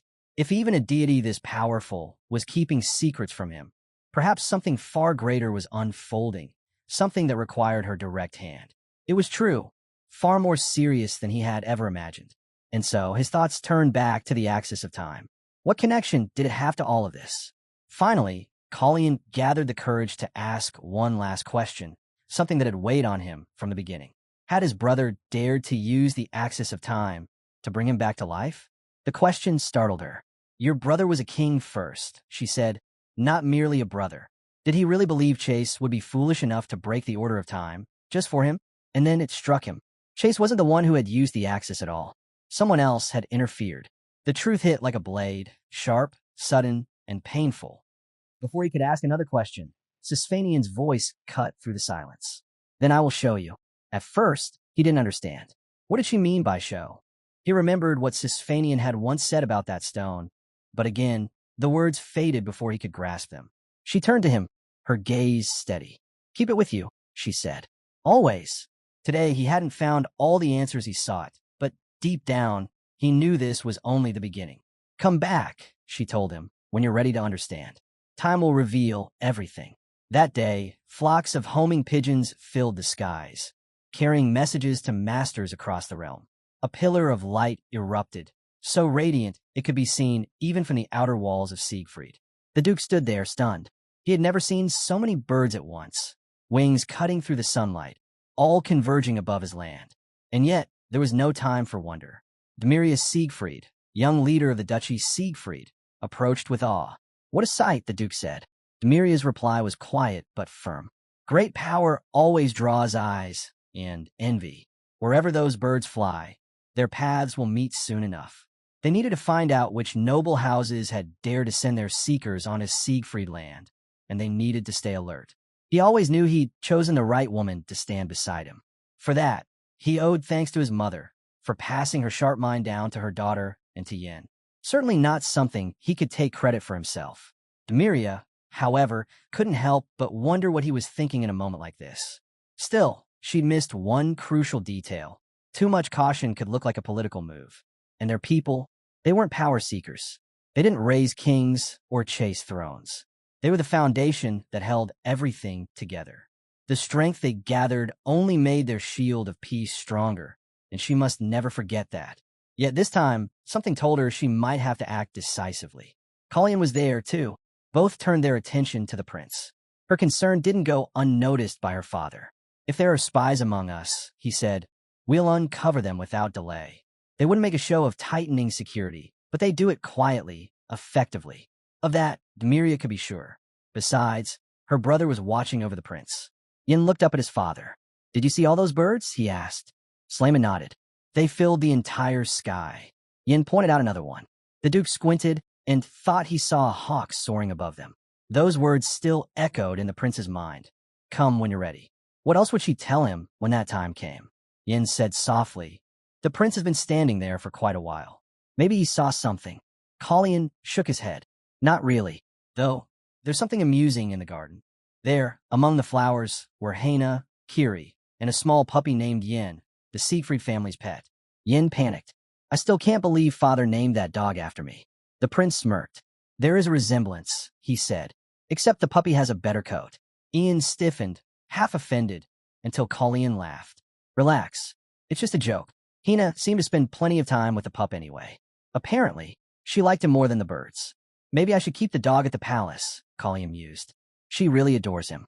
Yin added, "Then you'd better teach sign language too," Colleen said dryly. That reminded Colleen. Yin had never told him how he learned sign language in the first place. Yin glanced away. "I used to have a brother," he said quietly. "He passed away in illness." Callion's expression softened. "I'm sorry." Yin shook his head. "It's all right. That was a long time ago. I have His Highness now." Still, it didn't seem the prince was serious about keeping the dog. Yin knew his brothers would never approve. "In that case," Yin said with a grin, "I'll just move to Camelon." Yin blinked. "Camelon? But that's the residence of the crown prince." Yin shrugged. "Exactly. My brothers already said I can't keep the dog here. So, I'll just take him somewhere they can't stop me." What was left for him to do now? Only Prince Colleen, probably the only person alive, would dream of becoming crown prince just so he could keep a dog. Yin couldn't help but laugh at that, but then Colleen added something that silenced him. "I'm also the only one who's seen Sisfanian in her true form." At first, Yin didn't understand, but the moment realization struck, he froze. The prince had actually seen Sisfanian's true form, something no mortal was ever meant to witness. How was he supposed to make sense of that? Meanwhile, far away in the Solis palace, a maid rushed into the queen's chamber, helping her arrange the letters stacked on the table. "Any news?" Queen Solis asked the moment the door opened. "Yes, your majesty. Your letter was delivered safely, and we've just received a reply." Solis' hands trembled slightly as she reached for the envelope. She couldn't wait to see what it said. Back in Siegfried lands, the prince's mentor stood quietly as his pupil approached, apologizing for his delay.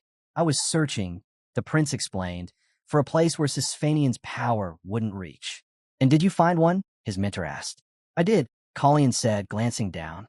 "In fact, I'm standing on it." The Siegfried family cemetery. Yin had led His Highness to a secluded area near the castle, a quiet, untouched place beyond Sisfanian's influence. At last, they could speak freely. "Did your audience with Roselda go well?" the mentor asked. Colleen gave a faint smile. "That's a long story." He decided to keep it short. Let's just say I witnessed Sisfanian in her true form, and Elon missed it. His mentor raised an eyebrow. You saw her? I did, Colleen admitted. She told me to find her again when I'm ready. When that time comes, I hope you'll join me. The mentor sighed. I would have if not for the business that's kept me here. Has the queen noticed Renan's disappearance yet? Colleen asked next. Elon nodded. She's had no word from him for 10 days. If she pretended otherwise, it'd raise suspicion. This morning, he continued, Evan Breeson visited her. You might think he told her about us, but no, he wouldn't dare. Everything between us is sealed by oath. Still, Colleen frowned. Isn't that risky? Perhaps, Elon said quietly. But don't trouble yourself over it. One of my students has already surpassed his mentor and proven that point quite clearly. Colleen chuckled softly. Then I suppose I'm the guilty one. In any case, Elon went on, you can rest easy. Renan and Bryson's are no longer our problem. That left only one concern. Renan had been Salise's personal agent outside the palace. He handled every task she couldn't be seen doing, including obtaining the poison used in the assassination attempt on the prince. The queen would no doubt be searching for his replacement soon. And then, the mentor's tone shifted. A rather interesting letter came into my possession recently. One that your father must never see. Colleen tilted his head. Let me guess, it's from the Count? Elon nodded. You're right. The queen wrote to him. Right after she realized Renan was missing. That man was Grey Bree's son, eldest son of the Evan of Marquis, a noble appointed by the king himself to guard the borderlands. His estate lay at the far edge of Tinsel, and his reputation stretched far beyond it. Grey was one of the 6 sword masters of the continent.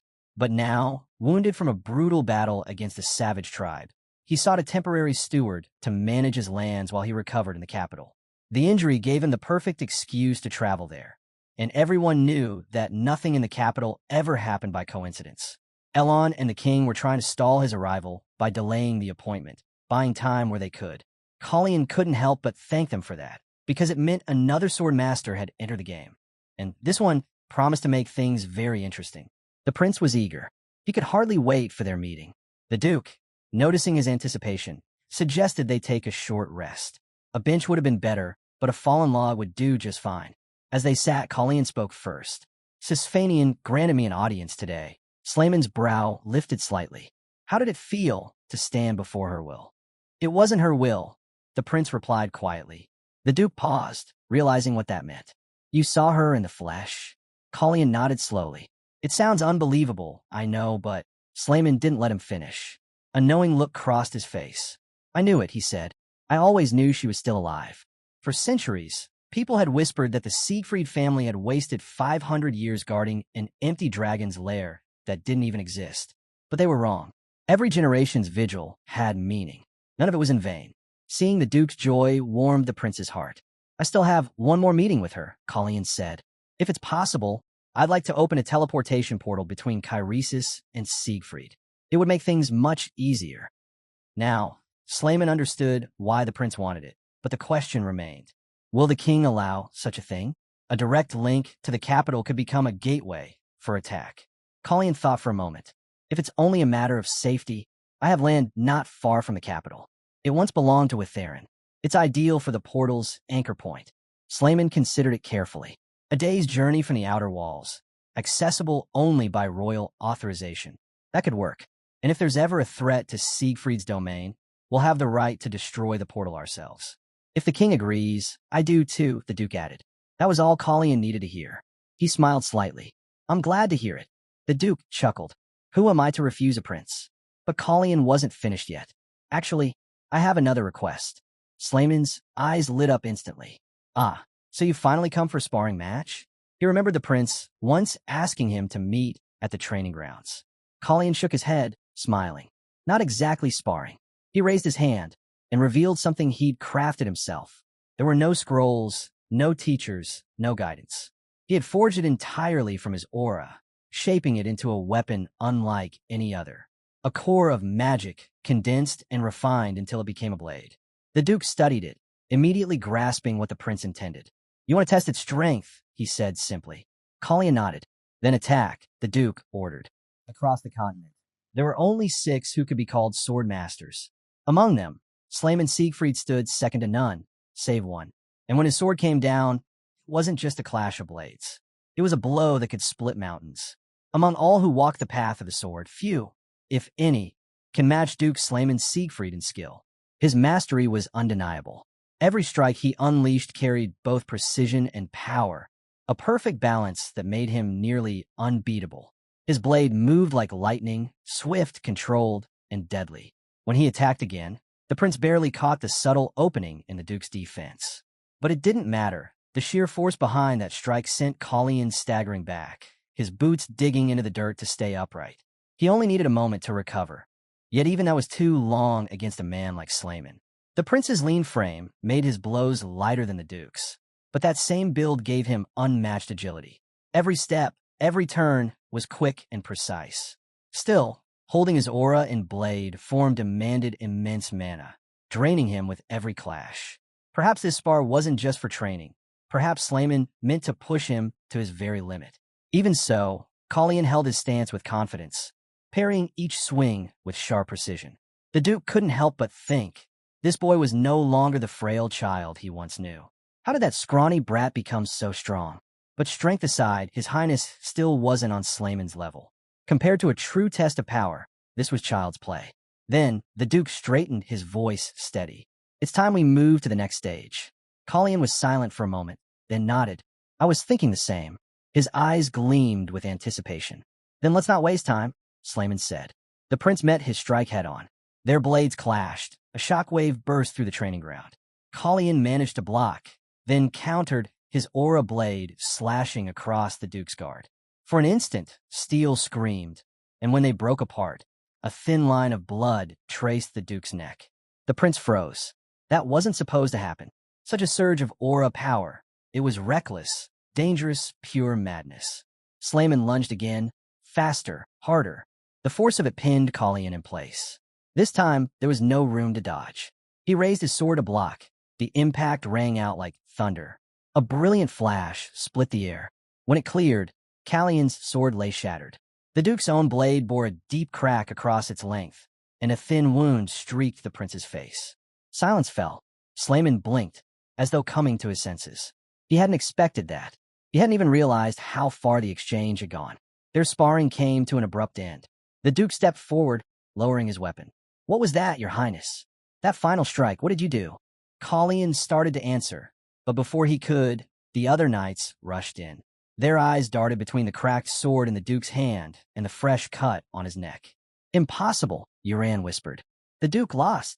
No one spoke. No one had expected such a result.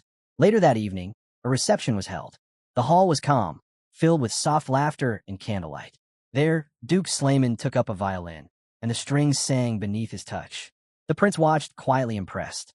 Who would have thought the man who could cleave steel with a single blow could also draw music so gracefully from a bow?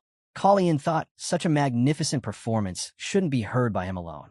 The Duke, lowering his bow with a smile, said quietly, It's in our blood, Your Highness. Even if not every Siegfried can handle a violin, we're always in tune. He bowed slightly.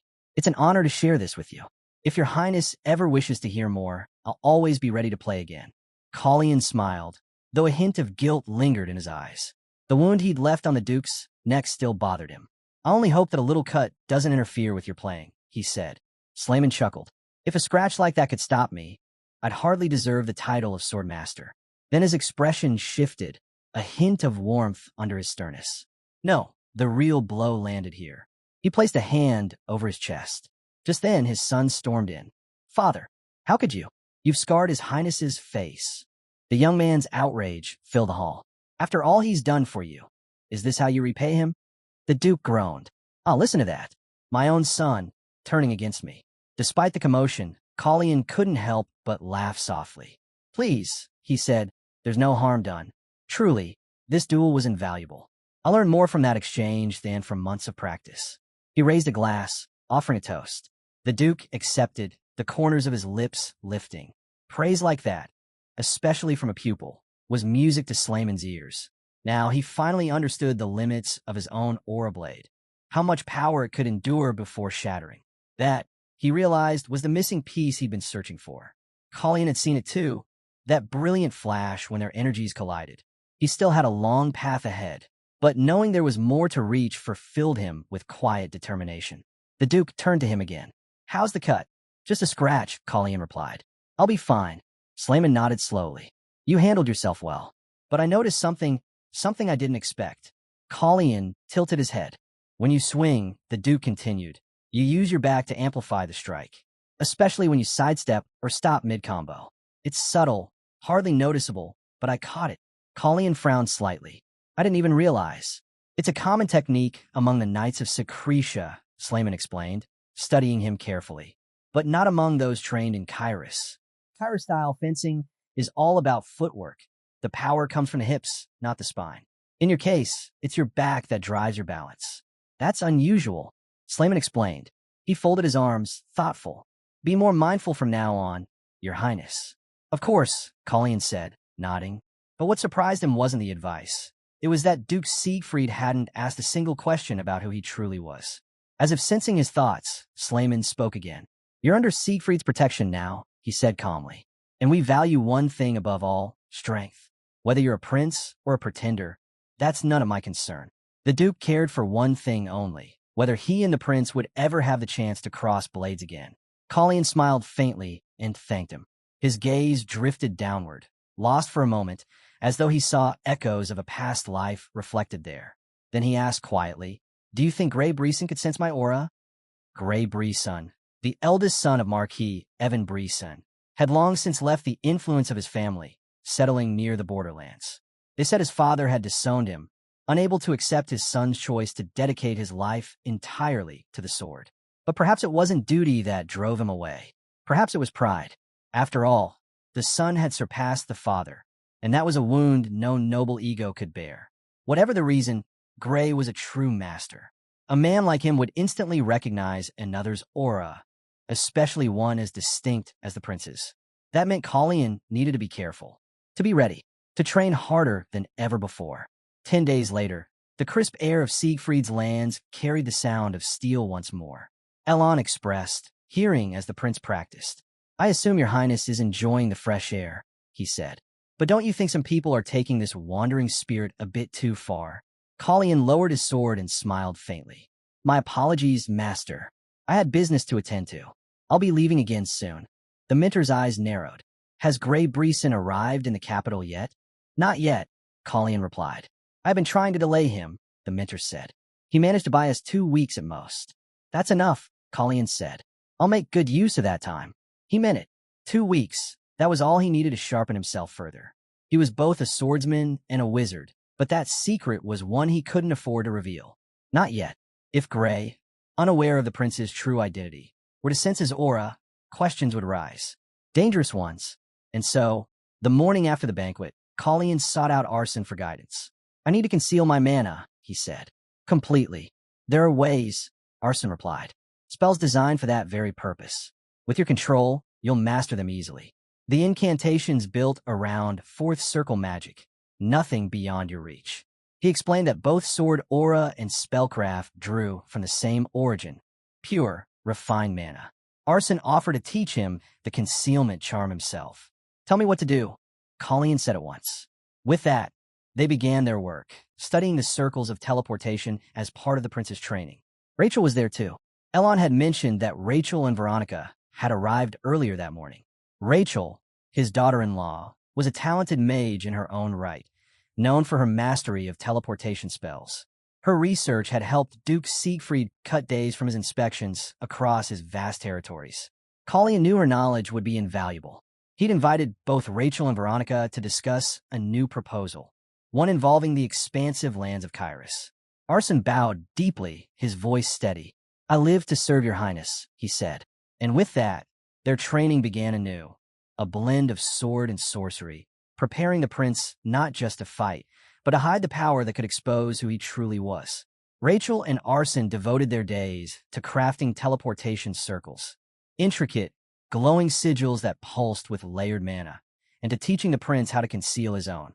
The spell itself wasn't difficult to learn, but maintaining it, that was another story. Keeping one's mana perfectly sealed required constant focus, a discipline of both mind and body. Only Duke Slayman could tell whether the prince's aura still leaked through. Until the Duke confirmed that not a trace remained, Colleen couldn't risk stepping beyond the castle walls. Days turned into nights. Nights blurred into dawn. And after countless hours of study, adjustment, and trial, the day finally came. The Duke stood before him, silent at first. Then a faint smile crossed his face. "Nothing," he said. "Not a flicker. I can't sense your aura at all." He was genuinely pleased. Looking at Colleen now, it was almost hard to believe this quiet young man had once stood against him in combat. All preparations were complete. It was time for departure. Slayman crossed his arms. "Next time we meet, Your Highness, I won't be so lenient." Callion's lips curved into a small smile. "Then I'll make sure not to remain an easy target." The Duke laughed. "That's what I like to hear." And so, the prince's journey began anew. The road to Kairesis awaited. Meanwhile, far from the castle, a lone messenger stirred before dawn. He had waited for days, weeks, even, and still no response had come. Now, finally he understood why. The letter had revealed everything. "So that's it," he muttered. "I was only the messenger." The sun hadn't even risen, yet the man was already awake, boots laced and coat buttoned. Then, faint laughter echoed through the corridors. "He's laughing?" The servant blinked, startled. The court, it seemed, had grown far more lively in his absence. As he turned, a shadow loomed over him, tall, confident. Count Grey Breeson. The man's expression was unreadable, but the thought crossed his mind. Perhaps it's time to return to the capital. Elsewhere, Elon stood beside an ornate closet, admiring the gleam of its contents. Each visit felt like the first. A treasure trove so grand it rivaled even his famed onyx bathtub. All of it, of course, had been gathered by Wit Lin, whose lands yielded the most fertile wheat in all of Kairos. It would be improper, Elon mused, to let the prince shoulder the expenses of a guild that bore another man's name. So he arranged instead to dedicate a portion of their income to His Highness, a gesture of loyalty and respect.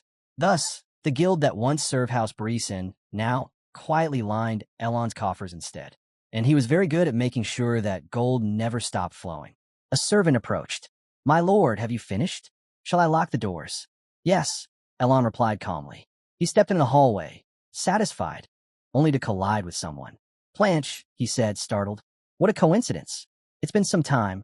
Planche inclined his head in greeting, but said nothing at first. Then, turning to Elon, he asked softly, "Tell me, was it you who changed Colleen, or has he become someone new entirely himself?" Elon smirked.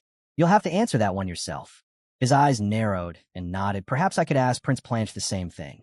Has he given up his drink because he's found clarity, or because he's lost control of his own mind?" No one answered. Planche gave a bitter laugh. "Still, there's someone out there who misses the man I used to be." "That's a shame," Planche said softly. "But people aren't meant to stay the same. Everyone changes, whether it's crawling out from the bottom of a wine barrel, or finally finding the courage to stand up to reckless brothers and their foolish impulses." Elon replied. He smiled faintly, though there was no joy in it. Change catches us all eventually. When it happens, or how, that hardly matters. With that, he bowed politely. "Have a good day, Your Highness." Planche watched him leave, his words still echoing in his mind, especially that line about reckless impulses. Time passed quickly. 20 days had gone by since Colleen left Siegfried's lands. Now, their party had reached the tranquil shores of Raddington Lake. Kiri took in the scenery with admiration. "There's peace here, and beauty too," he said quietly. Colleen nodded. "You're right. It's almost a shame we can't stay longer." Even amidst their troubles, this calm lakeside felt like a blessing, if nothing else. The gentle view eased the tension from their long journey, though the same couldn't be said for Veronica's poor horse, which had been startled by Rachel's rather vigorous use of acceleration magic. Perhaps she'd overdone it a little. He turned to Yin. "Deliver my message to the lord of the estate. Ask whether he wishes to inform the guest of my presence." Yin bowed and left at once. The Viscount, overhearing, sighed quietly. Even a man like me, far removed from court, knows the tension between the third prince and the House of Breeson. If that's who's arrived, I'll send them away at once. The prince was here first, after all. Yin soon returned with the prince's answer. "His Highness's wish is just that, my lord, with one exception. If the visitor is Hail Grey Breeson, His Highness would be pleased to invite him for tea." The Viscount blinked, then nodded slowly. "So if it's true, he's really here." Moments later, a servant's voice echoed through the hall. "His Highness, Prince Colleen, is entering." The Viscount stood to receive him, then bowed low. Your Highness, Hail Grey Bree's son has gladly accepted your invitation. The air grew tense the moment Grey entered the room. His calm posture couldn't quite hide the heaviness around him, the quiet strength of a man who'd seen far too many battlefields. He inclined his head slightly. Your Highness, he said, forgive me for not rising. I'm still recovering from my wound. The pain becomes unbearable if I try. In the kingdom of Kyrus, there was only one man permitted to remain seated before a prince, Slayman von Siegfried. Now, Colleen understood the unspoken rule being tested here. He gave a faint nod. You need not strain yourself, Lord Breeson. Grey smiled faintly. My thanks, Your Highness. The silence that followed was heavy, not hostile, but charged. Two swordsmen, two worlds. And soon enough, both would understand exactly what kind of man the other truly was. Men like Grey Breeson, however, were never meant to enjoy such privilege. Callion's voice cut through the silence, calm yet commanding. Then the Grey should bow his head. Yin stood frozen. He couldn't grasp why His Highness had said something so direct. If that arrogant man snapped and attacked the prince, Yin wouldn't be able to stop him. We need to find Sir Hertz now, he thought, before things get out of hand. Just then, Arson arrived, and with him Rachel. The man frowned at the sight. What are you two doing here? He asked, though secretly relieved to see them. He had no idea what brought them, but he knew they'd be needed. Arson quickly explained. We came with some proposals for the prince about the portals. The man's curiosity rose. Portals? What's this about? Before anyone could answer, Yin glanced toward the living room, about to reveal who His Highness was meeting with. When Hina came running, her breath uneven, Yin stepped forward. Hina, slow down. What happened? She took a deep breath, trembling. It's my brother, Knight, and the horse. Yin's eyes narrowed. Something's happened with Kiri and the Knights of House Brisson. Arson didn't hesitate. I'll check it out. Yin nodded. They're probably at the stables. And whatever happens there, try not to act rashly. Arson smirked slightly. Don't worry. I know what's at stake. Then he bolted out. Yin sighed. This isn't good. It's only a matter of time before things in the living room explode. Inside, the tension was already thick. Grey Brisson could barely hold back his fury.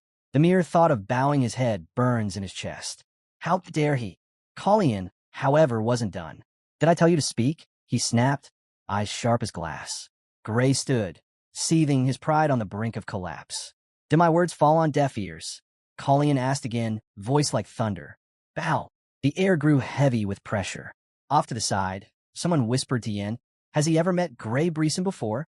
Yin thought for a moment. Possibly. Long before he served the prince. It's been years, though. No wonder His Highness doesn't remember. If they had met, Grey must be in shock now. Even Celise had warned him in her letters. Do not underestimate Colleen. He's not that helpless boy anymore. Grey hadn't believed her. He thought she'd gone senile with age. But now, facing the prince, he saw exactly what she meant. Perhaps all those rumors about the third prince were true. Still, he couldn't bring himself to accept it. To him, this boy was nothing more than a pawn, a piece meant to fall in someone else's game. But one look at Colleen told him he might be the one standing on the losing side. The Viscount stepped in, cutting through the tense air. He turned sharply toward Grey Brisson. Show respect to His Highness, he demanded, and return to your seat. His hand trembled, though not from fear. A Viscount daring to raise his voice at the lord who guarded the borderlands. How ironic. Such courage, wasted on a fool like Grey Brisson. The man didn't even realize that the Viscount had just saved him from walking straight into his own ruin. But first, they needed to deal with the little prince. Grey had never realized how desperately the third prince sought acknowledgement. Very well, he would give him what he wanted. He bowed slightly. Count Grey Brisson expresses his deepest respect to His Highness, Prince Colleen Rain Kyrus. But Colleen, clearly exhausted, dismissed it all with a wave. That will be enough. I'll take my leave to rest. The Viscount bowed in agreement. As you wish, Your Highness. Grey clenched his jaw. The prince had turned his back on him, as if the entire scene had been beneath notice. Before leaving, Prince Colleen looked to the Viscount. While I rest, make sure Grey receives proper attention. He looks unwell. Grey's face darkened. Unwell? The audacity. Did they have any idea who they were talking to? His anger burned hotter. But before he could speak another word, a sudden explosion of flame tore through the street behind them. The night lit up with a roaring blaze. Both men spun around, startled. Callion's eyes narrowed. He recognized the magic instantly. Arson's fire? That wasn't like him. The mage was known for his control over ice, never for something as loud and reckless as fire, which meant only one thing. This was a signal. The knights nearby jumped back, startled, as a massive fireball burst into the air. Arson stared at the chaos. I don't know what's happening, he muttered to Kiri. But the prince, he's not going to like this. Kiri's expression hardened. He already knew. He just hadn't realized whose carriage had gone up in flames. Arson strode forward, fire still flickering around him. Tell me, he said coldly, how could you provoke him? Knowing exactly who he serves? The knight froze. The realization hit hard. You serve the third prince. Correct, Arson replied. And I suppose that makes you the Greyhound's lackeys. That name struck a nerve. The knights bristled with anger. Watch your tone. Before the situation could spiral further, a familiar voice cut through the tension. I heard my lackey, said Prince Collian, stepping into view. His tone was calm, but sharp as a blade. So tell me, who's the brainless mutt making noise here? The knights turned pale. None of them had expected the prince himself to appear. Collian glanced at the smoldering wreck of the carriage. Should I assume this belongs to Grey? Arson bowed slightly. Yes, your highness. I'll reimburse the damages from my own salary. Collian nodded. Then that settles it. His gaze swept over his gathered servants. Everything seemed in order, except one thing. Where's my maid? He asked quietly. She's usually with her brother when he's at the stables. Arson's eyes darkened. Those knights tried to seize her, he said. They were going to drag her away. They thought they'd found an obedient, soft-spoken girl, the perfect plaything for Grey's amusement. What they didn't know was that she was part of the prince's personal retinue. At first, Collian only chuckled, but the smile quickly faded into a cold scowl. Everywhere he went, pests like this crawled around, corrupt, shameless, unworthy of their titles. Perhaps it was time he started cleaning them up himself. That was when Grey returned, his temper barely restrained. What's the meaning of this? He demanded. Those knights were his men. Since when did the prince have the right to punish them? He'd been in a decent mood until this moment. Now, his irritation flared. Arson stepped forward calmly. They've been stripped of their knighthood, he explained, for molesting the prince's maid and for attacking his servant. Even Grey couldn't help but mentally curse them. Idiots. And yet his pride burns. To be humiliated like this, in front of the Viscount and the prince's attendants, was intolerable. Callian's tone was casual, almost indifferent. Lord Manisil will see to your carriage once you reach the capital. Grey's jaw tightened. That insolent brat would pay for this. As Collian walked beside Kiri, he glanced at him. Nothing to say for yourself. Kiri stayed silent. What could he even say? He'd endured this kind of thing too many times to count. Inside his head, his thoughts churned. Who does this half-blood think he is?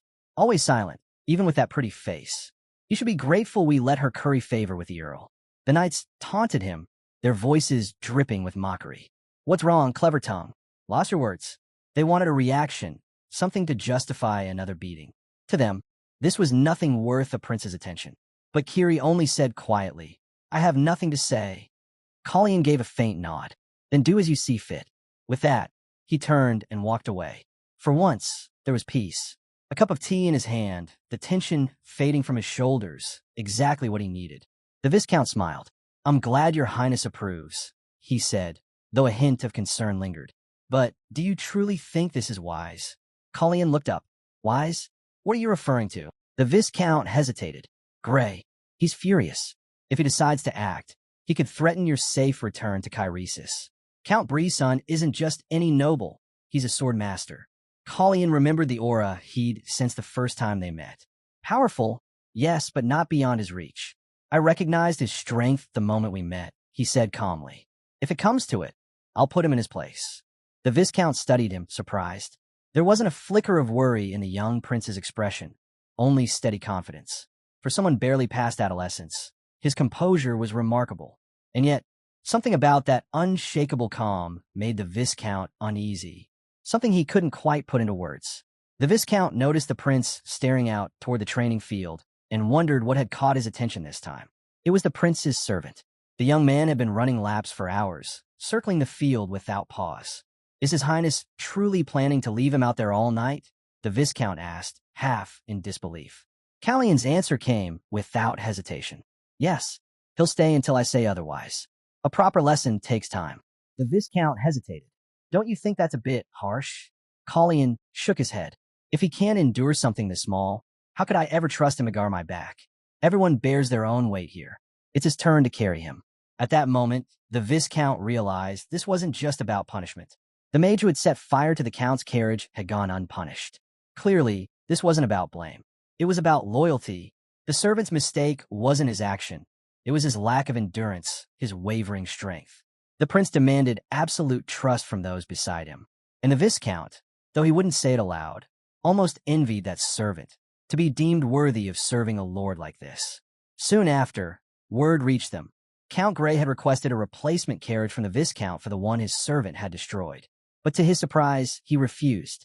All my carriages are under repair, he claimed. Colleen said nothing, though he already knew the truth. The wheels weren't broken. The man simply had no intention of welcoming Grey Breeson into his home. He would rather lose a few carriages than offer hospitality to that man. The prince understood perfectly, and he respected it. The Viscount's resources were modest. He couldn't afford to part with anything unnecessarily. If he did, he might not even be able to leave this remote region. Colleen also knew his family resided in Kairesis.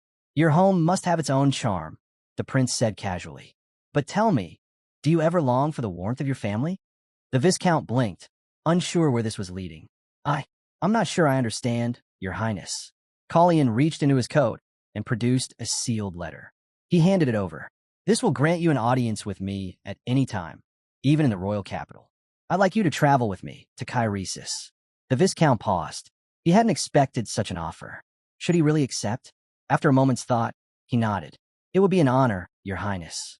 Hopefully, my carriages will be repaired by the time your horses are ready. Callion's expression softened. Excellent. Then it's settled.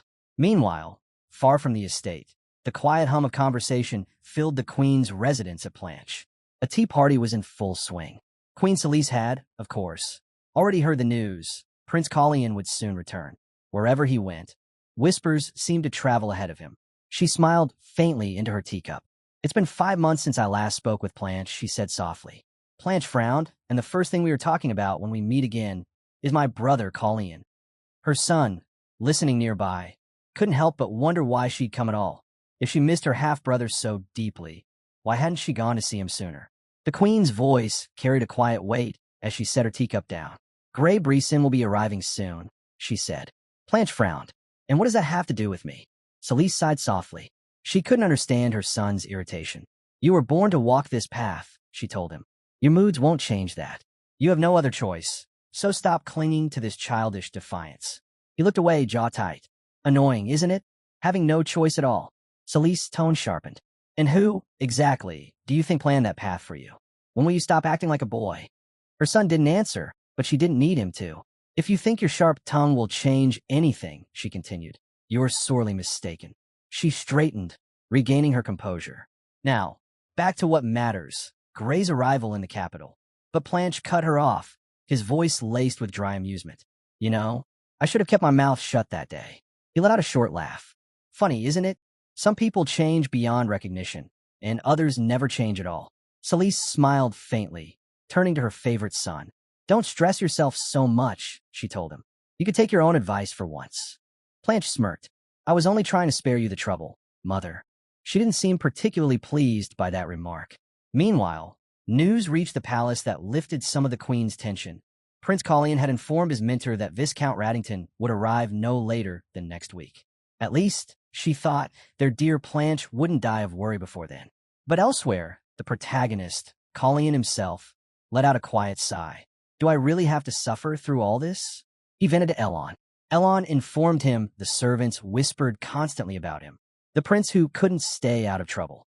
The one who made the entire court buzz with gossip. He wondered what his father, the king, thought of it all. Elon told Colleen his majesty had decided to accelerate the formation of Valkan. The incident at Siegfried Manor had made Colleen the talk of the entire kingdom. That alone would have been enough to infuriate Breeson.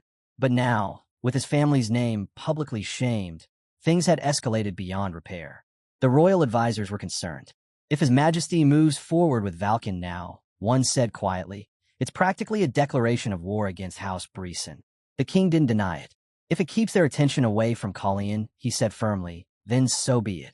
He knew it was a dangerous gamble, one that left him exposed. But his decision was final. Valken would be formally announced once the prince returned to the capital. The ceremonies were already scheduled for next week. Even so, there were problems. It's not that simple, one of the mentors warned. Even with all our knights gathered, none of them can match a swordsman of Grey Brisen's caliber. If he reaches Kairesis early, Romaine's life could be in danger. Colleen turned to Yen. Is this the only road to the capital? Yen nodded. Yes, unless you plan to wander in circles. Callion's expression hardened. He speaks to Elon again. Looks like I'll be causing you more trouble, old friend. He looked out toward the horizon, voice low but resolute. I won't let that ogre set foot in Kairos. Count Grey Brisen, forced to ride in a lady's carriage. His pride burns hotter than the sun. Coachman, he barked. Faster. Drive these horses to their limit. How convenient that every other carriage had suddenly become unusable. The insult gnawed at him. Who dared deprive him of his lady's own carriage? But before the thought could settle, the coachman spoke up. My lord, someone's following us. Grey leaned forward, irritated. What are you muttering about now? He shoved open the window and froze. Riding close behind, gaining on them with impossible speed, was Prince Colleen. Grey's jaw tightened. So the brat found me. How'd he close the distance so quickly? Some cheap trick his mage Minner must have taught him, no doubt. In the end, he was still just a useless royal heir. Colleen, however, had no intention of waiting. He could already see the Count's arrogance written across his face. The man still didn't know how to properly greet a prince. That single realization pulled Grey from his thoughts. How dare he snarled. He kicked the carriage door open and shouted, Stop the carriage, now! His rage boiled over. Today, I'll cleanse the royal line of that stain left by your low-born mother. The next moment, an explosion of force. Colleen had him by the throat before Grey could even blink. The sheer power in the prince's grip left him stunned. How could someone so young radiate such strength and such killing intent? You started this, Colleen said coldly. I'm merely defending my honor. Wouldn't you agree, Grey? Grey gasped, struggling, choking on his own fury and fear. He tried to shout something, anything, but it only came out as a strangled plea. Stop, please. You insulted royal blood, Colleen continued, his voice steady. And now you beg? The man broke. His words turned to desperate cries for mercy. Callion's tone didn't change.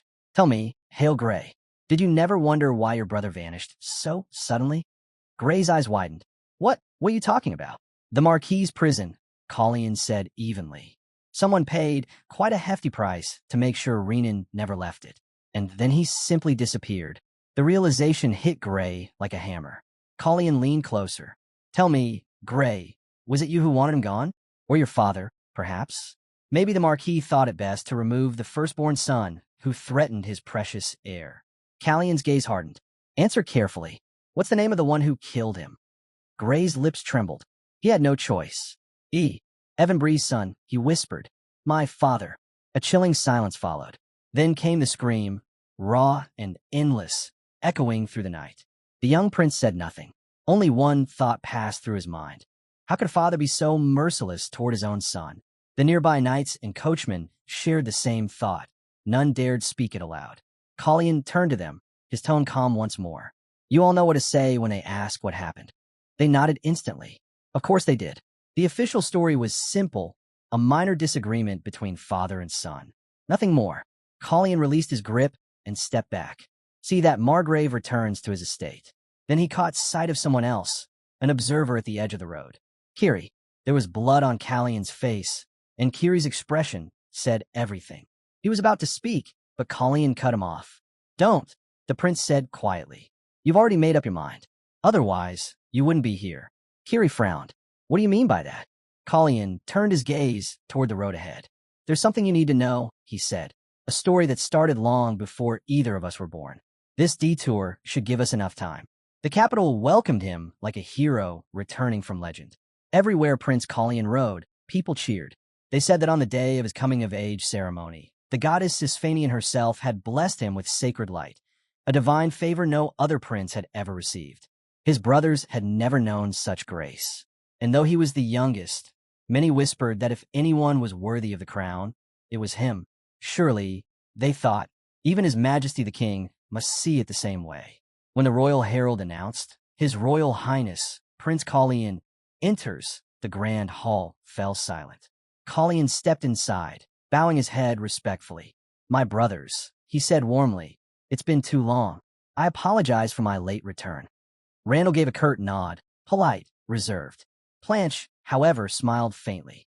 Welcome back, Colleen. Colleen blinked. That was unexpected. Blanche had greeted him, just like that. What was he planning this time? Still, he returned the smile. Then, the hall's mood shifted. A servant's voice rang out. His Majesty, King Romain, approaches. The king entered with a presence that seemed to command the very air. I hear, he began, turning to Randall, that you've been reading Cyredia's treatises. Yes, father, Randall replied. I've finished them. Good, the king said, his tone approving. Someday, I'd like to hear your thoughts on them. Then his gaze turned to Blanche. And you've been training, I see. You filled out nicely. We should hunt together soon. Blanche's reply was dry. As you wish, father. Romain chuckled.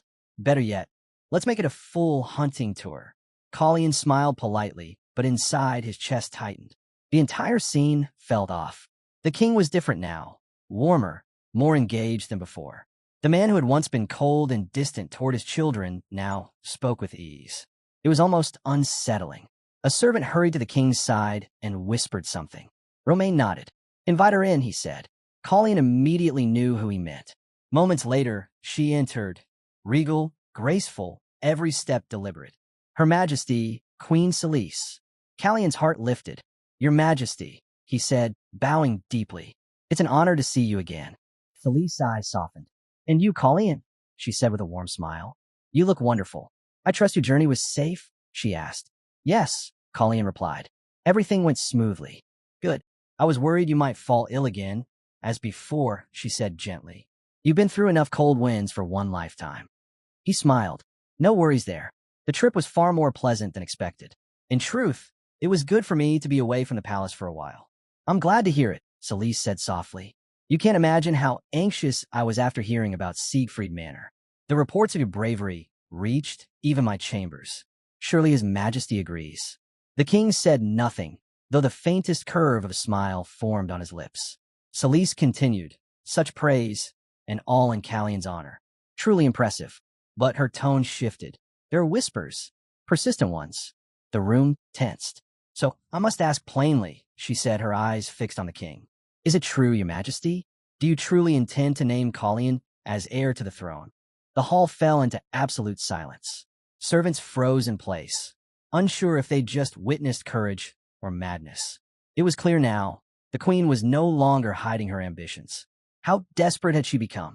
Not long ago, she'd spoken with Lord Manisil, and according to him, there was only one truth left to tell. Why not send to Camelon the son King Romain cares for the least? The words hung in the air, dripping with quiet bitterness. That's how you get rid of a problem child, isn't it? Romain had no son for whom his heart didn't ache. Yet because of Celise's quiet maneuvering, doubt now pressed against him like a weight he couldn't shake. Let's see how long the king's confidence lasts, someone murmured. He'll regret the way he treated her today. And when he does, regret will be all he has left. With that, Celise turned and left the room, leaving an uneasy silence behind. Romain exhaled slowly, then turned to Blanche. Forgive me, he said. Don't misunderstand my actions. I meant no slight. Blanche shook his head. I know, father. We all do. His tone was calm, but there was heaviness behind it. None of us would ever wish to see our uncle suffer the way he did. Romain nodded grimly. Then remember that. We can't afford to repeat his mistake. It was an unspoken law in Caresis. Once a prince reached the age of 20, he had to leave the capital. Only the crown heir remained. Each was granted their own territory to govern, but their visits to the royal city were restricted to 5 days a year, and none, under any circumstances, were allowed to raise an army of their own. Yin considered it a fair precaution, but not everyone agreed. Prince Asnan, Callion's uncle, had defied that law. When Callion's father ascended the throne, Asnan rebelled. His ambition failed spectacularly, and now he rotted in a solitary tower deep in the desolate Varika Canyon, a living warning to every royal heir that came after. That, more than anything, was why the king so desperately wished his sons would set aside their rivalries. If they could only live in peace, no blood would have to be spilled again. Yin looked at Callion. Do you think it's possible, Your Highness, for you and your brothers to get along? Callion's gaze drifted. I honestly don't know, he admitted quietly. Not with the way things stand now. As they walked, something caught his eye, a single flower blooming at the edge of the path. Yin followed his gaze. Strange, he murmured. At first, Kalian thought Yin was talking about the flower itself. But then he noticed it, a faint glow from his pocket. He reached inside and pulled out a small stone. As the light pulsed softly, the nearby flowers wilted, their petals falling one by one, all except for the lone rose, which remained in full bloom. "What is this?" Yin whispered. Kalian stared at it. The rose shimmered faintly, reacting to the light of the stone. But before he could reach out, the rose began to crumble into dust, scattering into the wind. Time itself seemed to still, the air frozen, sound gone. And then, like a snapped thread, it all rushed forward again. Memories flooded Callian's mind, fragments of visions.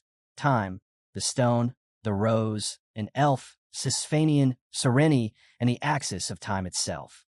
He remembered the moment he had once defied Sereni's will, his impatience tearing against the natural flow of destiny.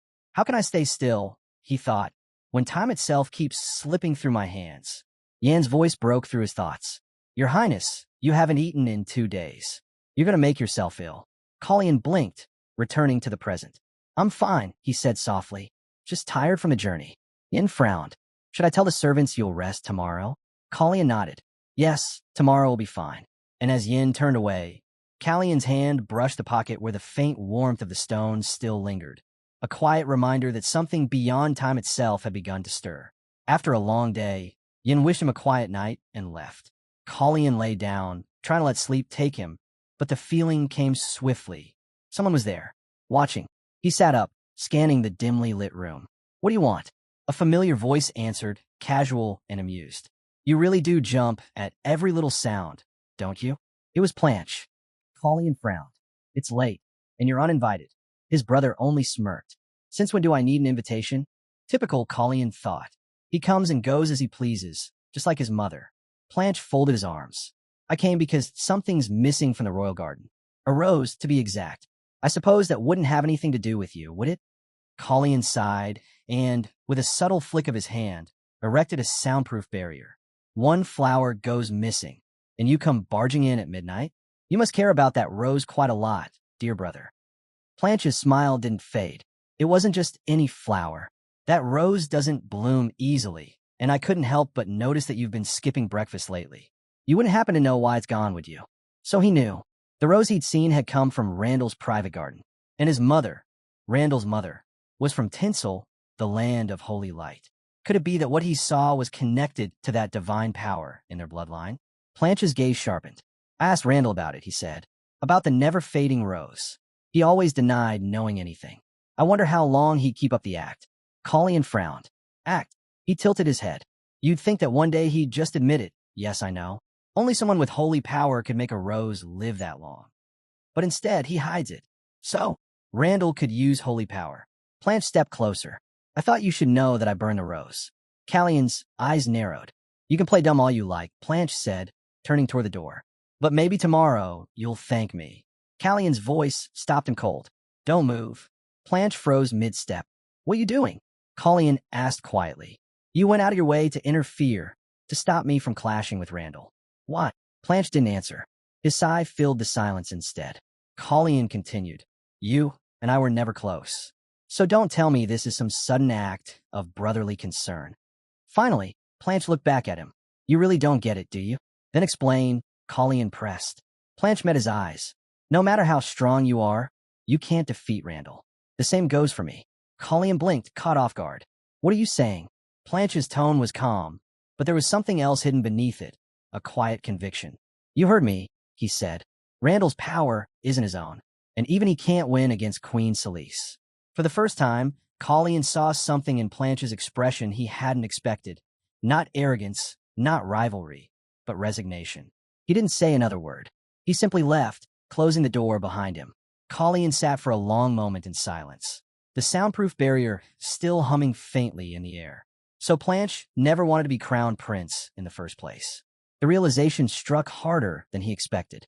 As the night deepened, Kalian returned to his bed, his thoughts circling endlessly around his brother's final words, about Randall, his hidden power, and the unseen forces moving behind the throne. A flower sustained by holy power, and a black stone that reeked of blood. They resonated with one another. Colleen could feel it, the faint hum, the pulse that tied them together. The pieces were starting to fit. Randall, it all pointed back to him. The prince leaned back in thought. If Randall truly possessed holy power, he would never reveal it willingly. No, he'd have to be provoked. Force him to make the first move. Only then would Randall's secrets spill into the open. But to do that, Colleen would have to strike at the one thing protecting him, Queen Selyse's power. And time was running short. Meanwhile, far away, the sound of a palm striking would echoed through the royal chamber. Queen Selyse slammed her hand against the table, her patience snapping. "What is this nonsense?" she demanded. Her maid, Clea, flinched. "Your Majesty asked about the incident with Hale Gray. I only repeated what was reported." "Then repeat it again," the queen ordered sharply. Clea bowed her head. Count Hale was gravely injured and returned to his estate to recover. That's why his reports ceased just before your Majesty arrived in the capital. Selyse's eyes narrowed. "And his injuries? Are they true?" Clea nodded hesitantly. "He was attacked by men under Marquis Evan's command on his way to Kairesis, though I don't understand why your father would." The girl's words faltered under Selyse's glare. "Speak," the queen snapped. "Tell me everything." "The Marquis warned him," Cleo whispered. "He said Gray must never return to the capital." Selyse's mind raced. So, Gray Breeson had intended to seize a Marquis title? Did father find out? Her letter to her brother came to mind. The one asking him to help Blanche secure the title of crown prince in exchange for elevating their father's rank. Could that message have been intercepted? No, impossible. The timing was wrong. Her father wouldn't act so recklessly now, not when his position was already fragile. But still, if it wasn't her father who attacked Gray, then who could have possibly injured a man as powerful as him? Gray was a master swordsman. Few could even touch him. Perhaps his previous wounds had weakened him, leaving him unable to defend himself properly. Selyse's expression hardened. "Send medicine to his estate," she ordered, "and find out exactly how badly he's injured and who struck him." Clea bowed and hurried out. The moment the door closed, Selyse let out a quiet laugh. "How unbelievable," she murmured. "Gray Breeson, injured? Whoever staged this farce, their little game is doomed." She leaned back, smiling coldly. To think someone would try to involve my father in all this. A clever move, but pointless. After all, it had been her idea to have Gray use his supposed injury as bait. A soft sound broke Selyse's thoughts, the faint jingle of a pouch. A man entered, kneeling before her. He picked up the bag she had tossed toward him, weighing it in his hand. "It feels heavy, Your Majesty," he said. "Quite a list of tasks." Selyse's lips curved. "Just one." The man raised a brow. "Only one. For you," she said with quiet venom. "I'm feeling generous." The man smirked, slipping the pouch into his cloak.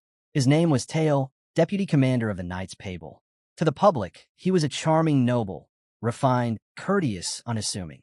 But behind that mask lay something else entirely, the cold, methodical mind of a killer. He bowed low. "Then tell me, Your Majesty, what would you have me do?" A man was chosen to escort Prince Colleen to his coming-of-age ceremony. His real mission, however, was far more delicate. He was ordered to find out if the prince had met her missing brother, Gray, and if he had, to uncover exactly what happened. And should Tail silence him in the process, another bag of gold would be waiting. That kind of offer was too tempting to ignore. The man agreed and asked for the name of his mysterious employer. The name he received? Arson Hertz, the magician. Yet, despite her careful plans, the queen couldn't shake the uneasy feeling that Colleen was somehow behind it all. Whispers had already spread through the capital. Rumors of Evan Breeson, a noble accused of attacking his own son. No one knew if it was true, but it was clear someone wanted the story buried. The Marquis himself was desperately trying to trace where the rumors began. He hadn't appeared in court for weeks, skipping even the latest council meeting. But that wasn't what occupied everyone's minds today. The real question was, why had the king summoned all the nobles at once? When His Majesty finally spoke, the hall fell silent. He declared that for generations, their kingdom had turned its back on magic, relying only on the blade. But now, he intended to correct that mistake. He would create a new order, a unit of mages under his direct command. The announcement sent a shock through the room. The nobles, especially the knightly houses, were furious. Magic in Kairos? Impossible. Unthinkable. Even as disbelief filled the air, one question burned louder than the rest. Where was the Marquis of Brisson when all this was happening? The king pressed on. The new unit would be named Valkan, and their official ceremony would be held in a week. The Knights of Pable's barracks and training grounds would be reassigned to Valkan immediately. When the meeting ended, the king dismissed everyone, saying he needed time alone. As he walked the corridor, he overheard a familiar voice, Prince Callian's. The prince commented quietly that the nobles didn't seem too thrilled by the announcement. The king assured him there was no need to worry. Everything was already in motion. Then he turned to the boy. You wanted to ask me something, didn't you? Callian nodded. I plan to visit the Knight families. Will that be a problem? The king paused. The boy wasn't just paying polite visits. He was moving to gather allies. A bold move for someone his age. Still, the king gave a faint smile. Do as you wish. Callian bowed deeply. Thank you, father. Callian accepted the advice and suggested hosting a joint royal hunt soon, a proposal the king promised to arrange. Before long, the young prince gathered his own entourage, a squad of mages. Though not officially part of Valkan, it was still a reason to celebrate. The tides in Kairos were shifting, and Prince Callian stood right at the heart of it. The mages immediately noticed the prince, the one with the crimson eyes, just as the rumors had said. His presence drew every gaze in the room. The protagonist could tell right away. Yin looked like he was burning from the inside, yet the prince himself remained perfectly calm. Soon after, Arson approached them, though he hadn't expected to find Yin so worn out. Still, he came bearing good news. He proudly announced that he'd finally solved the problem with the teleportation circle. The mechanism worked much like an oath seal. It would allow people to form contracts for using the circle. But, of course, control of it would remain entirely in his hands. It was a breakthrough beyond belief. Arson promised to share the full details later. For now, he was told to get some rest. They'd celebrate properly during the ceremony. He thanked the prince for his concern, but he couldn't relax yet. He still needed to meet with Mr. Manisil that evening. Leaving without doing so would only bring more trouble. Callian smiled faintly. Don't worry, I'll handle it. But for now, get some rest while you can. Arson nodded. Then I'll take your advice, your highness. Good. And don't fall asleep on the way, Callian warned lightly. Of course, he did. The gentle rocking of the carriage lulled Arson to sleep until the coachman's frantic shouting snapped him awake. Ambush! They were surrounded, an entire gang closing in fast. Keep going. Don't look back, Arson ordered. Weapons flew toward them. Arson deflected each strike with precise bursts of magic, as if he had seen this attack coming all along. Then he stepped forward, meeting the attackers head-on. You're facing Arson Hertz, deputy commander of the Valkan Mage Squad. Meanwhile, at the royal banquet, the atmosphere was unusually tense. Elon couldn't help but notice that Sir Hertz's seat was empty. Prince Callian, however, seemed unsurprised. He already had a good idea where his mage was and what he was doing. Earlier that morning, word about Hail Grey had reached Queen Celise's ears. She would not stay idle after hearing it. Callian had deliberately used Arson as bait, a decoy to draw attention. Clever and cold. It seemed the young prince still held a grudge. The queen, on the other hand, was likely questioning Hail Grey's loyalty by now. She knew all too well that his cooperation hadn't come from family affection. After all, Grey could only inherit his father's title after the Marquis's death. That alone gave the queen reason to suspect that the Evan of Marquis had already caught wind of her schemes and was taking steps of his own. She needed time to think, to reposition her pieces. But there was one thing she didn't yet know. Celise had never met Arson Hertz before. She had no idea what kind of magic power he wielded. If she did send knights after him, it would likely be only a small, skilled squad. And for someone like Arson, that wouldn't be a problem. Callian's trust in him had already been proven during the prince's initiation. And this time, it would be proven again. The last thing Arson remembered before entering this timeline was that face. Now, standing before a group of terrified knights, that memory burned behind his eyes. They begged for mercy, voices shaking, weapons trembling, but Arson didn't move. Their commander couldn't understand it. This mage wasn't normal. Spellcasters were supposed to need time, to aim, to weave magic, to calculate every move. But this man unleashed spells like a storm without pause. Close the distance, the leader shouted. He's a mage. He's weak up close. Greed overcame fear. There was a massive bounty on Arson's head, enough to make anyone risk their life.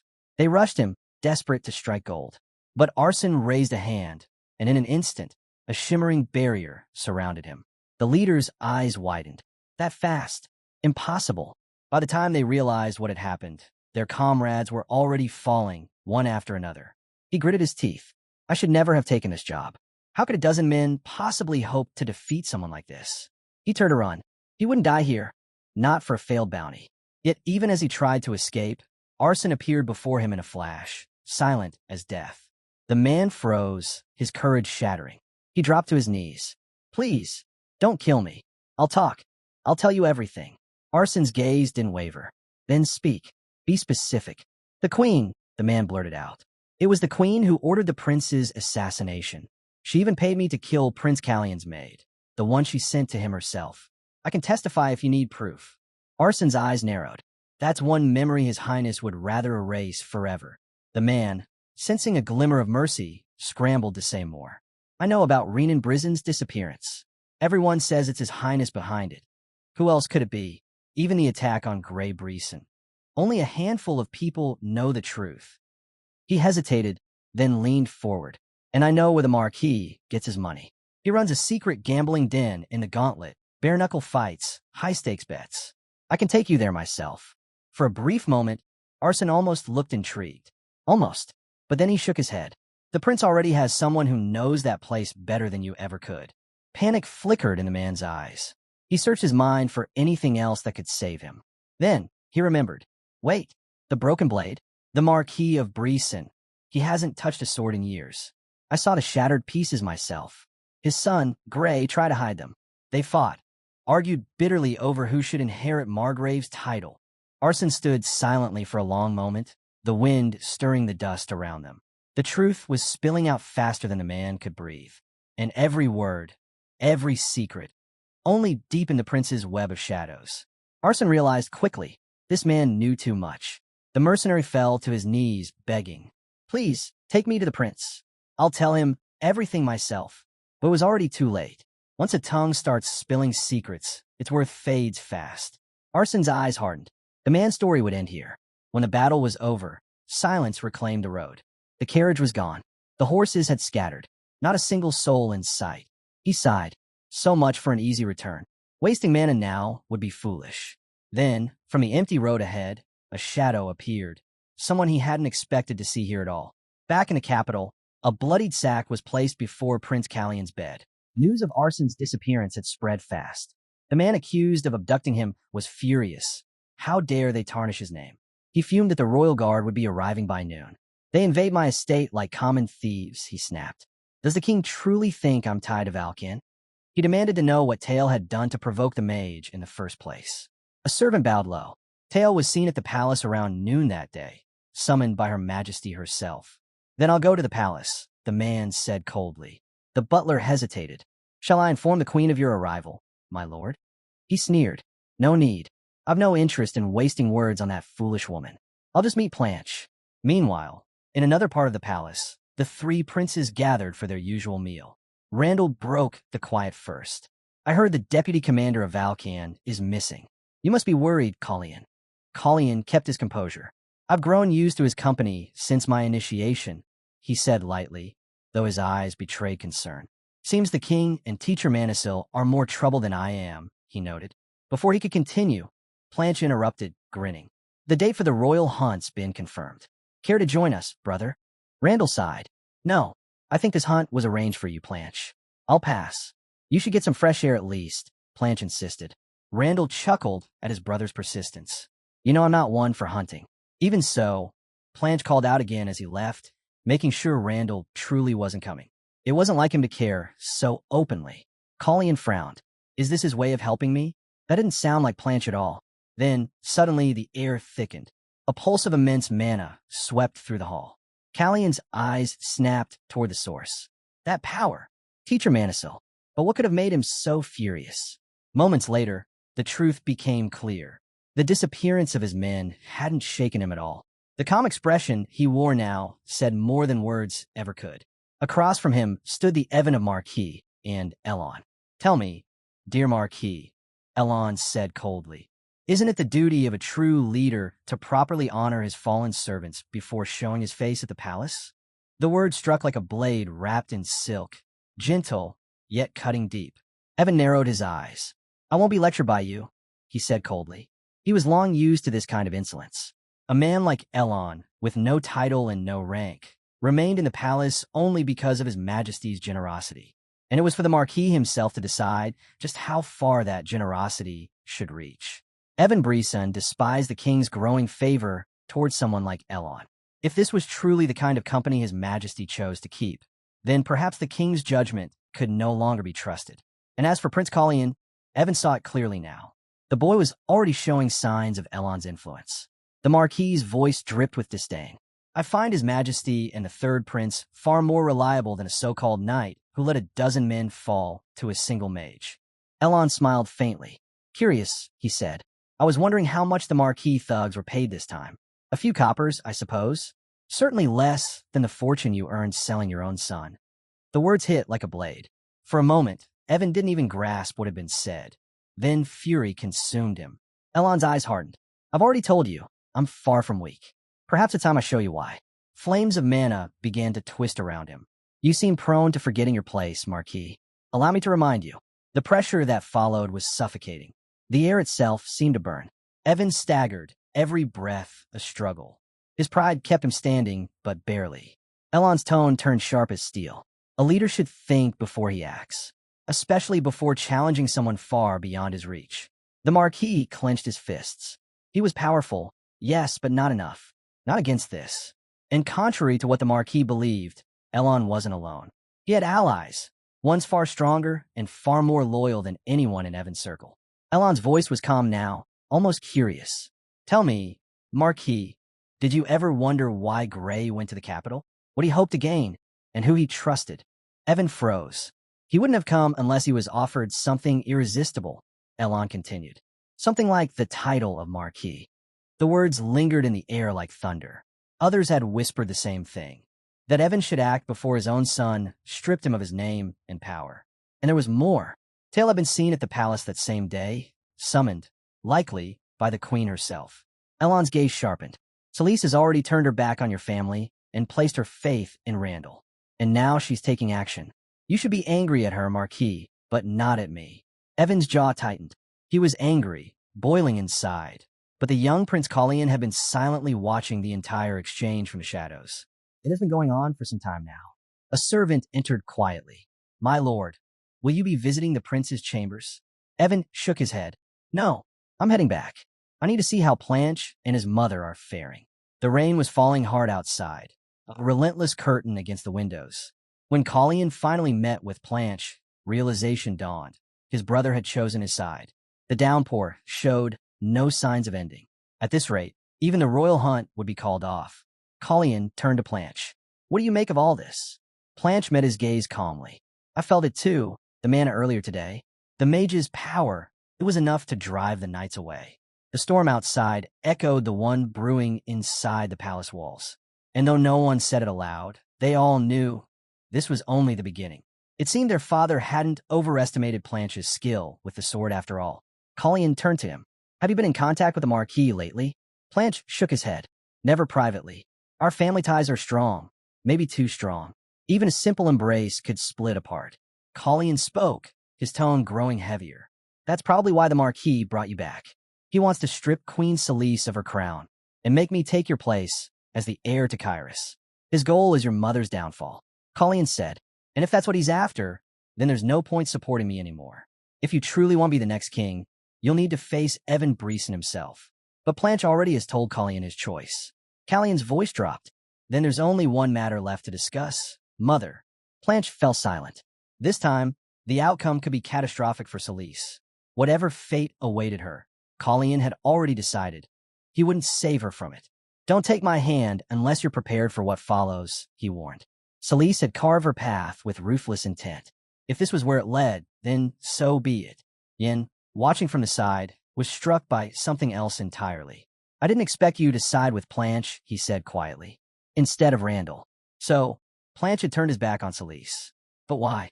Collian answered calmly. He hasn't turned his back on anyone. He simply closed his heart to her. He couldn't forgive the atrocities Celise committed in her pursuit of power. So he hid behind the mask of a defiant son. Everyone thought he drowned himself in wine. but his eyes always stayed sharp, and his breath never smelled of liquor. His wild behavior around Colleen was a performance, something meant to be seen. He wanted his mother to give up on him, to stop using others as pawns in her endless game. But in time, Planche realized something far darker. Celise had already gone too far. There was no turning back. Only death could end what she'd begun. Yin couldn't understand why Planche had kept up that act for so long, or why he had never spoken openly with the prince. Colleen, however, didn't ask. Some questions no longer mattered. Whatever reasons Planche carried, the only person who might have understood him was long gone. Too late for forgiveness. Too late for redemption. A messenger entered. Your Highness, Sir Arson was not found at the Breeson estate. We searched the surrounding area. Nothing. But in the dungeon, we discovered a prisoner. We believe it's Renan Breeson. The king listened silently, then nodded. Understand. You may go. But as the door closed, a shadow crossed his face. Was that truly the right call? Perhaps not. But there was no time for hesitation. Even now, Elon, acting commander of the Valkan mages, was preparing to show the court just how powerful the new order had become. In a palace ruled by blades, magic was about to claim its place in the spotlight. The king wasted no time. He mobilized a royal guard and intensified the search. The accusation was severe: kidnapping and unlawful detention of a royal magician, and the order came directly from a throne. One of the guards quietly advised the Marquis, "Do not resist, my lord. Remember, not long ago, we were all just men, without crowns or crests. To those blinded by rank, you may seem untouchable, but to those who see clearly, you're just another man standing before a mage." The king, fully aware of how Evan viewed Elon, let his thoughts settle for a moment. "Elon," he said suddenly, "you hold the title of Viscount in Reberin, do you not?" Elon bowed slightly. "That's correct, your majesty. Most know me as Viscount of Reberin and Baron of Secretia, and yet my favorite title is still Tutor to the Prince." "In that case," the king continued casually, "you will remain as mentor to the third prince. But I'm also granting you the title of Hail of Kairos." The words hung in the air. Elon looked up, genuinely surprised. The king's tone was so calm, so effortless, as if they were discussing the weather. And speaking of which, it had finally stopped raining. "That means," the king said lightly, "the royal hunt won't be canceled after all." Early the next morning, Yin entered the courtyard, offering a polite greeting. "Good morning, your highness." But Prince Colleen was already outside, unaccompanied. "Good morning, Yin," Colleen replied, holding something wrapped in cloth. "Just a short walk. I have something to deliver." Yin raised an eyebrow. "To whom, if I may ask?" Colleen smiled. "You'll see soon enough." Yin shook his head, half amused. "Well, at least it's morning and not another midnight stroll." He then remembered something. "Ah, before I forget, your highness, the gifts from Baron Paloon have arrived. Fine horses, truly. Same breed as ravens." Callion's expression softened. "Excellent. It seems Viscount Tessid has safely reached the capital. There's also something rather unusual on the gift list." Yin informed Colleen. Colleen tilted his head. "A cat." "Yes, your highness," Yin said, smiling faintly. "Apparently, I was considering getting a dog or a bird, but fate chose otherwise." Colleen expressed. He turned to the maid beside him. "Make sure the cat is well taken care of, Hina." The kitten purred in Hina's arms, immediately comfortable. Hina's eyes brightened. "I'm grateful, your highness. Thank you for remembering." She bowed and hurried off, eager to show the cat to her brother. Not long after, Yin returned with new information. "Your highness, the royal guards searched the Breeson estate last night. Sir Arson was not found, nor in any of the nearby buildings."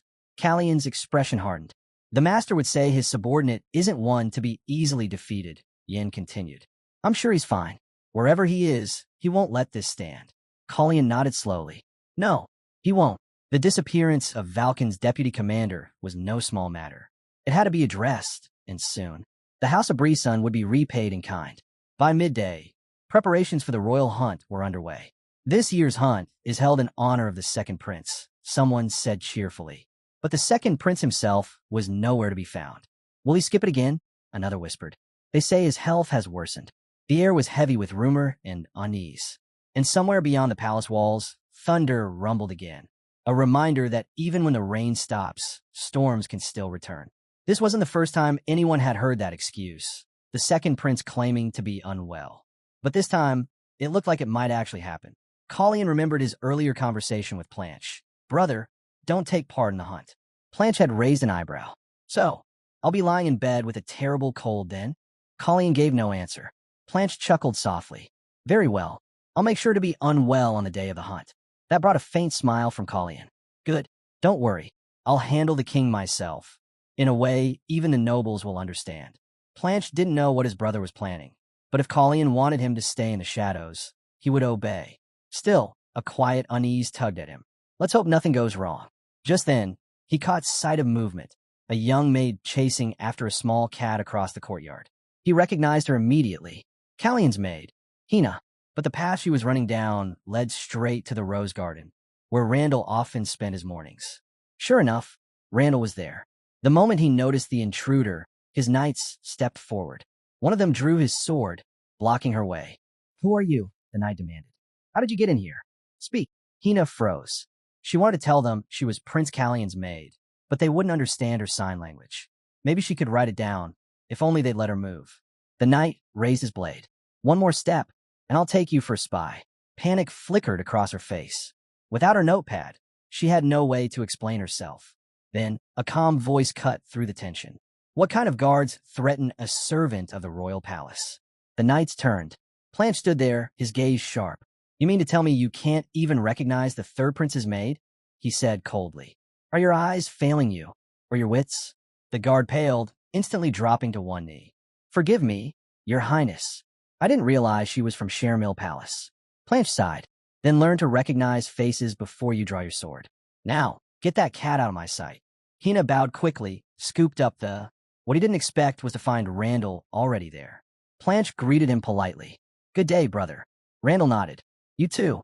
I hear things are improving between you and Colleen. Perhaps, Planche said quietly. Randall studied him for a moment. I'm not sure whether that's good for either of you, or if I can trust him at all.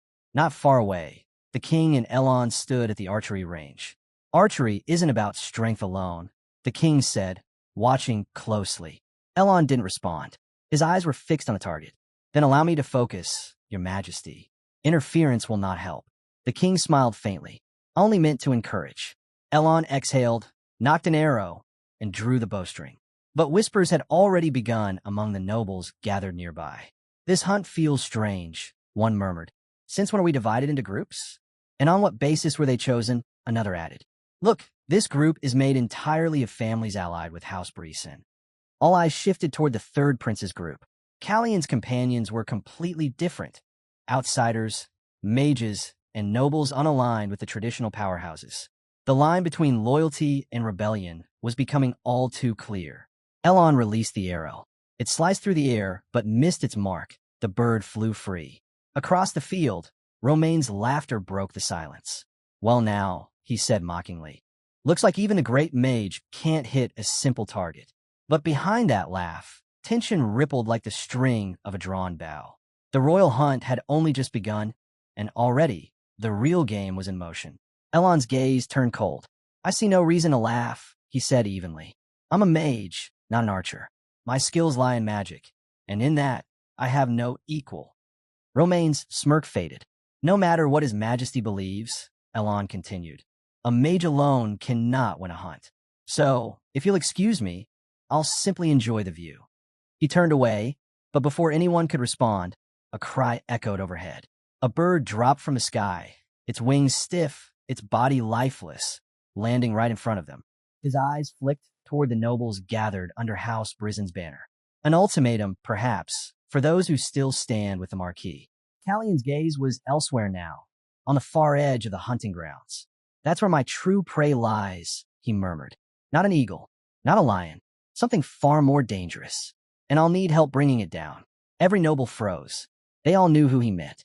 A quiet ripple of unease spread through the crowd. No one dared to speak the Marquis's name, but they didn't have to. The message was clear. They would meet again at the palace. Meanwhile, in the royal chambers, tension was rising of a different kind. A servant approached the queen cautiously. Your Majesty, was there something dreadful in Margrave's letter? Celeste didn't look up. You may go, and see to it that no one enters. When the room fell silent, she unfolded the letter again, her voice low. It says his wounds aren't severe, yet he requests solitude. He claims he needs absolute peace, time to recover, and understand why he can no longer use his aura. Her eyes narrowed. He promises to write again when he's better. How very polite. Her gaze shifted to the sealed sack sitting on her desk. And what, I wonder, brings him here at this hour? A knock sounded at the door. You assume I have time for tea this early? She said sharply. But the visitor stepped inside anyway, bowing slightly. This was found near the site where Sir Hertz disappeared. Colleen placed the sack before her. There's quite a bit of money inside. Salise's expression didn't change. I don't know what you're talking about. But Callion's eyes said otherwise. He'd been expecting that answer. It seems, he said slowly, that you remember the day you met Tail quite well. Salise's gaze sharpened. I remember nothing of the sort. Colleen gave a thin smile. A mage goes missing, and soon after, the prince bursts in here as if the world itself were ending. Tell me, your majesty, what exactly did you promise Grey Breeson in exchange for his help? Her voice turned icy. You think my son would ask Grey Breeson for support? Colleen arched his brow. You don't think it's possible? That level of delusion, she snapped, is almost insulting. The room went quiet. Then, the queen's tone dropped to a dangerous whisper. And you would do well, sir, to watch your mouth. He had lost all fear now. The prince's eyes were cold as steel. Soon, she would regret ever laying a hand on his man, because it would be through his hand that her downfall began. The queen tossed the bag of coins to the floor. The heavy sound echoed through the chamber. So that's what you want? She hissed. Then let's end this once and for all. At night, a figure entered Prince Planche's room. The young prince stirred, half asleep, as a hand reached for him. A familiar voice broke the silence. You must have a lot of free time, brother, since you had time to cancel Sisfanian's alarm spell. Planche sat up. Colleen, his brother's smirk was faint in the darkness. Relax. That was my teacher's doing. But don't worry, he won't do it again. After tonight, I won't be sneaking into your chambers anymore. Planche rubbed his eyes. Then what brings you here? I have 3 things to discuss, Colleen replied. First, does Randall know about our alliance? Planche sighed. He does. Colleen frowned.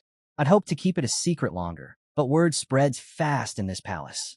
Planche told. He said something to me earlier, something about us getting along better. Does that bother you? Planche asked.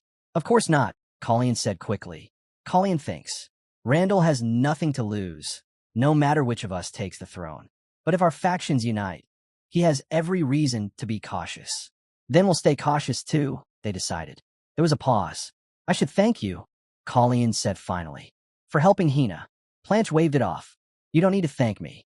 When I left the garden, she was waiting for me, with her notepad, Planche said softly. She thanked me herself for protecting her. Callion's expression shifted, more serious now. Tomorrow's the ceremony for Valken's founding. If you don't mind, stay ill for one more day. Planche's eyes narrowed. Colleen, don't cross the line. I understand, Colleen said quietly. But this time, you must not interfere, no matter what happens. Planche didn't answer. The silence between them was sharp, heavy with the weight of what was coming. Elsewhere, the queen's chambers were alive with tension. The maids worked nervously around her, adjusting her gown, arranging her hair. One whispered to another. Has her mood improved? Not at all, came the hushed reply. It's been awful lately. I can't stand walking on eggshells anymore. Maybe father was right, the girl murmured. Better to marry a baron than live in this nightmare. Salise's hair snagged on the comb. The maid froze. Forgive me, your majesty. But the queen struck her across the face before she could finish. The girl fell to her knees, trembling. I was careless, your majesty. Please forgive me. Another maid stepped forward quickly. It was my fault. I should have trained her better. Salise turned slowly toward her, expression unreadable. Leave it, she said flatly. Then she leaned close to the first maid, her voice low, almost calm. Don't worry, my dear, she whispered. I'm sure you'll still prove useful. The maids bowed deeply, not daring to move. Outside, the sound of drums echoed across the palace grounds. Today, all of Kairos had gathered to witness a new beginning, the birth of Valkan. But beneath the cheers and celebration, a storm was brewing. And before the day was over, blood and betrayal would stain the dawn of the Mage Order. It was a moment of great pride when Elon took the stage to announce the formation of a new squad of mages in the heart of Kairos. This achievement, made possible through the king's favor and the court's support, marked the dawn of a new era. Balkan would stand as a milestone in history. May the blessings bring prosperity and harmony to these lands, he declared. But before he could continue, an explosion shook the hall. Confusion rippled through the crowd. No one understood what had happened until word spread. It came from the queen's chambers. A servant rushed in, trembling, and announced that the culprit was none other than Arsenherz. Prince Colleen froze. He hadn't seen this coming. The nobles began whispering among themselves. Arsen was Callion's own servant. Sensing an opportunity, Celise stepped forward, pretending to take the blame for the attack. This was her chance to turn the chaos to her advantage. She'd see who truly triumphed when the dust settled. Then the king raised his voice, cutting through the noise. Perhaps this is the work of those seeking to sow confusion, he said. We must not lose our composure. Panic will only serve our enemies. No one will act until we uncover the truth behind the explosion. But the queen suddenly spoke up. What if I've already seen the perpetrator myself? She said coldly. I saw who destroyed my chambers. The court fell silent. Even Blanche looked uneasy. Everyone had heard the blast, and though the queen was unharmed, her words carried a sharp accusation. She glanced at the prince, her expression filled with disdain. How dare he act surprised, she thought. He's the one behind this. Colleen stepped forward, calm but firm. Let's not rush to judgment, he said. His Majesty will see to it that the truth is revealed. But the queen continued, her voice laced with bitterness. Before the attack, that mage accused me of plotting against him. He claimed that Prince Colleen had told him there would be no witnesses or proof.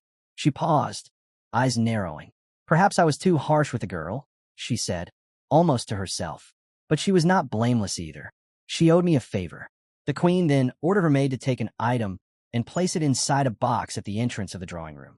The maid, visibly nervous, obeyed without question. She entered the room, approached the box. Moments later, another explosion erupted. Flames engulfed the queen's palace. If Colleen insists his mage isn't responsible, the queen declared, then let him bring the man here. If he truly believes in his innocence, he'll face the evidence himself. But reports soon came in. Sir Hertz was missing. The queen smiled faintly. Then the truth doesn't matter, she whispered. We'll find him. Clea saw him set the explosion. If he's absent, he can't defend himself. It was a perfect trap. Once Colleen couldn't escape. Just then, a voice cut through the tension. What do you mean by mage? Gasps filled the hall. Arsenherz himself appeared, walking in with an unexpected companion. Calm and composed, he bowed before the queen. Your Majesty, he said with a faint smile. Arsenherz, at your service. The queen's eyes widened. She couldn't comprehend what she was seeing, or why this man stood beside her own father. How could this even happen, she thought, her mind racing. Only then did it strike her. This had all been part of Callion's plan. She could almost see him now, and in that moment, she realized they were talking about her own downfall. Arsenherz hadn't vanished at all.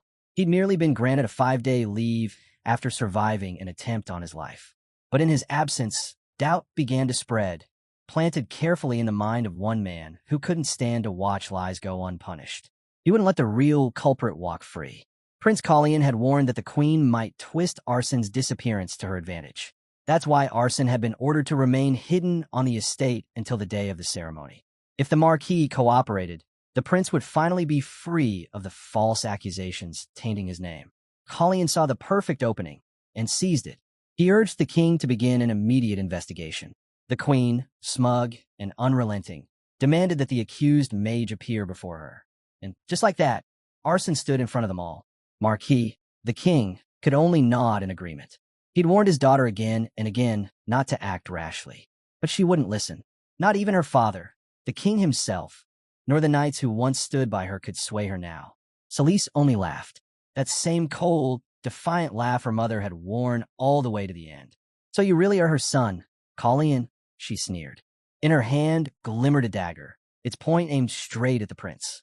Romain lunged toward his son, but the queen was closer. The blade slashed through the air. Blood splattered. Her own face and robes now streaked crimson. Yet the prince stood unharmed. Someone had shielded him. The dagger had pierced deep into Blanche's chest. Colleen froze in shock. He had told everyone not to interfere, no matter what. But Blanche had disobeyed him. Celise stared, stunned for a moment, before fury overtook her. She ripped the dagger from Blanche's body, rage blazing in her eyes. Colleen dropped to his knees, horrified. This wasn't how it was supposed to go. Seeing Planche, barely breathing, struck him harder than any wound could. "Celise, stop this!" Romain shouted. Guards stormed forward, but the Knights of Brisson blocked their path, loyal to the queen until the bitter end. "It's over," the king roared. "Let him go." But Celise didn't listen. Romain's blade flashed, and in a final clash, her arm was severed. Her scream echoed through the hall. Still, she refused to hear him. She should have released Planche when she had the chance. Moments later, the knights subdued her. The queen was restrained, her reign of madness finally over. As silence settled, all eyes turned to Colleen. He stood with the faint glow of aura surrounding his blade. The realization struck everyone at once. Prince Colleen was a sword master, but even as gasps filled the hall, his attention was elsewhere. He knelt beside his fallen brother. Planche barely stirred, unaware that Colleen had even used aura at all. "Colleen," he murmured weakly as his eyes fluttered open. The queen was dragged away, her cries fading down the corridor. Around them, shouts filled the chamber, calls for a healer, for protection, for order. Romain's mind was in turmoil. His son lay wounded before him, and the healers were nowhere to be found. Then Callion's voice broke through the chaos. "Teacher, get His Majesty out of here." Elon stepped forward at once. "Your Majesty, please. It's not safe here." But the king shook his head, his eyes locked on his son. "How can I leave?" he whispered, "while my boy is lying there?" Elon understood the king's pain. He had lost a son once too. But Romain wasn't just a father. He was the king. "Your Majesty," Elon said firmly, "you must think of the kingdom. Let the prince handle this." After a long pause, Romain finally nodded. "Very well," he whispered. "I'll leave it to Colleen." Orders were given to secure the area. Knights formed ranks, their armor glinting under the dim light. But tension filled the air. "Why hasn't the healer arrived yet?" someone shouted. "We're losing him." Blood kept pouring. They used every cloth they could find to stop it, but nothing worked. "That fool," Colleen muttered through clenched teeth. "He doesn't even know how much this means to me. He can't die on me. Not now." Even the Sisphanian blessing wasn't enough. The magic failed. The bleeding wouldn't stop. "Bring the healer here. Now," the prince demanded. Kiri, breathless, replied, "We've already sent for her. Sir Yin is on his way to the prince's chambers too. It might be faster to bring Haina here." Then a word caught Callion's attention. "Prince's healer?" He turned. The healer was already there, Randall. But turmoil has a way of revealing what people truly are.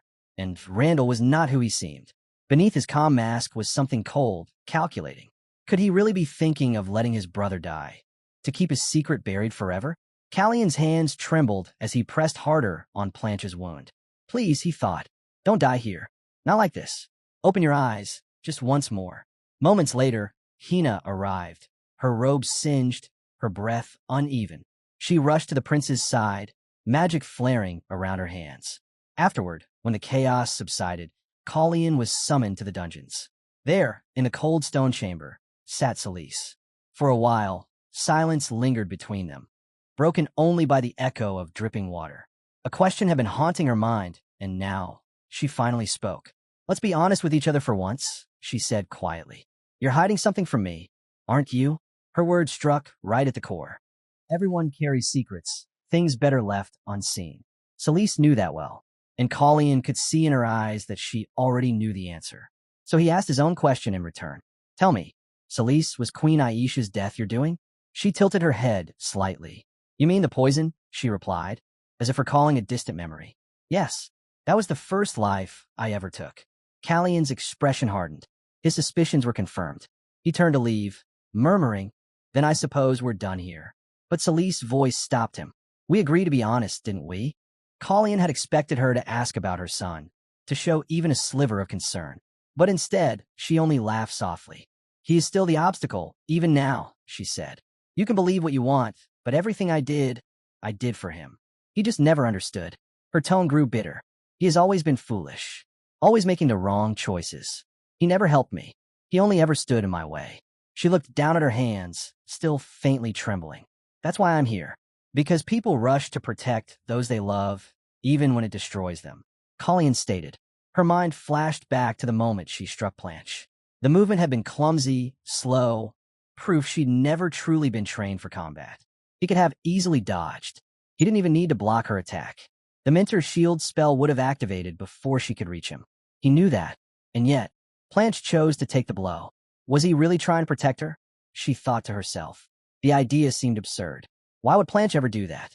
She hadn't needed saving, not like that. If only she had stopped, just for a moment. If she had turned back, maybe she would have understood. The image of Blanche flickered in her mind. His expression, his resolve, and she laughed bitterly. Some people change so much, you can barely recognize them, she murmured. And others never change at all. Celise felt no regret, not even a trace of it. She laughed again, low at first, then louder, the sound spiraling into madness. Colleen stood silently, watching her descent, her laughter echoing through the dungeon's stone walls until it faded into despair. In the days that followed, the nobles who once swore loyalty to House Brisson quickly abandoned her. Some out of fear, others out of duty. None dared defy the crown. The queen's crimes were made public, her schemes laid bare for all to see. But the man who had exposed her remained a mystery. Her execution came swiftly after the verdict. That day, the square was eerily silent. The marble steps were bare. No petals, no flowers, no farewell.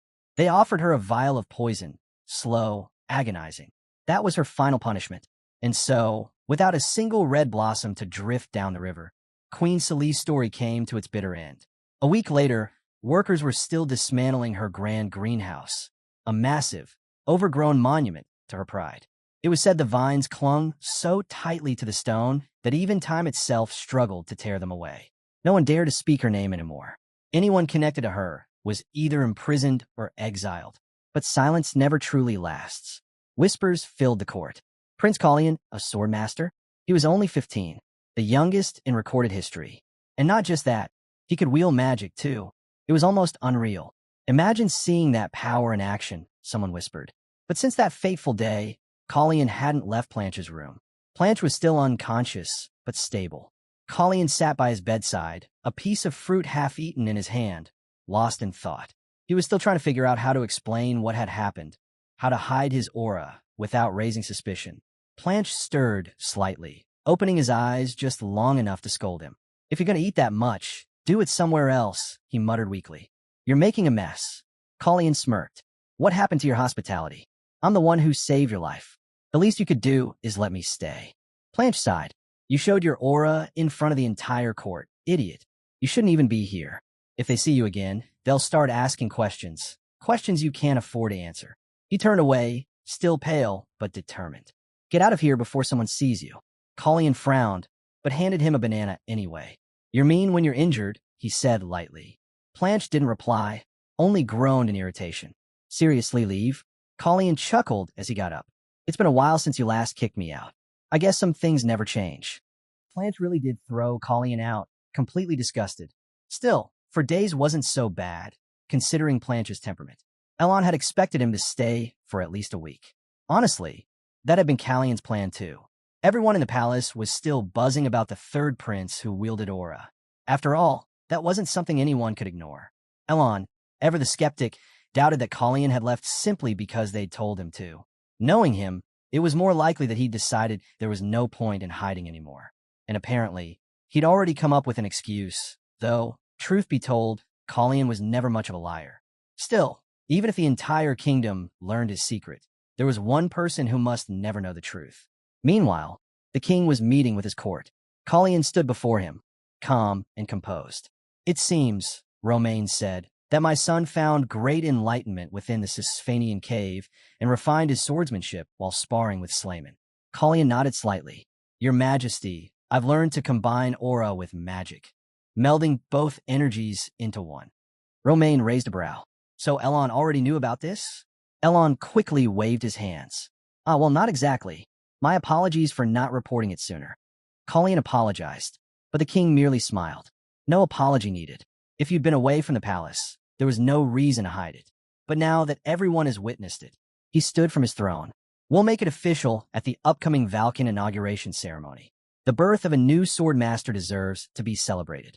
Elon chuckled softly. I suppose we will have to write the speech. Elon turned to Colleen. Tell me, whose side are you on now, Your Highness? Callion's gaze hardened. No one's.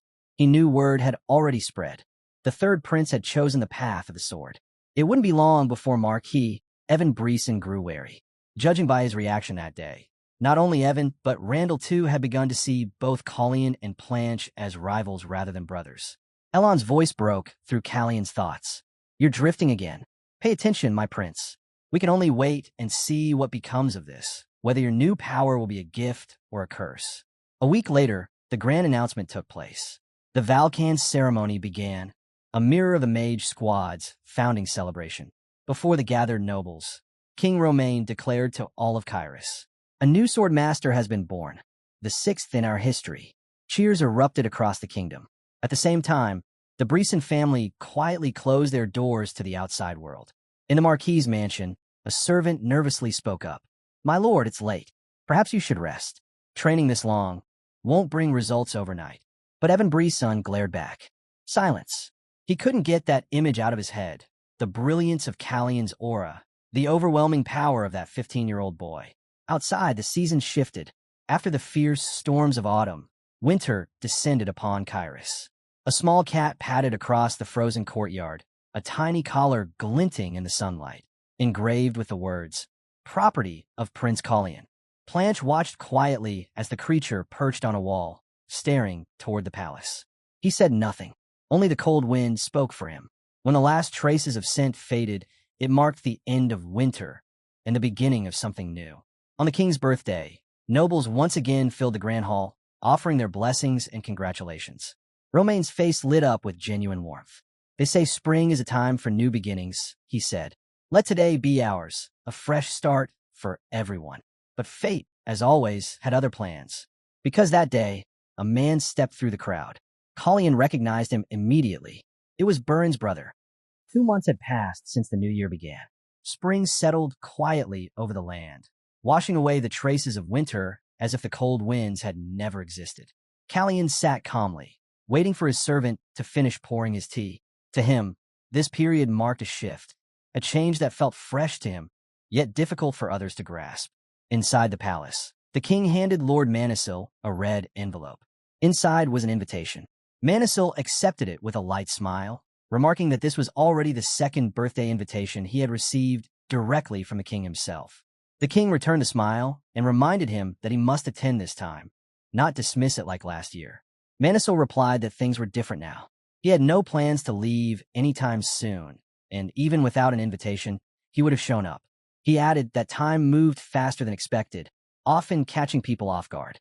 While sipping his tea, the king recalled the last time Manisil entered the palace. He mentioned how they had simply looked at each other and smiled. The king then said he was looking forward to seeing what this year would bring for them both. Later that day, Callion stood in a sparring match against Sir Hertz. His aura sword moved sharply through the air, releasing snow-like arrows that scattered around Hertz. Sir Hertz raised his shield, blocking the attacks without retreating. Neither of them slowed down. When Sir Hertz countered, Callion formed his own shield to withstand the pressure. The clash intensified. Callion suddenly rushed forward, aiming to seize an opening. At that moment, Sir Hertz vanished and reappeared directly in front of him. In the brief instant that followed, Callion adjusted his strike and swung again.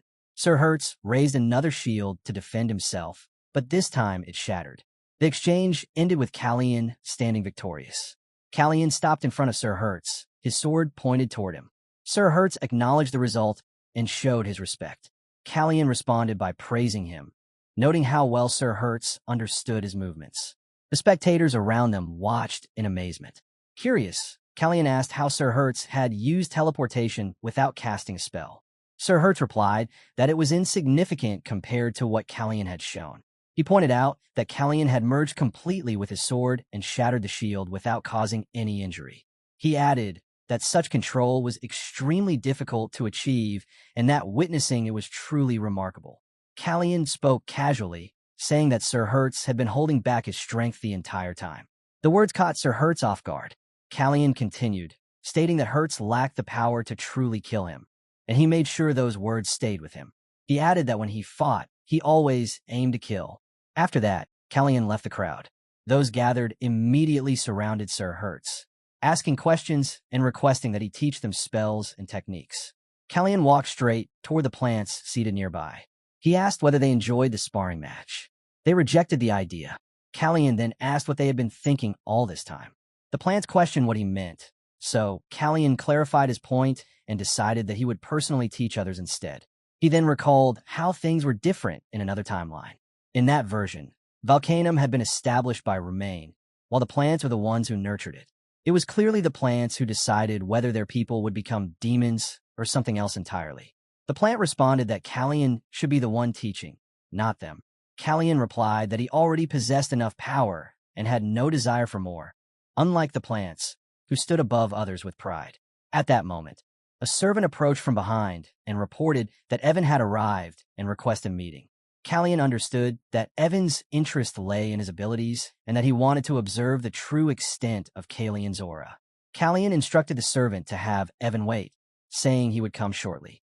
He then turned back to the plants and told them to recognize that they were on the same side and that others were now aware of it as well.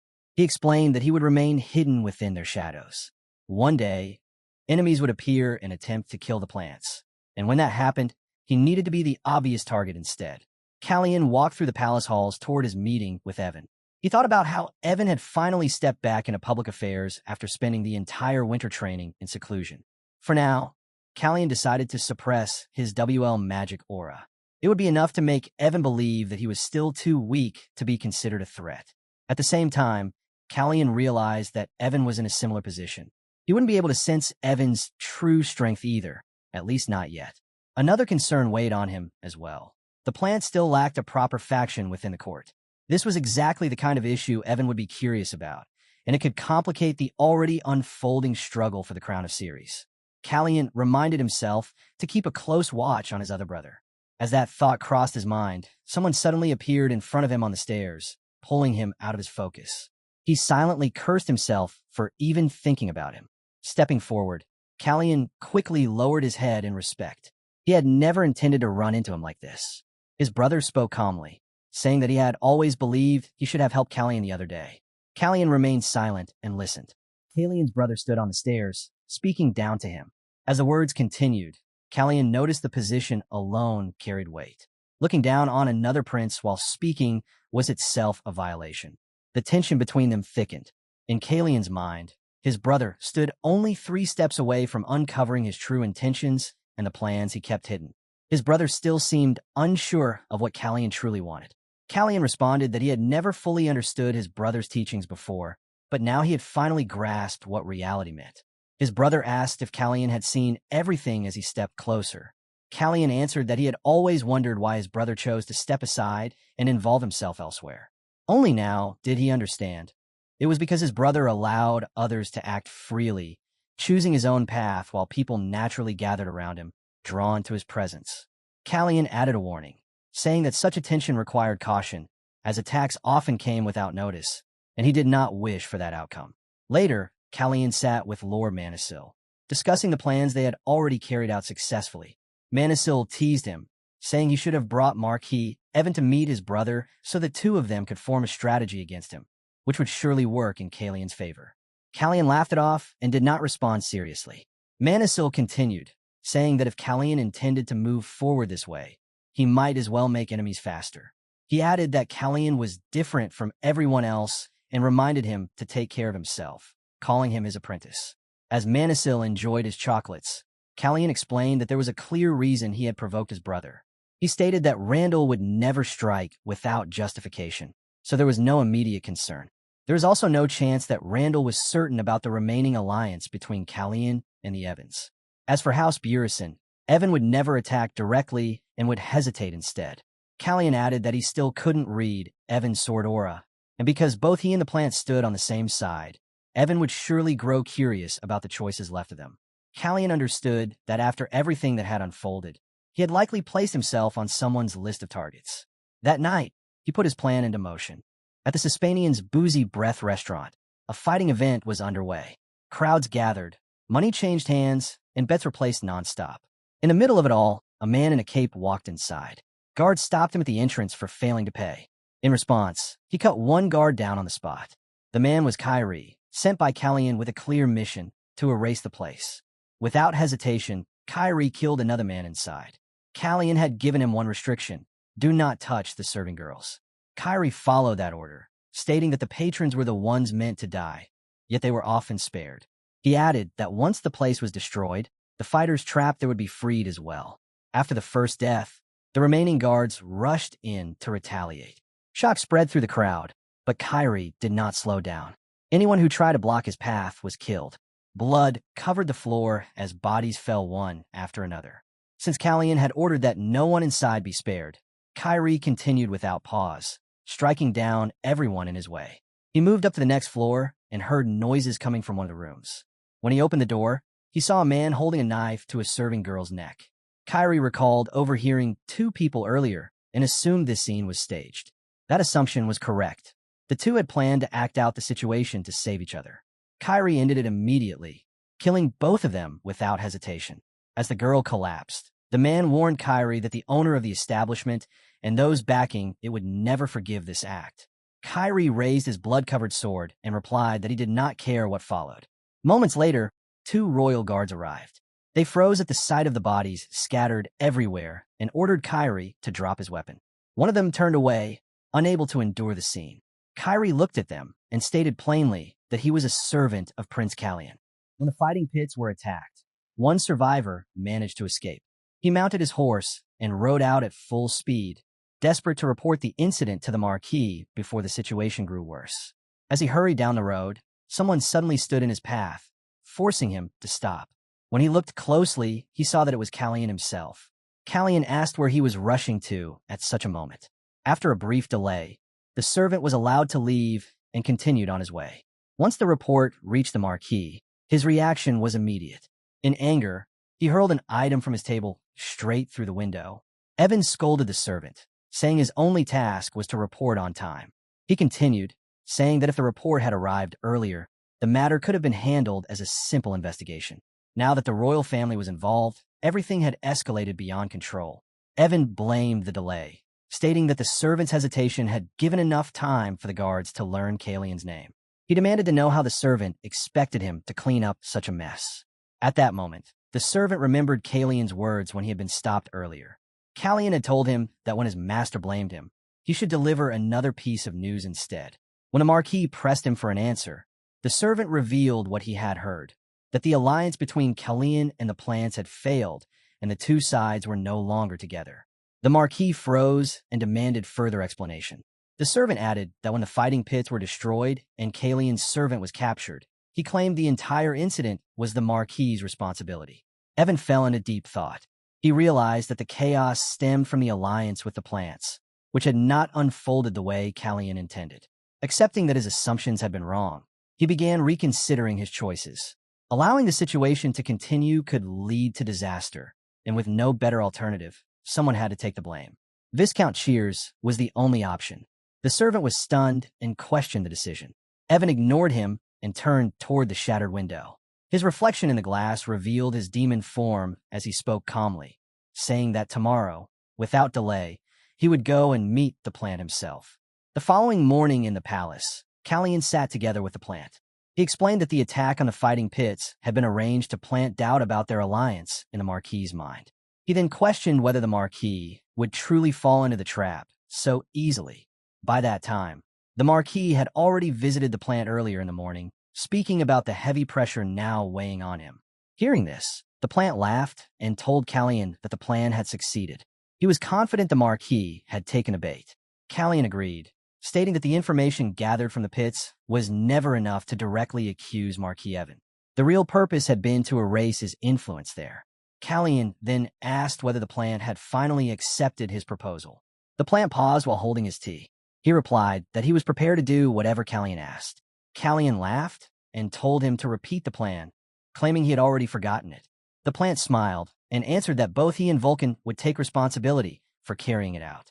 As a result, Viscount Shares was blamed for the chaos instead of Evan and ultimately lost his estate. However, the punishment tied to the illegal fighting pits still traced back to Evan. On top of that, Kyrie was suspended from his duties for 2 months for drawing his sword without authorization. 2 months later, a convoy entered the palace grounds.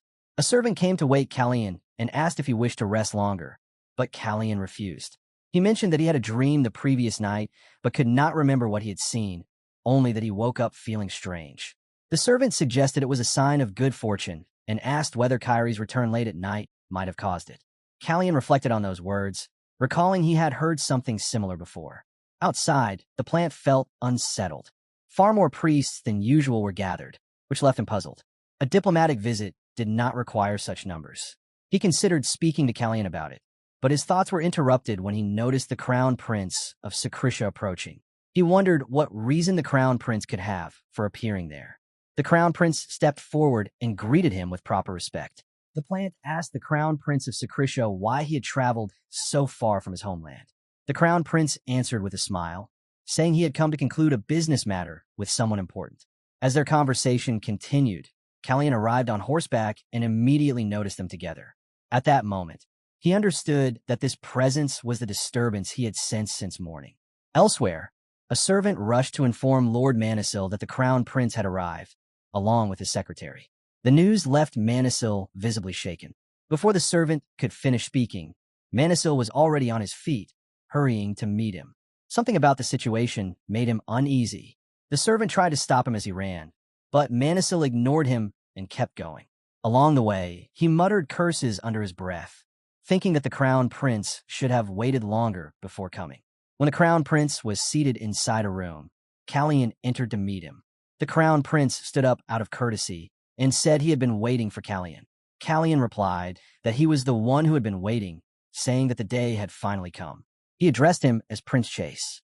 As their conversation continued, Manisil rushed in and told them not to gather so closely. Seeing Manisil, the crown prince smiled warmly, pleased to meet him again after such a long time, and asked about his health. Manisil cut the exchange short, suggesting they talk later and settle in properly first. He guided the crown prince elsewhere, saying he wished to speak with him privately after lunch and invited him to his office.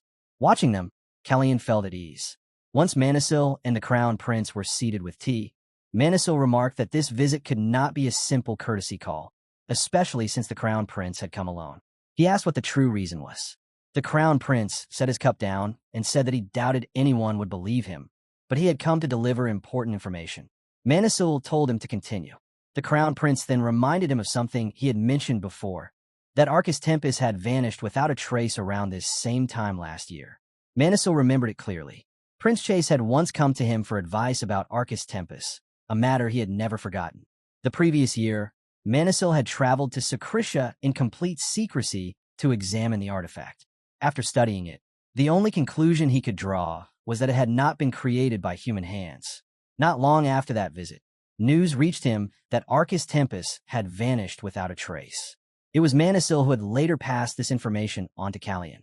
Even now, he couldn't understand why Prince Chase had chosen this moment to bring it up again. Prince Chase continued, saying that he had been present last spring when the artifact disappeared. For months afterward, something had been unsettling him.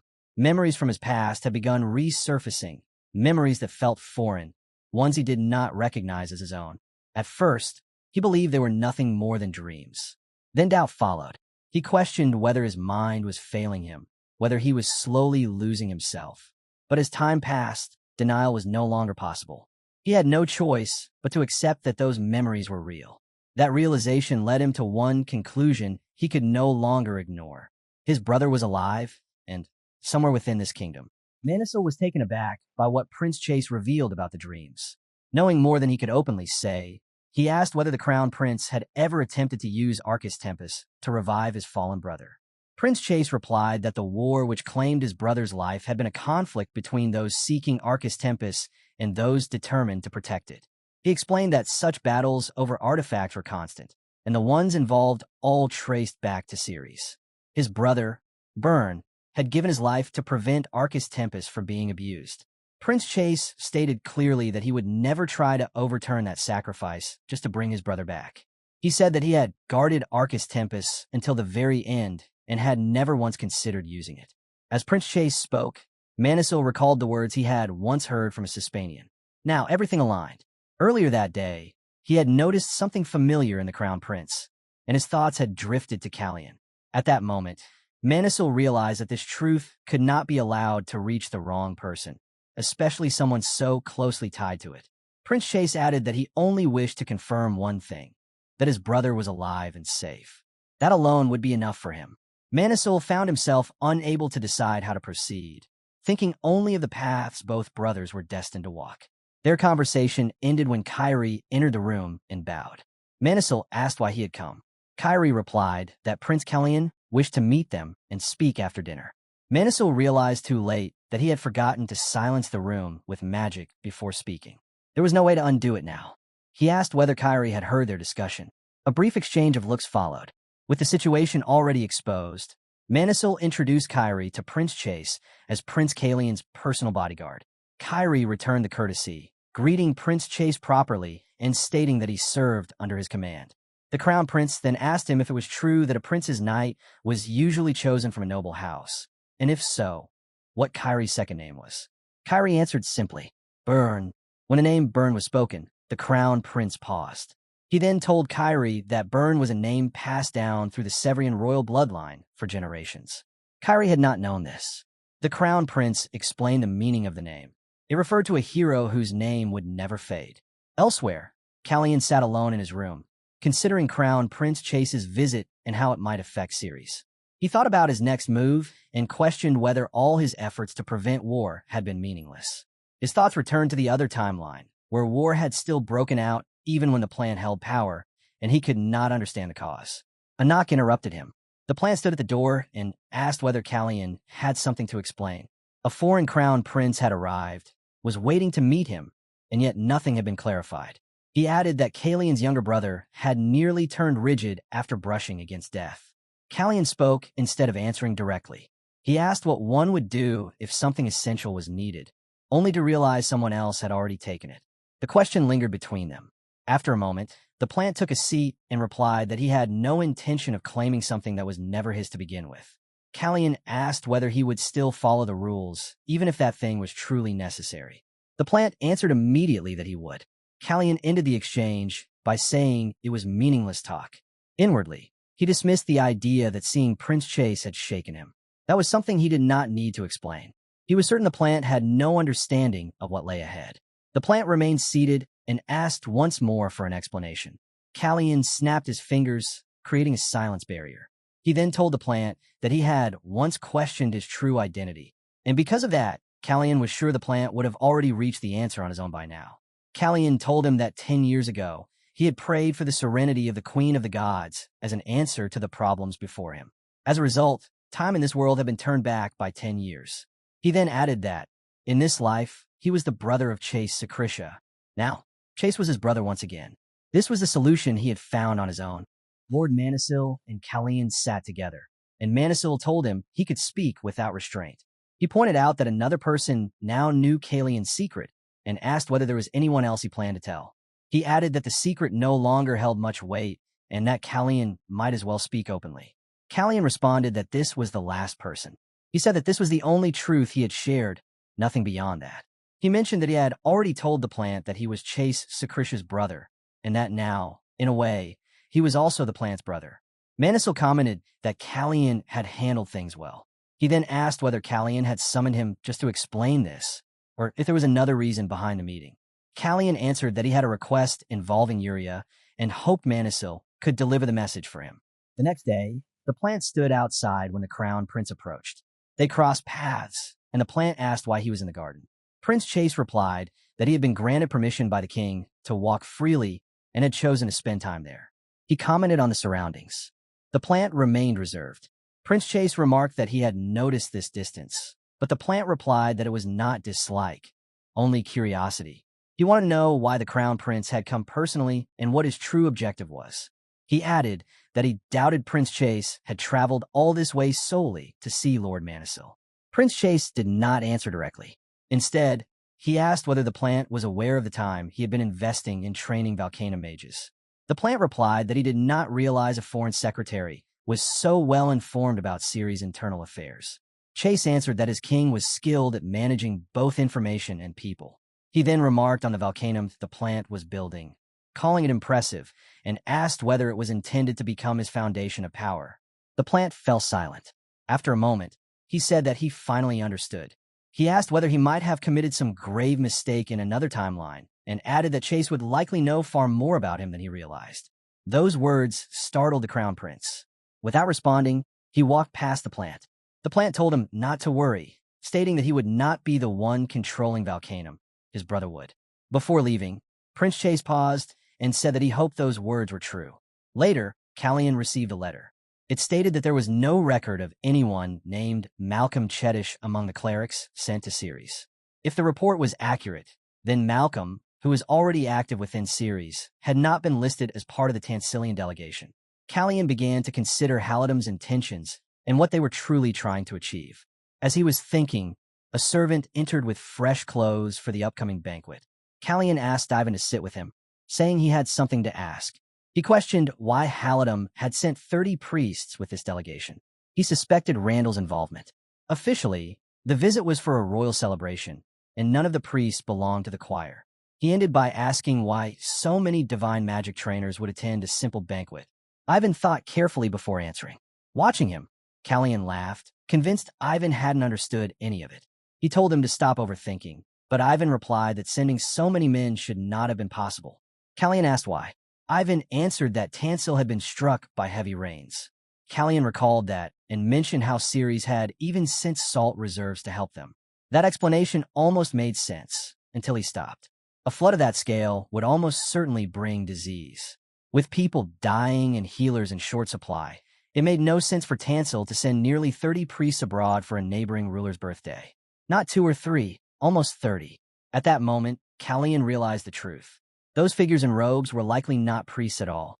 Everyone had been mistaken. Early the next morning, the plant headed straight for his room. Near the door, he noticed a girl searching around. He realized she was looking for a cat that had wandered off again. He told her to step aside, which startled her, and she quickly apologized. The plant opened the door to check inside, but saw something he did not want her to discover, so he shut it at once. He told her to leave and said he would return the cat later if he found it. After the girl ran off, the plant entered the room. Callian was already there, waiting. The plant asked why he was inside his room without permission. Callian ignored the complaint and instead asked whether the plant would attend the banquet with him. The plant was caught off guard and asked what Callian was planning this time.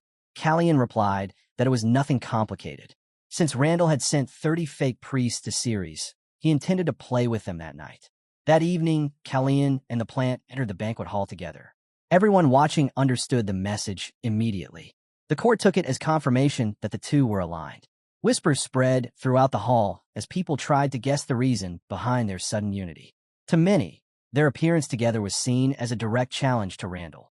When Randall noticed them, he turned away. Callian observed this and knew his display had worked. Randall was now convinced that Callian had fully joined forces with the plant. Callian believed that whatever Randall had been planning would slow or stop after seeing this. The plant, observing the reactions around them, asked what Callian hoped to achieve. Callian answered that this was only the first step. The plant then mentioned that Callian kept scanning the room, clearly searching for someone. Callian admitted that there was a face he expected to see but hadn't found yet. When asked who it was, Callian said it was Marquis Evans. He suspected that something had happened behind the scenes, and that Evans's absence that night was part of a larger scheme. As Randall quietly left the venue with his guards, Kyrie followed from a distance. Randall even asked his men whether anyone was trailing them, and they answered that the path was clear. Kyrie was acting on Callian's direct order, to follow Randall the moment he departed. He kept his distance, but as he moved, his foot struck a wooden branch, breaking the silence. Kyrie immediately slipped behind a nearby tree. The guards halted. Randall sensed something and ordered them to check the area.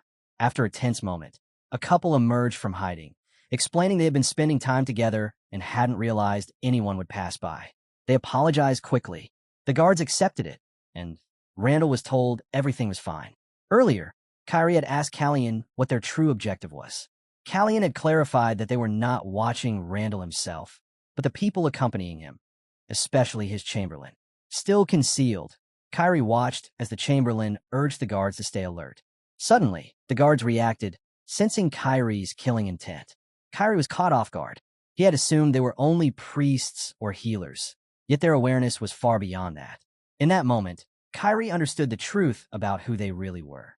He withdrew and immediately reported his findings to Callian. The next day, Callian went directly to confront his brother, Randall. He told them to understand the consequences of his actions. The so-called priests he had brought in were actually Tansilian paladins. Because of Randall, they had crossed in a series and were now positioned deep within its core.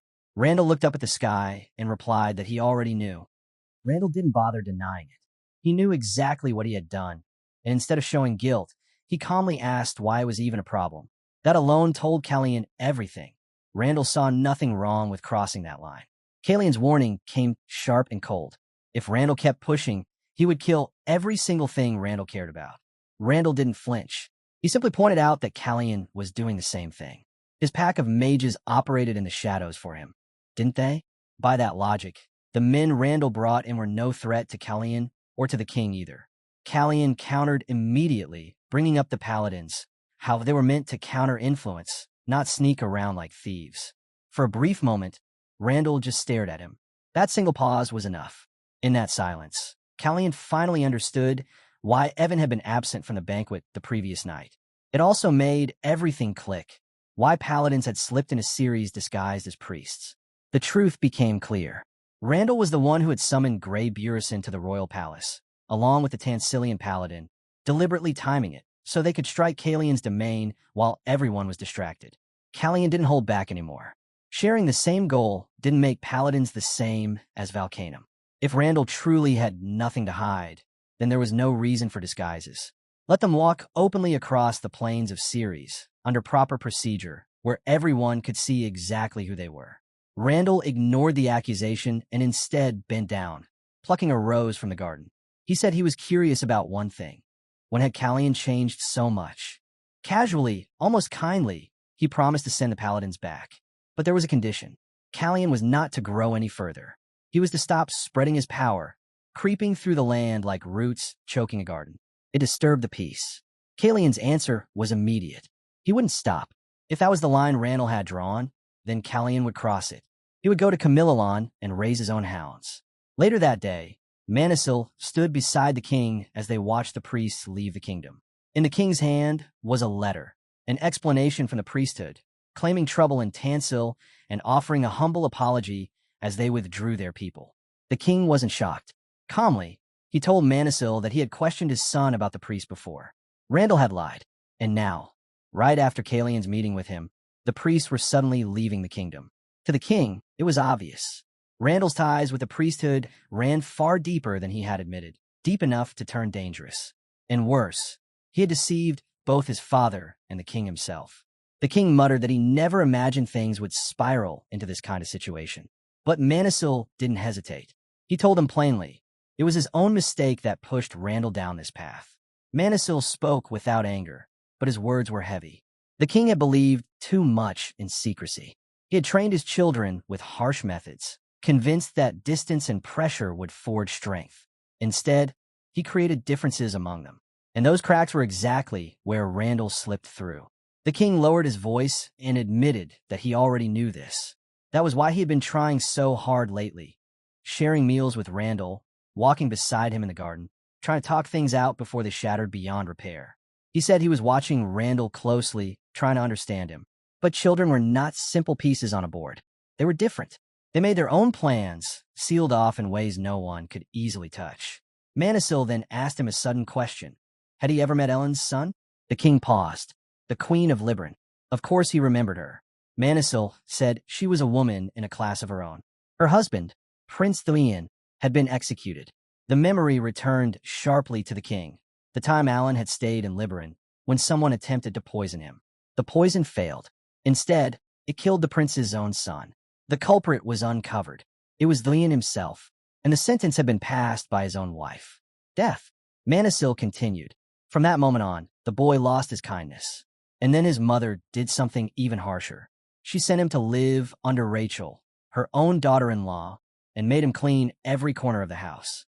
Not for a day, for a long while. The king listened in silence, disbelief creeping into his expression. A child, treated like a servant. Manisil explained that the house belonged to a woman who had lost her husband because of the boy's father. That was no accident. It was a lesson. As the boy cleaned, as his hands bled and his pride was crushed, he learned the full truth about the execution carried out by his father. And that truth straightened him. The king finally understood. Manisil told him it hadn't been easy, not for the child and not for the mother. But that was the duty of a parent, to teach their children that mistakes carried consequences. Consequences they had to face themselves. The king clenched his hands. He was certain that his teachings were meant to guide his children toward the right path. And yet, as he searched his memories, he couldn't help but wonder when had it gone wrong. Manisil answered him directly, saying that Randall's current path was the result of the king's own choices. He pointed out that the king trusted the secrecy surrounding his children and trained them through strict methods, believing this would protect them. But by treating them differently, he created gaps between them, and those gaps pushed Randall toward this outcome. The king spoke quietly, admitting that he already knew this. That was why he had been making an effort, sharing meals with Randall, walking with him in the garden, trying to talk things through calmly. Later that night, the protagonist slept alone in his room. As he slept, he dreamed of the past. Time reversed to his childhood, to the moment in a previous timeline when his father threw him into the sea. After being thrown into the sea, Byrne struggled as he sank. On the cliff above, his brothers argued with their father, telling him to help Byrne. Their father refused, saying Byrne needed to learn how to control his fear. But in truth, he was letting his son die, so another child could inherit power without any future threat. One brother could not stand by. Chase ran forward and leaped off the cliff to save Byrne. What mattered most in that moment was whether their father would watch what truly happened. Byrne was running out of air and losing strength. As he sank, one question stayed in his mind: why his father had pushed him into the sea. Then someone grabbed him. His brother had come for him. At that instant, the dream shattered, and Byrne woke up. Callian lay still, thinking about it. Chase had never been a good swimmer, yet he still jumped without hesitation. The next morning, Ivan came to wake him. The moment he saw Callian, he became concerned and asked what was wrong with his eyes. Callian laughed it off, saying his eyes were itchy and that he had rubbed them too hard. He blamed it on a cat allergy. Ivan raised his voice immediately, saying Callian had never been allergic to cats before. He pointed out that something fell off and said Callian was acting strange. Callian avoided facing him. To change the subject, Callian told Ivan to look for the cat and even called its name, hoping it would come out. Ivan didn't hesitate. He turned and headed outside at once. When Callian asked where he was going, Ivan replied that he would search for the cat himself and started running down the hall. Callian relaxed once Ivan left. He was glad he hadn't told the truth. He believed the sudden return of these past dreams was because his resolve was starting to shake. Sitting on his bed, Callian felt uneasy. He decided he had to deal with this issue quickly before it slipped beyond his control. Meanwhile, Ivan searched the hall for the cat. He refused to give up and even used toys to draw its attention. Instead of finding the cat, he ran into Plant, who was calmly drinking morning tea in the living area. Ivan immediately apologized for the interruption. Plant told Ivan not to worry and urged him to find the cat as soon as possible. Ivan mentioned that Prince Kalian's eyes were red. Plant replied that Kalian's eyes were usually like that, but Ivan insisted this time was different. He explained that Kalian's eyes were itchy and swollen, as if he'd been awake drinking all night. Yet he kept blaming a cat allergy he had never had before. Plant grew more suspicious. First, a foreign prince had appeared. Then there was a request to meet Callian. And now, Callian looked as if something inside him was barely holding together. Ivan said he had already asked Callian about the real reason behind his condition. At that moment, Plant muttered something that made Ivan glare at him and ask what he had just said. Instead of answering, Plant calmly told Ivan to inform his sister to attend the banquet that night. Ivan was stunned. He asked why Miria would be attending a royal banquet and said that bringing her along would only make things awkward. Plant told him not to worry. There was no need for swords, just shields would be enough. Ivan became curious and asked if Plant simply wanted to use the name of their house. He said his sister was already in the capital and easy to reach, but he still questioned why Plant was going out of his way to help Prince Callian. Plant then spoke about the past. He recalled a time when he was covered in blood, and Callian was the one who helped him. This, he said, was nothing more than returning that favor. Ivan didn't understand what he meant. In Plant's mind, however, he remembered being crushed by pressure, saved only by the shadow of something massive, where he could finally breathe. As punishment for the trouble he caused, Randall was forbidden from leaving the palace for 3 months. The official reason was that he had left the king's table without permission. Crown Prince Chase later heard from his servant that Randall had been punished. He doubted that this was the real reason. To him, it sounded like an excuse. The real cause was likely Randall bringing the paladin into the city. The crown prince was taken aback. His thoughts turned to Byrne. He had spent his life supporting her, yet he had always been cautious, even toward those who truly deserve his trust. The crown prince told his servant that it was time to leave. The servant asked again if he was certain about moving forward with the plan. Chase responded with a smile and said there was no doubt. He added that he had already gained what he came for, and that was more than enough. Plant sat alone in the living room, quietly drinking tea while staring out the window. A servant knocked and asked for permission to enter. He brought a tray of food, saying it was for Plant to eat, but before he could finish speaking, Plant told him he didn't want it.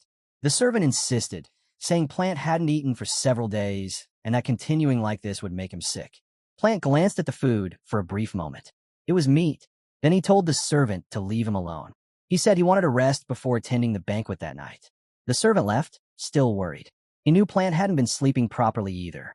That evening at the banquet, the protagonist met Demiria. They greeted each other briefly. As they entered the hall, Callian told her to hold his hand so they would appear as a couple, adding that it wouldn't last long. Demiria hesitated for a moment, then took his arm, and they walked forward together. She said she wasn't her father and that Callian didn't need to be careful around her. Callian thought she resembled Ian, but her calm nature set her apart from her brother. He told her that she reminded him of her mother. The moment they stepped inside, eyes turned toward them, and whispers spread through the hall. No one had expected to see the two together. Some began to speculate that the Siegfried family might become kingmakers in Ceres. The murmurs grew louder. Many believed Callian and Demiria Siegfried were on the verge of marriage, though no announcement had been made. Several noble families were displeased, realizing they had lost their chance, both to gain Demiria and to take Callian in as a son-in-law. Soon, the two moved toward the side of the hall. Callian slipped away quietly and stepped out into the garden to stretch. He didn't mind the whispers behind his back. It was amusing at first, but he knew his ears wouldn't endure it all night. He thought about how nobles were always obsessed with gossip surrounding those in power. Then someone called his name from behind. The moment Callian heard the voice, recognition struck him, and his hands began to tremble. He told himself to stay calm. He had endured far too much to break down now.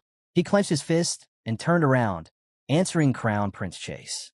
As he faced him, something felt different. The Crown Prince's presence was unchanged, exactly as he remembered. That was why the feeling was so familiar. His brother had always looked the same. Because Byrne kept his hair short, Crown Prince Chase had cut his own hair the same way to resemble him. As memories of their past conversations surfaced, Callian asked Chase why he had suddenly cut his hair so short. Chase replied that he was the last person who still remembered his brother's appearance. He said that once he made the decision to remember it, he had no choice but to cut his hair as well. He added that the style felt unfamiliar to him and didn't seem to fit him properly. Callian steadied himself and reminded himself that he was Callian now, not Byrne. He lowered his head, thinking that he had already gone too far with his plans and could no longer reach out to his brother the way he once had. His body reacted before his thoughts could catch up. He told Chase that the haircut suited him. Chase noticed something was off and stepped forward, wrapping his arms around him. He told him to pause for just a moment and regain himself. Callian returned the embrace and held on tightly. For this one moment, he called him brother. His mind returned to the time when Byrne was drowning in the sea, when Chase jumped in to save him. Chase had never wanted the throne or power. From the beginning, he had chosen to remain behind Byrne, content to live in his brother's shadow. Lord Manisil carefully wrapped bandages around the Duke of Siegfried's wounds. Despite being injured, the Duke spoke casually with both Manisil and Callian.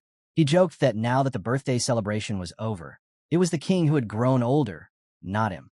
Manisil responded without warning, remarking that it was quite a way to talk about one's father. Callian immediately asked what he meant. The Duke explained that Callian shouldn't look so gloomy and should face his majesty with a smile.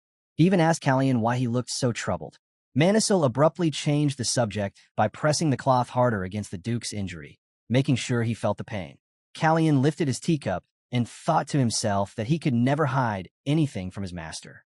No matter what, Manisil always saw through him. Manisil felt a headache coming on. He thought that among the three of them, he might be the only one still moving ahead properly. One of them was carrying the weight of another's burdens, trying to fix everything. The other kept turning the training grounds into ruins by constantly challenging the Blade of Sarisha to spar. That troublemaker was none other than the Duke of Siegfried. Callian smiled and told him that he planned to charge him for the repairs. The Duke agreed immediately, saying he would pay for all the damage he caused. Callian shook his head and said he wasn't interested in money. Instead, he wanted to borrow the Duke's manor in Syriesis. The Duke questioned him at once, clearly suspicious, and asked why he wanted it. Callian answered directly that he intended to hide his men there. The Duke replied that this was far too heavy a price for a few broken tiles. Callian said calmly that he didn't see it that way, calling his own request unreasonable rather than the compensation. The Duke laughed. He said that at first, he thought his son wanted to surpass him and shine even brighter. Then he admitted that his boy had chosen a fine liege. He told Callian that he could use the manor however he wished and even asked what preparations were needed for the place. Manisil thought to himself that the Duke's son had no idea what he was stepping into. Callian soon mounted his horse, preparing to meet the others already on his list.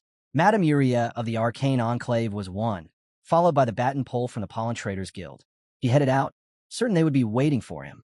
Having so many places to go and people to see felt like a blessing. Staying busy kept his thoughts from lingering. Suddenly, a child rushed into his path. Callian pulled the reins at once, stopping the horse before anyone was hurt. He leaned forward and studied the child's face. It felt familiar. Then he recognized her. It was Sia, a lone elf he knew. She brightened when she saw him and called him her chief. Callian dismounted and asked why she was there. Sia explained that the village chief had been chosen to visit the capital this time. She had begged to come along so she could meet Callian and Hina. Callian smiled, pleased to see her, and asked whether Jur had come as well. Sia shook her head and said Jur was no longer an elder. The chief elders had been furious, and both Jur and Luca had been punished for a long time. Callian grew puzzled. He realized he hadn't seen any elves near his residence for quite some time and began to think it over. Sia then explained that the chief had forbidden them from entering the capital because of what had happened to Callian. That was why they had come specifically to meet him. As she spoke, her eyes caught something near the horse's right hoof, a strand of white fur. Callian didn't understand at first, and asked if it was because His Majesty hadn't allowed them to stay in the palace due to the earlier incident involving him. Sia confirmed it. That was the reason her village elder wanted to meet with their chief, so they could discuss what should be done next. Callian noticed that Sia was speaking clearly and asked how that was possible. She explained that she had obtained another stone from somewhere. She then showed it to him, letting him see it for himself. Sia said she wanted to play with Hina and added that she would only give him the stone if he agreed to that in return. Callian was stunned. There were more of those stones out in the world. Later, Callian met with Uria, and the two of them examined the stone together. Uria was shocked when she realized that the stone was used to correct distortions in time. Callian told her that it was only a theory, but she was far too excited to be discouraged.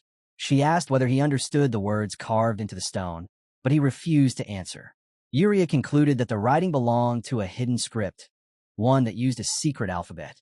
She asked Callian to investigate it further. Callian replied that he had already seen similar symbols along the path, but they were different from those used by the secret. Hearing this, Uria grew even more excited. She said she would study it in depth and promised that if she discovered anything important, she would either send word to the palace or come to see him herself. Callian was relieved to hear that. He then warned her that when he first obtained the stone, he had smelled blood on it and believed it might have caused someone's death. He told her to be careful. Uria assured him that she would and told him to take care as well. That night, as Callian walked back, he thought about Ian and how worried he might be since he hadn't told anyone he would be returning late.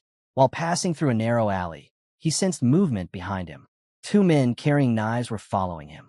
Callian returned to his horse and patted it gently, as if apologizing for being gone so long. Then he felt it again, the presence behind him. He told the horse to wait and turn around. He asked what they wanted from him, calling them warriors of the Great Dune. The Great Dune was a land of endless sand and wind, claimed by no nation. Those who lived there were known as its warriors, often called the wolves of the Great Dune. They were feared for their strength and their unusual abilities. Every swordsman standing before him carried a different skill, each one comparable to a seasoned knight. Callian knew his own swordsmanship was solid, but his body and aura were far more stable than theirs. What unsettled him was their number. There were only 5. He suspected they were hiding something. Then another swordsman stepped out from concealment. Callian asked if they had come to talk or to fight. The answer came immediately. The swordsman laughed and charged. Callion drew out his aura blade to block the attack. The clash began, and something felt wrong from the start. He was stabbed almost instantly. He didn't panic, only noting that the wound was deep and that his body felt strange because of it. He countered, cutting the swordsman across the shoulder. But the wound began to close on its own, as if healed by magic. The man mocked him, asking if he was already tired or thinking of giving up. Callion was taken aback. The swordsman's blade flared with a red glow as he rushed in again. This time, Callion was ready and blocked the strike. The crimson light pulsed along the blade. A silence barrier had been cast around them, sealing off all sound from the outside. Callion understood, then, that this was nothing like his sparring matches with his master. When his master used a red glow, it was fire magic. This was different. This glow reminded him of something else. It was closer to the red light he had seen around Randall and the black stone. Callion couldn't accept the thought. It had only been 3 days since his brother had been confined to the palace. There was no way he could be behind such a sudden ambush. The battle continued as Callion tried to identify who was truly responsible. For a moment, he suspected the Marquis, but he dismissed it just as quickly. Knowing Callion was allied with the Siegfried house, the Marquis would never act against him so directly. He had no clear answer for who had sent these attackers. There was no pause in the clash. Blades met again and again, sending shockwaves through the air. Then, using an opening, Callion drove his sword into the man's stomach. He believed it was over. The swordsman looked down at the wound and smiled. He told Callion that it wasn't enough to kill him, then gripped the blade and pulled it out of his own body. The enemy laughed, mocking Callion's efforts. In response, Callion shifted his stance and drew the wind toward himself. As the swordsman glanced upward, fear spread among them when they saw a massive whirlwind forming in the sky. Callion told them the wind would finish the fight. A towering, cone-shaped tornado crashed down toward them. The gale roared as a technique he called the wind spear descended at blinding speed, slamming the swordsmen into the ground and killing them instantly. Blood scattered across the area, leaving a gaping hole through one body. Callion dropped to the ground, exhausted. Blood spilled from his mouth. Yet he knew the battle was not over. The remaining 4 warriors moved in to strike. Callion forced himself back to his feet and released an aura blast. In moments, they were also brought down. One of them, however, managed to rise and stagger away. His goal was to call for reinforcements. It was their only remaining chance. He believed that if Callion survived, their entire plan would collapse, turning all their efforts to nothing. Callion tried to finish them all, but his own injuries were severe. At the Siegfried Manor in Syriesis, a servant rushed in to inform the young mistress that Prince Callion had arrived unconscious, slumped over his horse, and covered in wounds. They hurried outside at once. As they reached him, Callion told them to call his brother immediately. The mistress saw how deep the wound was. She knew Callion was a powerful swordsman, not someone easily injured. From that alone, she understood that his attacker must have been highly experienced. She believed the palace would have been the safest place for him. Yet Callion had come here instead. From that alone, she understood that he didn't want anyone else to know what had happened to him. The mistress immediately gave her orders. She called in Callion's men and told them to prepare for a possible attack. She said they were Siegfried, and, if needed, they would stand as a shield. She ordered the main gate to remain open. Jane was told to follow the trail of blood and determine what had happened outside. Dakar was instructed to go with her, erase every trace, and make sure not a single drop of blood remained. She then called Euron and ordered her to find her brother Ian and the servant girl Hina. She made it clear that no one else was to be informed, only Ian. Everyone moved at once to carry out their tasks. As they scattered, one question lingered in her mind.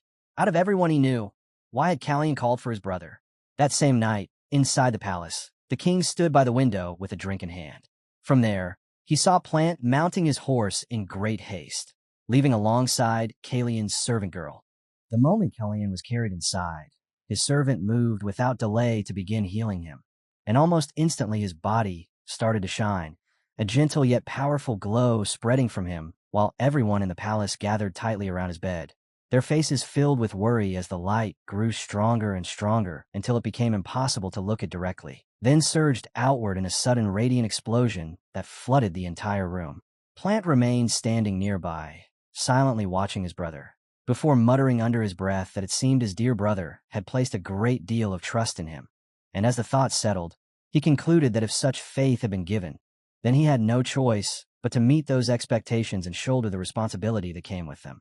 After letting out a long, heavy sigh, he called for Lady Miria and calmly informed her that from this moment forward, House Siegfried would be keeping him as a hostage, a statement that immediately left her visibly confused as she questioned what he meant, pointing out that there was no clear reason for House Siegfried to detain him in such a way.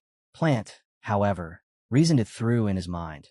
Callian had no knowledge of who had sent the assassins, and if he were to return to the palace while still injured, His Majesty would undoubtedly place him under strict protection, which would in turn force whoever was behind the attack to retreat and wait for another chance. Because of that, Callian had chosen to remain hidden within the Siegfried Manor, so he could uncover the true culprit behind the assassination attempt. At the same time, Callian was still a prince, and unlike the earlier incident involving Arsene's disappearance, this situation demanded far more careful handling, so that no suspicion or alarm would arise from his absence, which meant there needed to be a believable circumstance that would allow House Siegfried to seal their gates and guard him without drawing attention. After considering all of this, Plant determined that this plan fit those requirements. He then stated firmly that House Siegfried had decided to hold him hostage under the belief that House Burison was responsible for Callian's disappearance, and that, based on this claim, Plant would remain in captivity until Callian was found, an explanation that left Lady Miria clearly shaken before he asked once more if this reasoning would suffice. After a brief pause, Lady Miria agreed that it was more than enough, adding that protecting others was something they were particularly skilled at, and then informed him that the main gate would be closed, inviting him to make himself comfortable within the manor. Plant finally glanced toward Callian and thought to himself that he had handled all the troublesome details exactly as Callian had intended. He felt a sense of relief, even a quiet satisfaction, knowing he was taking on the role of a hostage for Callian's sake, and in his heart he wished earnestly for Callian to regain consciousness as soon as possible. Back at the palace, His Majesty's concerns steadily deepened as Callian had yet to return since departing the previous morning, while it was also reported that Plant had left during the night together with one of Callian's servants. Though it was remarked there was no real need to specify which servant, and, in addition, that Plant now had the support of House Siegfried, whose gates remained tightly shut as the entire house kept its silence. Faced with this chain of unusual events, the king struggled to piece together their meaning, his suspicions gradually turning toward the possibility that such actions might even amount to treason. Yet when he questioned Cyroyan, the latter dismissed it as nothing of importance. Unsatisfied, the king demanded a proper explanation to justify any continued patience, warning that without a convincing reason, he would dispatch Valcanum and Sarah directly to the manor. Cyroyan said nothing in response, fully aware that there had to be a reason Callian had neither returned to the palace nor acted without cause in summoning Plant to the manor. Yet he found himself unable to decide what explanation he could offer the king. At that moment, Lord Mansell entered, startling Cyroyan, and calmly advised that the situation be handled with composure, then informed the king that Prince Callian had been ambushed by assassins the previous night, which likely explained why he had taken shelter within House Siegfried's manor. Hearing this, the king's worry intensified as he questioned whether it was truly the case that Callian had chosen the manor over returning to the palace, his concern quickly turning into urgency as he expressed his intent to bring Callian back at once, unwilling to risk leaving him anywhere outside the palace's protection. Lord Mansell reassured him, explaining that had Callian suffered any serious injury, word would already have reached the palace, and further emphasized that with Duke Siegfried himself present, there was no reason to doubt Callian's safety, adding that Callian was not someone who acted without careful thought, especially in moments of crisis. Even so, the king's unease did not fade. Lord Mansell then proposed that they wait and observe how the situation developed before taking further steps, suggesting that the matter concerning Valcanum could be settled once they had gained a clearer understanding of what was truly happening. In the end, the king gave his consent, though he made it absolutely clear that if anything were to go wrong, he would send Valcanum without the slightest hesitation. Lord Mansell accepted this, stating that he would not object to such a course of action should the situation deteriorate. Yet he added that gaining entry into the manor would not be easy under the current circumstances, pointing out that even its owner had remarked that his own daughter would refuse to let him step inside his own home right now, a detail that only deepened the tension as it hinted at how tightly the manor was being controlled. Watching the king's face, Lord Mansell realized that, just as he had managed to ease his worries, this single remark had unsettled him all over again. The man who had made that comment looked around in confusion, unable to understand why the mood had suddenly grown so heavy or why all eyes had turned toward him, and he questioned what exactly he had said to provoke such a reaction, seemingly unaware of the weight his words carried. Several days later, Crown Prince Chase inquired about Kalian's condition, and his servant reported that Kalian had yet to regain consciousness, adding that the Enclave sorcerers had already begun investigating and that their birds would soon return with news. The prince replied that there was no need to worry about that, as he did not expect any of them to cross paths. The servant continued, explaining that no suspicious movements had been detected within the capital aside from the king's order to tighten entry inspections, and that despite these efforts, no individuals stood out as unusual. Hearing this, the prince concluded with a cold certainty that their enemies were either moving carefully while watching how things unfolded or had temporarily withdrawn to prepare for another strike later, though he also considered the possibility that they might already be dead. And regardless of which was true, he found himself questioning who the true force behind them was. Meanwhile, Kalian's room lay in deep silence, wrapped in the stillness of night as a faint blue glow slipped through the tall windows and stretched long shadows across the space, while he remained unconscious for a long while. Then, all at once, he felt as though a hand was reaching toward him, a subtle sensation that pulled at his awareness as it slowly returned, and this unfamiliar presence stirred him enough to sense that someone had come, only for the reaching hand to stop the instant. Kalian's eyes gradually opened, revealing Plant standing there, which brought a faint yet warm smile to Kalian's face, his expression filled with quiet relief and comfort at the sight, while Plant, in turn, looked back at him with clear happiness, reassured that Kalian was finally recovering. By the next morning, Lady Miria gently asked if she should bring him more bananas, yet Kalian, already eating in a composed manner, replied that what he had was more than sufficient, and even offered some to Plant, who declined with polite restraint. Not long after, Lady Miria informed him that Marquis Burison had come by earlier, claiming that his visit was simply to personally confirm Prince Plant's safety, though she believed his real purpose had been to press for answers regarding the rumors of Plant's abduction in Siriasis, especially since he had already been demanding explanations through repeated letters, and she added that she had refused to allow him entry into the manor. Kalian expressed his gratitude for how she had handled things, acknowledging that everything had proceeded without issue thanks to her efforts during the time he was unconscious, and in a slightly dramatic tone remarked that he had chosen the right person for the role, recognizing her dependability, while beside him Plant showed a hint of disapproval and tried to stop him from talking too much out of concern for his condition. Lady Miria then delivered another update, explaining that the Enclave's wizards had reported suspicious figures observing not only the manor, but also the surrounding areas, including the Burison estate, and upon hearing this, Kalian concluded that their enemies had finally taken the bait and stepped into the trap that had been set. Lady Miria, however, responded with unease, saying that even if that were the case, their actions felt far too predictable, almost as though they had been done intentionally, which made her uncomfortable as everything seemed to be unfolding exactly as expected. Kalian considered her concern and admitted that the entire situation itself could very well be a trap meant to draw him out, but added that regardless of whether it was deception or not, he had already decided to face them, and it made no difference whether they had fallen into his snare or were trying to lure him in, because he had no intention of confronting them alone. Seated beside him, Lord Manisil asked if Kalian wanted him to come along, and Kalian answered with complete confidence that there had been no other reason to summon him in the first place, adding that he trusted him and was certain he would keep him safe. Lord Manisil replied with a trace of sarcasm, remarking that Kalian was essentially admitting he would be a burden, but Kalian only laughed it off without concern.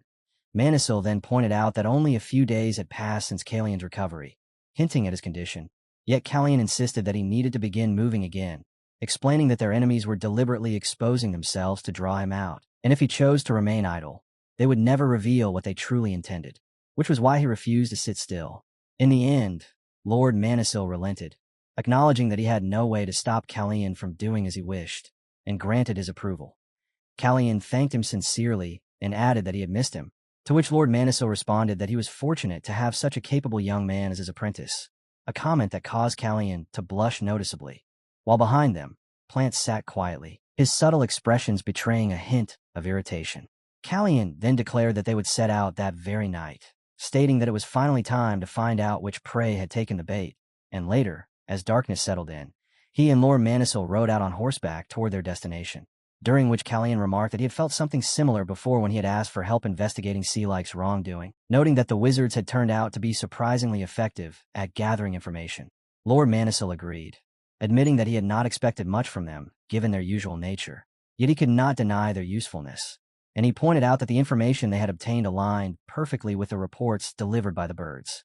At those words, Callian abruptly halted and repeated the point about how the birds' reports and the wizard's findings matched exactly.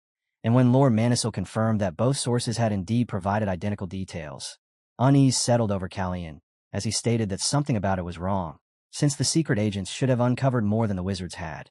Lord Manisil questioned how he could be so sure, reminding him that Madame Uria had been steadily supplying valuable information ever since he sought her help, and also noting that the Enclave's wizards were not usually involved in trading information, prompting Callian to explain that, unlike the wizards, the birds specialized specifically in gathering and handling intelligence.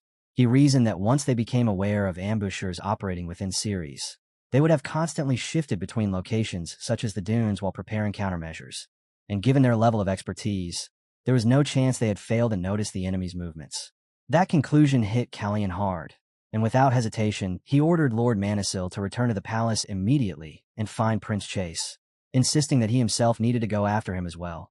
Caught off guard, Lord Manisil questioned what had prompted such urgency, and Callian revealed his suspicion that the birds were the ones responsible, a claim that visibly stunned Manisil as Callian continued, stating that there had to be traitors among the Secretia's spies that they were connected to. What had happened to him, and that Prince Chase had intentionally kept this information hidden. At the same time, inside a quiet library, a suspicious man stepped in, and Naird turned toward him and calmly asked if he was looking for a book, only for the man to firmly state that he had come for an entirely different reason, declaring that he was there to meet directly with the birds who had defected. That man was revealed to be Lord Manisil, who stated firmly that he had come to ask a question, then began speaking about how the very nature of spies was inherently paradoxical, before suddenly slamming his foot down with such force that the ground trembled and the entire space shook, leaving the librarian visibly startled by the sheer impact. He went on to describe a scenario in which a person loyal to their homeland infiltrates another nation to gather intelligence, only to later abandon that loyalty and sell out their original side, then wondered aloud whether such an act should be called betrayal or simply the natural behavior of a spy, letting out a faint, almost amused laugh at the thought. Continuing, he stated that regardless of how one might justify it, a bird that had left both its cage and its master could no longer be considered a Secretian spy, and at those words, Naird found himself unable to respond. Just then, the door slowly creaked open and Prince Chase stepped inside, calling out to Naird, who immediately bowed his head and apologized, explaining that even though the prince had come all this way, he had nothing he could offer him in return. Prince Chase accepted this calmly, while Lord Manisil stepped forward and remarked that he was neither as lenient as his apprentice nor as patient as the prince before him, then asked Naird a single, direct question, whether Tansel had been the one who requested the warriors Naird had helped. Naird gave no answer, and in response, Lord Manisil conjured a fireball in his hand and asked if Naird knew what it was. Naird replied that it was a flame spear, to which Manisil agreed, adding that it could also be called a fire orb, and without any pause, he hurled it toward Naird, stating that it would not disappear until it had melted the heart of whoever it touched. Fear gripped Naird, yet instead of striking him, the fire orb abruptly veered off within the room, followed immediately by the scream of a man, prompting Lord Manisil to form a faint grin as he calmly remarked that he had not overlooked the rats attempting to flee. In that instant, Naird understood with rising dread that the situation had already turned dire, because before Lord Manisil's arrival, he had been in contact with the very enemies planning the attack, and the moment that man finished his business and left, Naird had allowed 9 of his own men to escape despite the risk to himself, as it had been the only way he could help them, quietly hoping they would survive. Lord Manisil then told him that 8 of them were still alive, which meant Naird still had time to make his decision, and hearing this, Naird understood that he needed to stall for as long as possible. Yet at that very moment, Manisil formed another fire orb and sent it flying, and although Naird desperately shouted for him to stop and begged for time to think, Manisil showed no intention of slowing down, instead continuing to create more fire orbs as he ruthlessly cut down additional men, repeating coldly that he was neither soft nor patient. He then stated that only 6 fledglings had managed to leave the cage, and once again asked if Tansel had been the one who had solicited the warriors. Left with no other choice, Naird finally gave in and spoke, revealing that not long after the execution of the Blue Warbler, they had come to see him and had offered a generous payment in exchange for finding someone to take her place. Then clarified that although the question concerned Tansel, The warriors themselves did not belong to any single nation. Lord Manisil replied that he already knew as much, since the warriors of the dunes are not affiliated with any country. But Naird went on to explain that they were actually part of a larger organization made up of individuals from Sakrisha, Liberin, Tansil, and various other regions across the world. Both Lord Manisil and Prince Chase showed clear surprise at this, while Manisil began to consider what kind of purpose could possibly unite people with no direct ties into a single group, recognizing that this was something that would require deeper investigation. Naird then admitted that he did not know the name they operated under, and that this was all the information he possessed, and having disclosed everything, he pleaded humbly for the remaining lives of his companions to be spared. Lord Manisil granted this, and the fire orbs vanished, leading Naird to believe that the ordeal had finally ended. However, Manisil then posed one last question, asking whether Naird knew the names of the spies who had already died, which caused Naird to flinch. Manisil pointed out that for someone who claimed to care so deeply about his companions, Naird had taken quite some time before speaking, allowing 3 of them to die, and reasoned that this hesitation likely meant he needed at least one survivor so that someone could summon the warriors to this place. As he began forming fire orbs once more, he added that despite appearances, he had lived far too long to be fooled by something so simple, and warned Naird not to get his hopes up. Naird grew visibly shaken at those words, his composure breaking, while Lord Manisil, without the slightest pause, conjured 6 more fire orbs and set them in motion, fully prepared to wipe out the remaining survivors, then coldly declared that no one would be coming to save him as the deadly spheres drifted forward, closing in without mercy. Callian was already outside, engaged in battle against the wizards, and with a single devastating strike, he sent one of them crashing hard into the ground. By then, he had already confirmed that, exactly as he had suspected, the location given by both the wizards and the birds had been nothing more than a carefully laid trap, and he also realized that Plant must have foreseen his arrival, which clearly explained why that man had appeared there. At that moment, Talan Castron stepped in and, without effort, finished the fallen enemy by driving his sword straight through him. The same Talan, known as the land's greatest sword master, who in Kalian's past life had once held off the Cytesian royal knights alone during the war. As more enemies closed in, Callian recognized him as the very man who had once taught him swordsmanship, and without hesitation, the two moved together, cutting through their opponents side by side. Then, all at once, a massive fireball surged toward them, and seeing the danger, Talan told Callian to stay back, knowing he had not fully recovered, to which Callian agreed, acknowledging the truth of it, yet added that he refused to become a burden in the fight, and despite that, he calmly halted the fireball midair, causing it to detonate before it could reach them. As the dust cleared, Callian remained certain that his master would deal with whatever enemies remained, and as for everything else, he simply smiled and remarked that all that was left was to clean up the rest.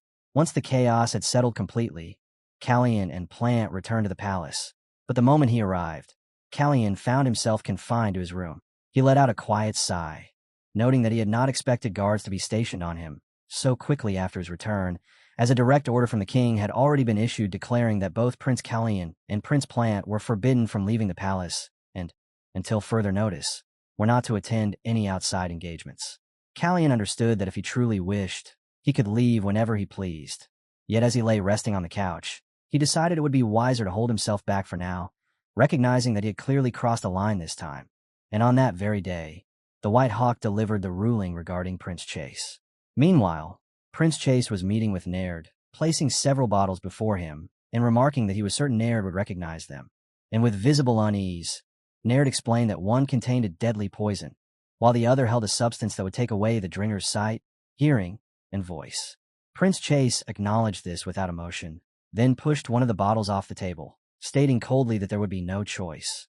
The glass container filled with red liquid shattered the moment it hit the ground, and as Naird flinched in shock, Chase's expression hardened into something chilling as he declared that Naird had interfered with what he never should have touched, sentencing him to spend the rest of his life in despair and regret.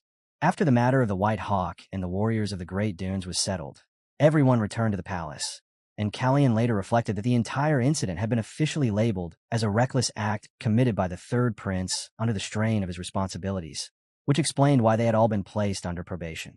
His thoughts were cut off when Plant entered the room, and Callian remarked that he had an overwhelming amount of work waiting for him, questioning how he was supposed to sit idle like this. Plant asked what kind of work he meant, and Callian noticed that Plant now seemed completely at ease walking across the terrace, even in broad daylight. Plant answered that he had no other option, then asked what Callian had discovered, to which Callian pointed out that Plant sounded certain he had found something, and Plant replied that Callian was not the type to return empty-handed without reason. Dismissing it as speculation, Callian reached into his pocket and took out an object, stating that he believed their enemies had been trying to confirm whether he could use the power of the stone, and as he spoke, he set it down on the table. He went on to explain that since rumors had spread about him suddenly becoming a sword master, they must have assumed it was because of the stone, and now that they had confirmed otherwise, he expected they would refrain from making any immediate moves. Even so, he did not think this was the end, reasoning that if they had gone as far as targeting a prince like him, then the stone must carry an important secret, and the way they had used their power was clearly tied to it, which made him pause. He then proposed that Plant should consider taking control of Burisen's brother, an idea that visibly startled Plant, but Callian explained that their enemy possessed a kind of power that demanded caution, and weakening Sirius under such circumstances would be a mistake. At the same time, he had no intention of allowing that enemy to continue holding such strength, which was why he wanted Plant to take over Burisen. Plant said nothing, and though Callian continued pressing him, he eventually rose and turned away, saying they could discuss another time. Yet as he took a step, he suddenly staggered and lost his balance for a brief moment, prompting Callian to catch him before he could fall. But just as Callian was about to ask if he was all right, Plant told him to let go and pulled away, then left while saying he would think over the proposal. Inside Alan's office within the Arcane Enclave, a visitor arrived carrying the gathered materials and stepped forward to submit them, explaining that she had come in Uria's place to report on the black stone Prince Callian had personally requested. As Lord Manisil examined the stack of documents filled with precise findings, his expression shifted to clear surprise, and he asked whether Yuria had truly handled the entire investigation on her own, to which she answered calmly that she had indeed done so alone. Hearing that, Lord Manisil's demeanor turned grave as he firmly ordered that this matter must remain undisclosed to anyone, including the king himself, a statement that caught Yuria slightly off guard and prompted her to clarify that she did not share a strict master-servant bond with Prince Callian, but since he had asked for the task, she had simply accepted his request and carried it out accordingly. As Lord Manisil continued to process the implications, he struggled to accept the truth behind the stone, his mind drifting back 2 centuries to a scholar named Shaun Geraldra, a man who had once asserted that divine artifacts could be crafted by human hands despite there being no clear record of where he came from or how he was raised, and who had ultimately vanished while attempting to prove that claim, leaving Manisil absorbed in thought as he silently questioned whether such a possibility could truly exist.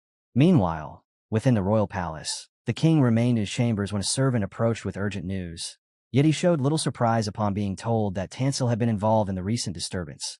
The servant went on to report that several letters had been found in bookshops run by Naird, revealing correspondence between Naird and Tansel's crown, and that these letters also contained details of a scheme aimed at harming Prince Callian. Despite the seriousness of the report, the king responded calmly and ordered that all of the letters be burned at once, which the servant accepted respectfully, though he hesitated before cautiously suggesting that it might be wiser to store them securely for possible future use.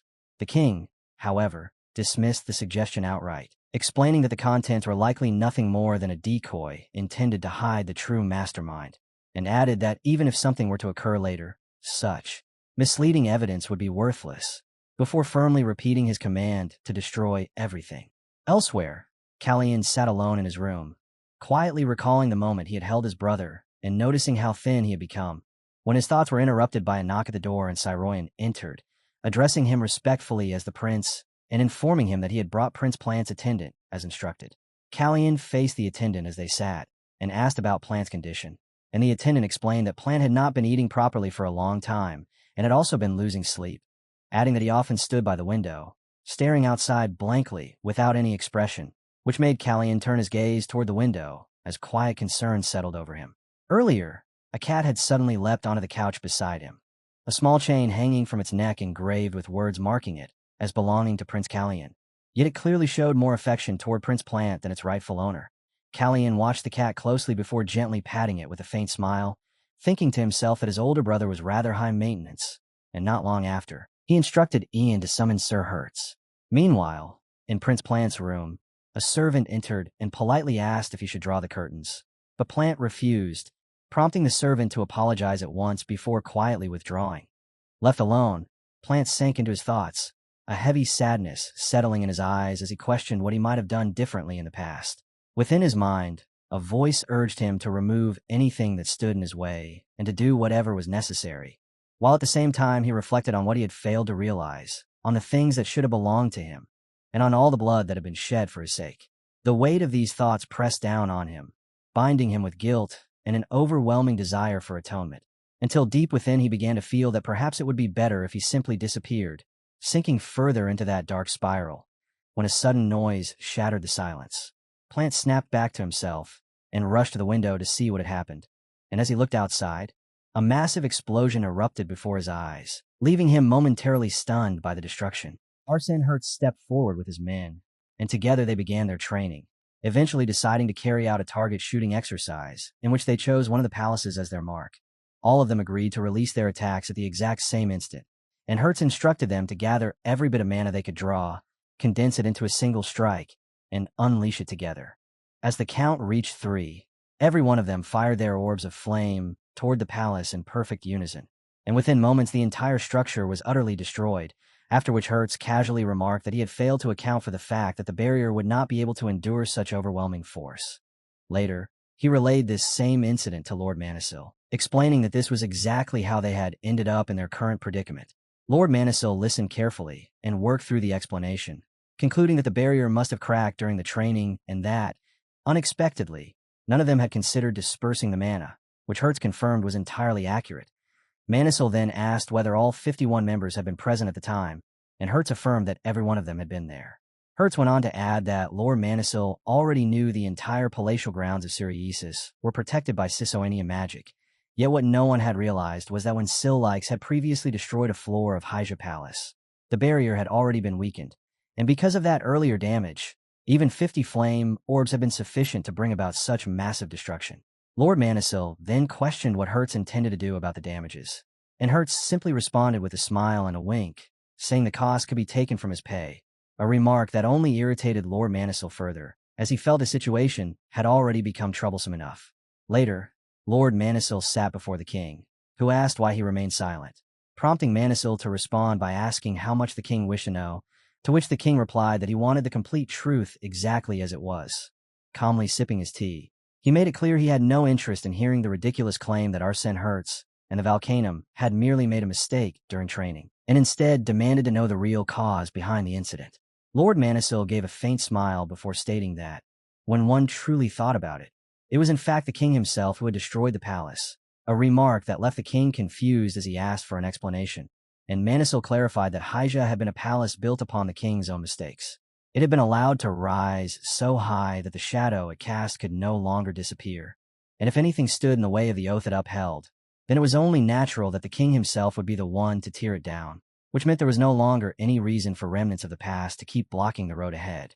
He continued, explaining that such a result had been unavoidable, because the burden of the king's past mistakes had grown so heavy that restoring everything without sacrifice was no longer possible, and the king, now visibly unsettled, admitted that this was the truth and acknowledged that he had no excuse.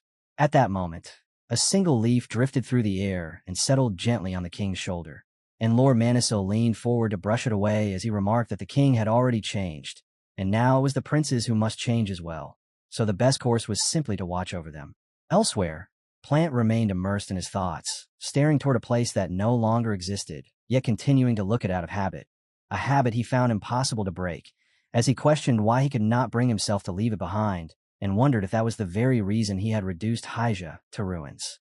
He slowly stood, but even with the palace gone, he still did not know what he was supposed to do next, and as he reflected on whether he could ever forget the sin of the reunionary, he questioned whether he even had the right to forget it, then thought back to how he had once let go of his mother's hand and ultimately betrayed her, unable to understand how he had become so shameless, and perhaps deciding, in his own mind, that it was better for him to remain that way. At that very moment, Callian suddenly climbed up on a balcony and appeared right in front of him, startling Plant, and without any hesitation, he casually suggested that they should go somewhere to eat, leaving Plant completely stunned as he struggled to comprehend how Callian had appeared so suddenly. Plant and Callian sat together in silence as they shared a meal, yet Callian noticed that Plant seemed distant and had barely touched his food, so he calmly asked about it, only for Plant to avoid answering and instead question Callian about his true intentions.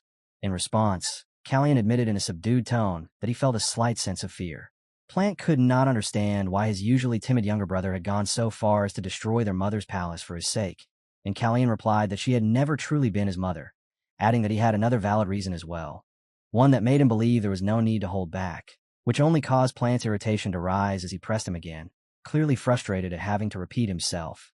At that moment, a cat suddenly appeared between them, interrupting the tension, and Callian glanced down at it before standing up and casually remarking that Kyrie had different colored eyes.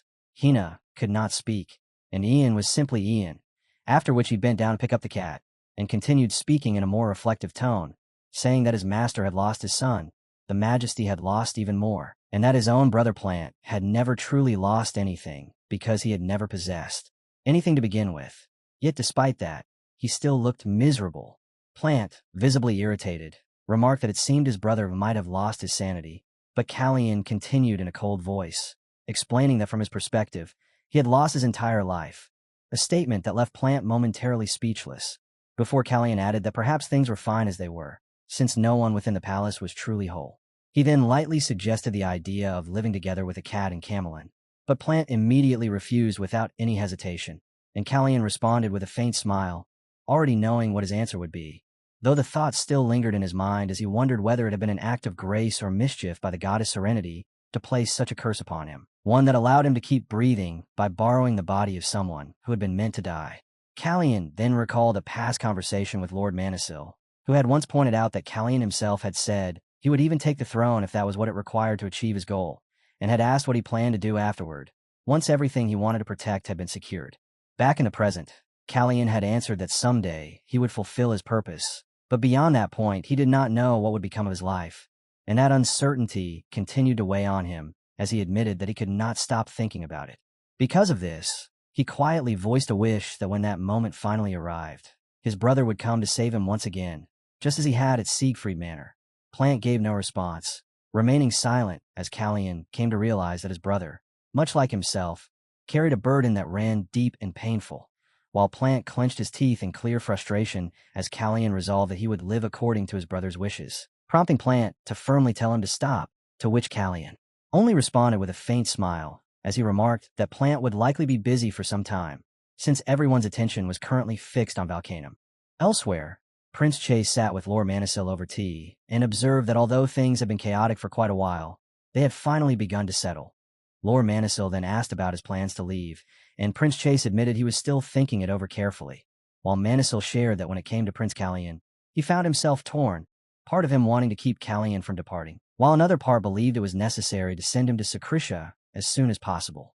Prince Chase acknowledged that he felt the same conflict, yet understood in the end that he would have to return soon, as the time had come for Secretia to begin preparing for change as well. Meanwhile, in the background, Callian and Plant were engaged in what appeared to be a friendly sword spar, and as they traded strikes, Callian explained that if Plant intended to take control of Burison, he would first need to secure authority over the knights, while also revealing that feeding him had only been one of the reasons behind the destruction of Hyja Palace. As Callian leapt forward with another strike, he added that the other reason had been to create a situation that would force others to place leadership into Plant's hands. And the moment Plant sensed it behind his back, he reacted instantly and launched a counterattack, which Callian avoided with ease as he stressed that it was necessary for everyone to believe that Plant was the most capable person to lead them and ultimately bring down Valcanum. Their blades continued to meet in steady rhythm as their conversation carried on, and within that exchange, Plant reached a firm decision that he would personally deal with Evan, their clashing swords mirroring both their words and the quiet determination that had begun to form between them. Callian moved slowly through the palace corridors with Ian following quietly behind him, and as he walked, he recalled that this was the day Plant was meant to meet Marquis Burison, which Ian confirmed without hesitation. Callian then asked whether Ian had any important matters to handle, and although Ian appeared slightly uncertain about his own schedule, he made it clear that Callian himself had nothing planned, adding a firm warning not to even consider going anywhere, since he was strictly forbidden from leaving the palace during his probation. Callian responded calmly that he had no intention of going anywhere, yet as he continued down the corridor, he remarked that it felt like he was forgetting something important, and then, without warning, the memory resurfaced, and he realized exactly what it was. Meanwhile, Marquis Burison sat across from Plant, silently weighing the recent shifts in power, noting that after Sillike's removal, 1 out of 10 nobles who had supported House Burison had withdrawn their support, And after the kidnapping incident involving House Siegfried, that number had grown to 1 out of 5, leading him to conclude that he needed to find a way to make use of Plant amid the instability. Plant observed calmly that things did not appear to be going well, pointing out that Arsene Hertz, the deputy high magister of the Volcanum, and the one responsible for the fall of Hyja, had received only a minor punishment, a deduction of 1 firen from his pay until the palace was rebuilt, and while the penalty itself was clearly too light, the more important result was that the incident had made a strong impression on those who had previously been unaware of the Volcanum's power. Marquis Burison agreed inwardly, recognizing that from the noble's point of view, the situation could only be interpreted as partially advantageous to Kalyan. Since his knowledge of the Volcanum spread, its influence and reputation continued to expand, drawing even more attention toward him. And he reflected that although Kalyan had once seemed like a dependent young prince, he now appeared to have gained firm control over his circumstances. Plant then suggested that if he were the one to take charge of the situation, things might begin to improve, and asked what the Marquis thought of that, prompting Marquis Burison to question what exactly he meant, to which Plant proposed that if he were granted authority over the Leon and Karen Knights, he would divide the Volcanum into 2 factions. The Marquis considered this carefully, recalling that when Plant had first become a magister of the Volcanum, he had believed his role would be to restrain Kalyan. Even Plant's presence beside Kalyan during the king's birthday had once seemed to support that assumption. Yet now it appeared that everything Plant did was instead strengthening Kalyan's position. Plant's expression turned cold as he sharply questioned whether the Marquis truly doubted him, implying that acting friendly toward the cursed prince was not something he took any pleasure in, and Marquis Burison quickly denied it, though inwardly he admitted that he had little choice but to rely on Plant, since compared to Randall, Plant held greater influence. And the increasing hostility between Kalyan and Randall only reinforced that advantage. In the end, the Marquis decided that accepting the proposal could be effective, agreeing to grant control of the knights, but only on the condition that something be given in return.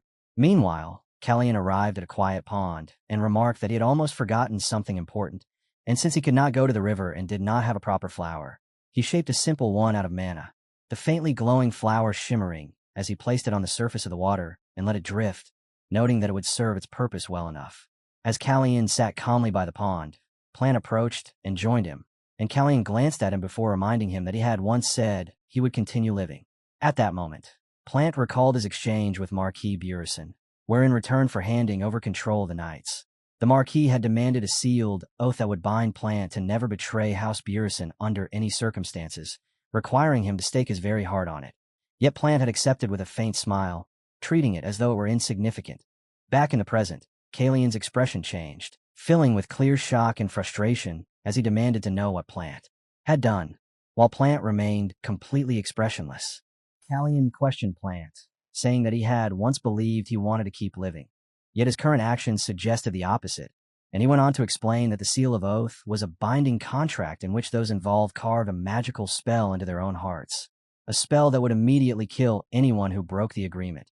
Having once made such a pact with Soul-like, Kalyan knew its danger better than anyone, and since the curse tied to it would not vanish until the other party had died, he realized that he would now have to deal with Evan far sooner than he had originally intended. Plant gave a faint smirk and remarked that it seemed unlikely his brother had ever truly planned to keep him alive, which caused Kalyan to pause briefly before admitting that Plant understood him well, after which he asked about the exact terms of the contract. Plant explained that the only condition was that he must never betray House Burison, and nothing beyond that had been required, a simplicity that clearly surprised Kalyan, who had not expected such minimal terms to be accepted. Plant remarked that it was not surprising given their arrogance, but Kalyan corrected him, saying it was not arrogance but foolishness, and Plant quietly agreed with that assessment. Even so, he admitted that while the situation was troublesome, it was still safer than the alternative, adding that it could even be seen as a small advantage, and suggested that if he were to speak with Randall, they might learn whether House Burison intended to demand another oath, concluding that for now, they should simply wait and observe how events unfolded, while Kalyan advised him to get some rest, noting that he must be exhausted after such an important day. As Plant turned to leave, he noticed the flowers Kalyan had created and asked him to make some for him as well, and later that night, Plant repeated the same act, gently placing the glowing flowers onto the water while Kalyan watched quietly from his balcony. A flower paired with a candle symbolized final farewell, words meant to guide the departed on their last journey. And using his magic, Kalyan lifted all the flowers and sent them drifting up into the sky. The sight of the softly glowing flowers rising above drew the attention of everyone within the palace. And at that same moment, the king stood by the window watching the scene, while Lord Manisil turned to him and calmly advised that it should be ignored, saying that the third prince was simply finding his own path, after which Callian returned to his room as Ian silently observed the beautiful display in quiet astonishment. The next morning, the maids gathered and spoke among themselves about the glowing flowers they had seen in the sky, describing how breathtaking the sight had been, almost like a dream, and how deeply it had captivated them despite not knowing its meaning. Their conversation continuing until it was abruptly cut off as Randall passed by. Standing in a garden, Randall reflected that small yet undeniable changes had already begun to take shape, signaling the beginning of unforeseen developments, and he realized that it had all started about a year ago during the same season, when everything began to shift from the moment he himself had changed. He then approached Callian and ordered the maids to leave, and as they withdrew, Callian gave a mocking remark, saying he had expected Randall to at least ask about his well-being, yet instead he immediately demanded to know what Callian wanted and why he had chosen to approach him directly. With a faint smile, Callian replied that he was simply curious about what Randall was hiding, and that curiosity had led him to try having a simple conversation, while inwardly he wondered how much more would continue to change, especially concerning his own powers, questioning what it was that Randall sought to understand, what he himself had yet to grasp, how much further things would be thrown into disorder, and what connection those powers had to Tansil, as well as how far he would be able to comply with whatever lay ahead. As their exchange went on, Randall slowly placed his hand over his heart, where it beat heavily, silently revealing that he too was bound by the same oath, a gesture that made clear the weight and danger of the contract they both carried. Randall answered calmly that the presence must have been extremely faint, which was why Callian had been unable to properly sense his power, and upon hearing this, Callian caught a subtle reflection that made him pause in slight surprise as he began to wonder whether it was connected to Tansil. Randall gave a small nod, yet firmly denied any such link, prompting Callian to press further by asking whether he was incapable of giving any explanation, and after a brief silence, Randall simply confirmed that Callian's assumption was correct without offering anything more. Callian's expression slowly hardened as he continued to analyze the situation, bringing up the incident of the Tansil Paladins entering Ceres to attack House Burison and considering whether a contract had been made with them to destroy the house, or whether their hostility had instead been aimed at His Majesty. Yet no clear answer emerged. At that moment, Ian suddenly rushed forward, calling out loudly to Callian and asking where he was going, but Callian remained completely absorbed in recalling his earlier exchange with Randall, remembering how he had questioned him about his inability to respond and how, when none of the assumptions fit, he had told him to leave, after which Randall had quietly turned and walked away without any resistance. As Callian thought more deeply, he concluded that it was not a poorly constructed contract, since from the power he had received, Randall had offered his assistance to Tansil, and at the same time, he had been unable to state that he had formed any contract under the seal of oath, leading Callian to realize that if he truly wanted to reach a proper conclusion, he would first need to understand the internal workings of Tansil. At present, he recognized that the one person in Sirius who could help him was already clear in his mind. Yet as he attempted to leave the palace, the guards at the front gate stopped him and informed him that he was not allowed to go outside, to which Callian immediately warned them not to even think of stopping him if they valued their positions, then grabbed one of the guards by the shoulder and coldly challenged them to try and stop him if they could, causing the tension in the air to rise.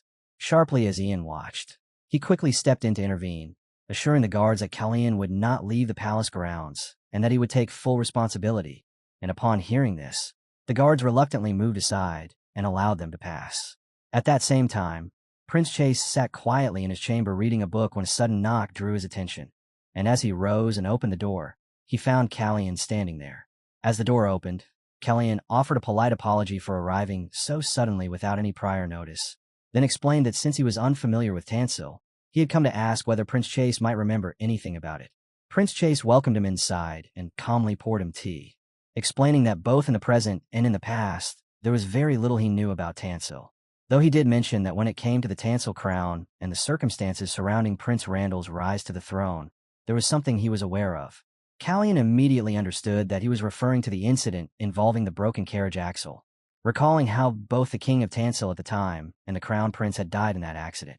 Yet Prince Chase expressed his belief that it had not been an accident at all, and when Callian asked about the timing, he learned that the incident would take place in September of the following year, although the exact date was uncertain.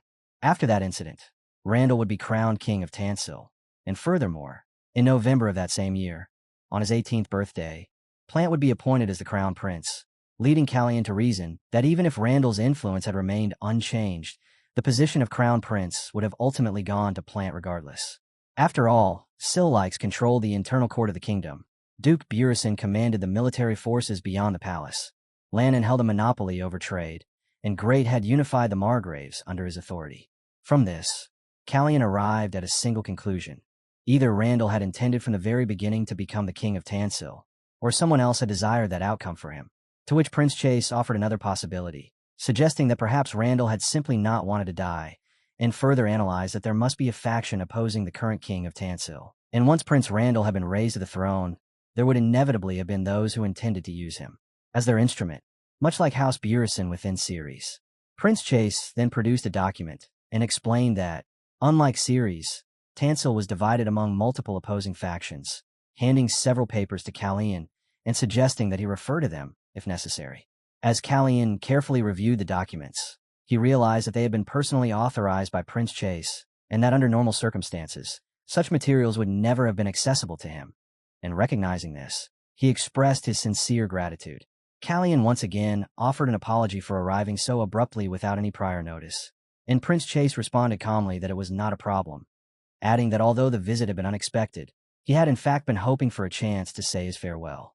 Hearing this, Callian was briefly caught off guard before quickly realizing what it implied, understanding that Prince Chase would soon be leaving, and Prince Chase calmly confirmed that he would be departing the very next day. Chase explained that it would not be appropriate for a prince of Ceres to personally see off the Secretion delegation, which meant this would likely be their final moment together. Although Callian was slightly surprised, he offered his sincere congratulations on Chase's upcoming coronation, adding that he would have preferred to attend in person, but, given the current circumstances, it would likely be difficult, and Chase responded with understanding, mentioning that he was already planning to gather the wizards at the beginning of the next year. Callian felt a quiet sense of satisfaction seeing that Chase had already begun making careful preparations, while Chase remarked that he was aware Callian's country was gradually changing and believed it would continue to transform even further in the future, and regardless of whether history repeated itself, he remained firmly resolved to protect Secretia, which led Callian to reflect in silence that this resolve was Chase's way of seeking absolution for Byrne. Chase then stated that Callian had already done enough, and Callian, in turn, reflected inwardly on Chase, as someone who had once been both his brother and his king, as Chase continued by saying that if Callian ever reached a point where he had nothing left to protect, he hoped he would at least protect himself. Wondering if that was too much to ask, Callian clenched his fist and fell silent for a moment before admitting that there was something he had never been able to tell him until now. And, when Chase showed curiosity, Callian revealed that he disliked coffee because it reminded him of the scent of reuniary, adding that he did not know whether a day would ever come when he had nothing left to protect. But if such a day did arrive, he believed that unlike Byrne, he would probably still be fine even without knowing what to protect, to which Chase responded with a faint smile, saying that the next time they met, he would make sure to serve something different. Later that same day, the king and Plant were speaking inside a room, where the king mentioned that he had been told Callian had entered the Rubia pavilion despite not yet having permission, and Plant calmly explained that Callian had been struggling to master a certain sword technique. The king then remarked that he could never truly understand swordsmen and their deep fixation on the blade, adding that Callian must have already heard that Chase was preparing to leave, which prompted Plant to ask whether the crown prince of Secretia was expected to depart the following day, and the king confirmed that this was indeed what he had been informed. The king voiced his concern over Callian's reckless behavior and wondered if he should properly reprimand him this time. Yet he soon set the thought aside and returned to their earlier discussion, asking Plant about his success in persuading House Burison to hand over their knights, acknowledging that it must have been a difficult negotiation and questioning how it had been achieved. Plant answered directly that he had agreed to sign a contract under an oath, which immediately shocked the king, who repeated the term in disbelief, while Plant calmly reassured him that it was not a contract that required concern. Even so, the king felt a deep fear take hold, thinking that his children had once again been placed in danger because of his own actions, and he questioned how he could possibly face them. Noticing the troubled look on his face, Plant mentioned that he could offer an apology if necessary, and upon hearing this, the king realized just how quickly his sons had grown, expressing his quiet gratitude to Plant for what he had said. The following day, the Secretion delegation departed, and Remaine's birthday banquet came to an end, after which Kallian threw himself back into intense training without pause, swinging his blade in swift motions that cut through everything before him until he finally stopped, breathing heavily, drenched in sweat and gasping for air, only to prepare himself to begin again, at which point Ian approached and pointed out that he had stayed awake the entire night once more. Despite being weighed down by a large amount of paperwork, Kallian continued to train relentlessly without rest, and Ian voiced his concern that pushing himself this far could lead to serious consequences. Yet Kallian calmly replied that everything was nearly finished, a statement that confused Ian and led him to ask what he meant, to which Kallian simply smiled and revealed that he had been working on a plan to save a cursed prince. Ian grumbled in response, saying that while that was somewhat reassuring, he was far more worried about saving the prince standing right in front of him, who looked as though he might collapse at any moment. But Kallian told him to relax, insisting that he was completely fine and would not collapse, all while Plant quietly watched them from his window. Meanwhile, elsewhere, the group responsible for the destruction of Hyjia Palace worked to clear the rubble and clean the area, a task that proved extremely exhausting as they became visibly worn down by the sheer difficulty of the labor. One of the men remarked that he had never expected to be pushed into shoveling until he had no mana left to use, while another questioned when they would finally be able to begin rebuilding Hyjia. And all the while, in the background, Hertz continued digging without pause. Suddenly, a heavy thud rang out as something collapsed, causing everyone to freeze before quickly turning toward Hertz and calling out to ask what had happened and whether he was all right. They found him lying on the ground, clearly shaken after uncovering a hidden basement beneath the palace, something he had never known existed, and realizing the importance of what he had just found, he immediately ordered his men to summon Lord Manisil without delay.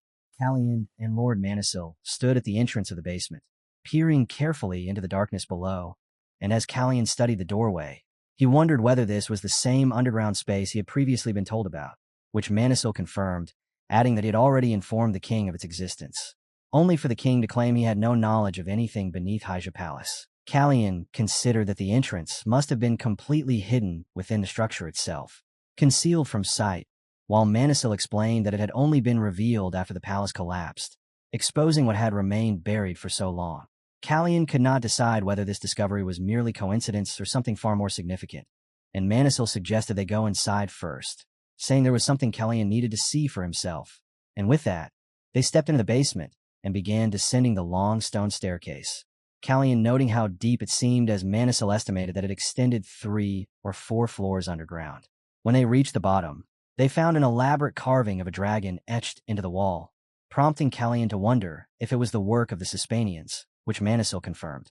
Kallian placed his hand against the stone and observed that despite the basement appearing to be at least 500 years old, the walls, the stairs, and even the detailed carvings remained perfectly preserved, while Manisil also traced the surface with his hand and explained that this was due to the influence of Suspanian power, though he stressed that there was something far more important inside the chamber, which was why he had brought Kallian there. As they moved further in, Kallian was briefly taken aback by the sight of a glowing object positioned at the center of the room, and he immediately recognized it as a fragment of the axis of time, an artifact believed to have disappeared from Sakrisha, causing his aura to stir faintly as he questioned why it was there, before quickly steadying himself and letting out a faint smirk at the irony of it all. He reflected that if his brother had simply eaten properly that day, he might never have come across such a discovery. Yet even so, he considered it fortunate, thinking that since a fragment of the axis of time existed here, the same dangerous event might not occur again. Lord Manisil then asked what Kallian intended to do with the artifact, and Kallian answered that it was something he alone should face, as no one else could carry such a burden. Drawing his sword, he advanced toward it with steady resolve, convinced that anything that should never have existed must be destroyed, for this was an artifact that ought to have vanished long ago, bound to a time that should never have been and a place where it should never have appeared again. Yet now it stood before him once more, something he had never imagined encountering again, even in thought, causing him to question inwardly why this had happened while silently cursing the situation. As Kallian steadied his breathing, Lord Manisil told him to lower his sword, and although the entrance stood open, Kallian found himself unable to fully step into the chamber, with Manisil clarifying that he too could not enter, which made Kallian grit his teeth in frustration. At that moment, he recalled the stone in his possession, recognizing how similar it was to the artifact before him, and Manisil reminded him that he had previously gathered information about that stone, but had not yet had the chance to share it, explaining that according to his findings, the stone might be an artificially created divine artifact. Kallian was clearly stunned by this, and, in confusion, asked what had led to such a conclusion, prompting Manisil to explain that based on the information he had collected, it was indeed possible the stone had been made by human hands, which led Kallian to reflect that the notion of humans creating a divine artifact was inherently contradictory. He then asked whether anything more had been discovered about its creator, speculating that anyone who pursued such research must have been completely insane, and Manisil admitted that he had found nothing further. Though he had compared the characters engraved on the stone with those found on fragments of the axis of time and discovered that none of the symbols matched, Kallian considered this carefully and realized that the characters might belong to the same system of writing while representing entirely different forms, a possibility Manisil agreed with. And as Kallian turned his gaze back to the glowing artifact, a sudden urgency gripped him, making him realize that action was needed immediately, because if he had not discovered it now, things might have been different, but having found it, he could no longer afford any delay. Lord Manisil then asked whether Kallian intended to meet with the Suspanian, and Kallian confirmed that he did, as a fragment of the axis of time, something that had fulfilled its role in the past and vanished in the present, had now appeared once again before him. Kallian questioned why it had surfaced here and whether the rest of the artifact had truly disappeared as it should have, realizing that the only one who could possibly answer these questions was the Suspanian, and understanding that meeting them would be the next crucial step. It was said that once aura was completely depleted, even mana, which had been usable only for magic, could be entirely transformed into aura, and Kallian had now accomplished exactly that. Lord Manisil watched him with unmistakable admiration, recognizing that such a change signified a truly unique form of aura, and he openly praised Kallian for achieving the rare ability to convert mana into aura, a feat only a handful could reach. With this realization, Kallian understood that all his preparations were finally in place, and that what remained ahead was far more personal, as he now needed to reclaim his brother's heart. Later that night, he went straight to Plant's chamber under the pretense that his arm was hurting, and Plant, after examining him, remarked that his younger brother's tendency to push himself had reached an entirely new level. Kallian calmly reassured him, saying there was no longer any need to worry about everything. Yet Plant, unable to resist, mocked him in his usual sharp manner, hinting that there seemed to be a bird hidden somewhere within the Night Order. Kallian immediately grasped the meaning, understanding that a Sakrishya spy was concealed within the Royal Night Order, and Plant confirmed it without hesitation. Before Kallian could reply, Plant added that he had already secured proof, then reached into his pocket and produced a small note, and the moment Kallian saw it, he was clearly impressed, realizing even he had not noticed it, remarking that the birds were indeed remarkable.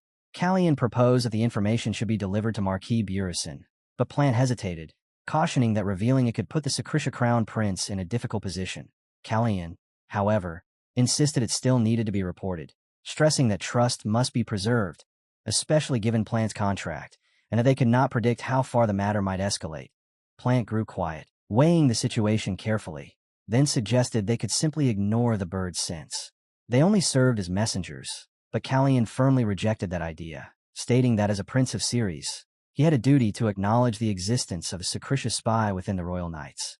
The note itself was obscure, stating that the writer recalled something, yet could not clearly explain what had happened that day, or what had brought both believers and deniers together, and Kallian recognized this as referring to the priests who worshipped Serenchiane and the desert warriors who rejected her. It further clarified that it was not the king of Tansil, but the crown prince, the master's son. After reading the note, Kallian silently set it ablaze, then informed Plant that he would have to take breakfast alone the following day, as the moment for an important decision had finally come. Soon afterward, he went to find Randall and requested a private conversation, something that immediately caught Randall off guard, as he remarked that this was the first time Kallian had ever asked for such a meeting. They sat together with tea and moved into a particular room, where Randall admitted that the situation felt unusual, which was entirely in line with how he typically behaved around Kallian. Kallian replied calmly that there had never been a time when he was not wary of Randall, and that even now was no different. When Randall asked what he wanted to discuss, Kallian brought up the matter of choosing between Ceres and Tansil, directly asking which throne Randall intended to claim. Randall answered with ease that either would do, though naturally, the greater prize would be more appealing. Kallian clarified that he did not pursue power for its own sake, but only as a means to accomplish something else, then pressed further, asking if that was truly what Randall wanted. Randall, mildly intrigued, questioned why this had suddenly become important. Callian explained that the time had come for him to make a decision, whether to face Randall with his sword, or to place him behind his back and stand in front to block his path. Randall said nothing. Callian watched him in silence, took a sip of his tea, and remarked that perhaps this was something Randall could not handle. A faint smile crossed Callian's face as he admitted that he always ended up turning his back on him. Then, in a cold tone, told Randall never to step out from his shadow again. Randall responded that it felt like Callian was returning his own words to him, and he agreed to follow them, while Callian made it clear that he would hold him to that promise. Meanwhile, the king stood alone in a corridor, quietly gazing at a portrait hanging on the wall. Later, Callian approached, as the king had been waiting there at his request. And when the king asked why he had chosen that place to meet and invited him to speak, Callian answered with solemn resolve, expressing a deeply personal wish that his mother be acknowledged as queen and given the honor and respect she had always deserved. The king was visibly shaken by Callian's request, his face revealing both astonishment and a deep curiosity as he asked whether Callian was truly serious, and Callian answered with calm certainty that he was. He then reflected that no matter how remarkable someone's achievements or how great their power, there would always be commoner blood within them. While a purely royal lineage was regarded as noble, and a crown prince of mixed blood was deemed unacceptable, without legitimacy, one could never be fully recognized as royalty, and Callian realized that this was the very reason he had been looked down upon for so long. The king immediately grasped the meaning behind those words, understanding that Callian was aiming for the position of crown prince, and when he said it aloud, Callian confirmed it without hesitation. Although the king acknowledged his intent, he warned firmly that the current circumstances were far too dangerous, then questioned why Callian had suddenly made such a request and whether something had occurred. Callian replied that there was no particular reason, stating simply that he was making the request to ensure his own protection. And those words left the king stunned, as they echoed something he had once been told long ago. His thoughts drifted back to the time of Callian's mother's death, recalling the promise she had made and the suffering Callian endured afterward. And when he returned to the present, he quietly said that he understood, noting that Callian's birthday was approaching and reminding him to remain cautious. Later that night, Callian sat with Plant in a quiet room, reflecting that the king had already gone to the basement with Lord Manisil to discuss measures for his protection, and that Lord Manisil had reassured the king, reinforcing the sense of security surrounding him. Their conversation was interrupted when Plant mentioned that he had not seen the blue-haired vice commander recently, and Callian explained that he had sent Sir Hertz elsewhere. Plant observed that Callian had been keeping more things hidden lately, but Callian answered calmly that there was nothing wrong with being careful. Callian then tried to raise the issue concerning Plant's heart, but Plant diverted the topic, asking whether the mages who had blocked him from approaching Hyja Palace had been acting under Callian's orders, and Callian confirmed that they had. When Plant asked why, Callian replied that if he could have explained it, he would have allowed him to enter, but it was unrelated to Burison or their mother, so there was no need to worry. Yet Plant still concluded that it must be connected to the Suspanian. He reasoned that if the path had been sealed after the palace collapsed, then something important must have been hidden beneath it, and since Hyja Palace had never been known to possess any underground structure, the matter was clearly serious, leaving him questioning what exactly was concealed there. Callian responded with light mockery, remarking that it seemed his older brother had received his blessing through his head, but Plant pushed back, telling him to stop dodging the issue, insisting that he could not remain restrained forever and that it would be better for them to face the truth together. Callian then asked why Plant had been so determined to open something that had been sealed so tightly, and Plant answered that he had already lost everything and now deserved to know the truth, adding that at the very least, he wanted to confront that lingering resentment once. In the end, Callian agreed and led him to the hidden place, warning that whatever lay inside might awaken memories from the past, memories he might not recognize at first, yet ones that could later return as nightmares or fragments of forgotten truth. Plant remarked that Callian was speaking far more than usual and told him to open it so they could see it together, and Callian complied.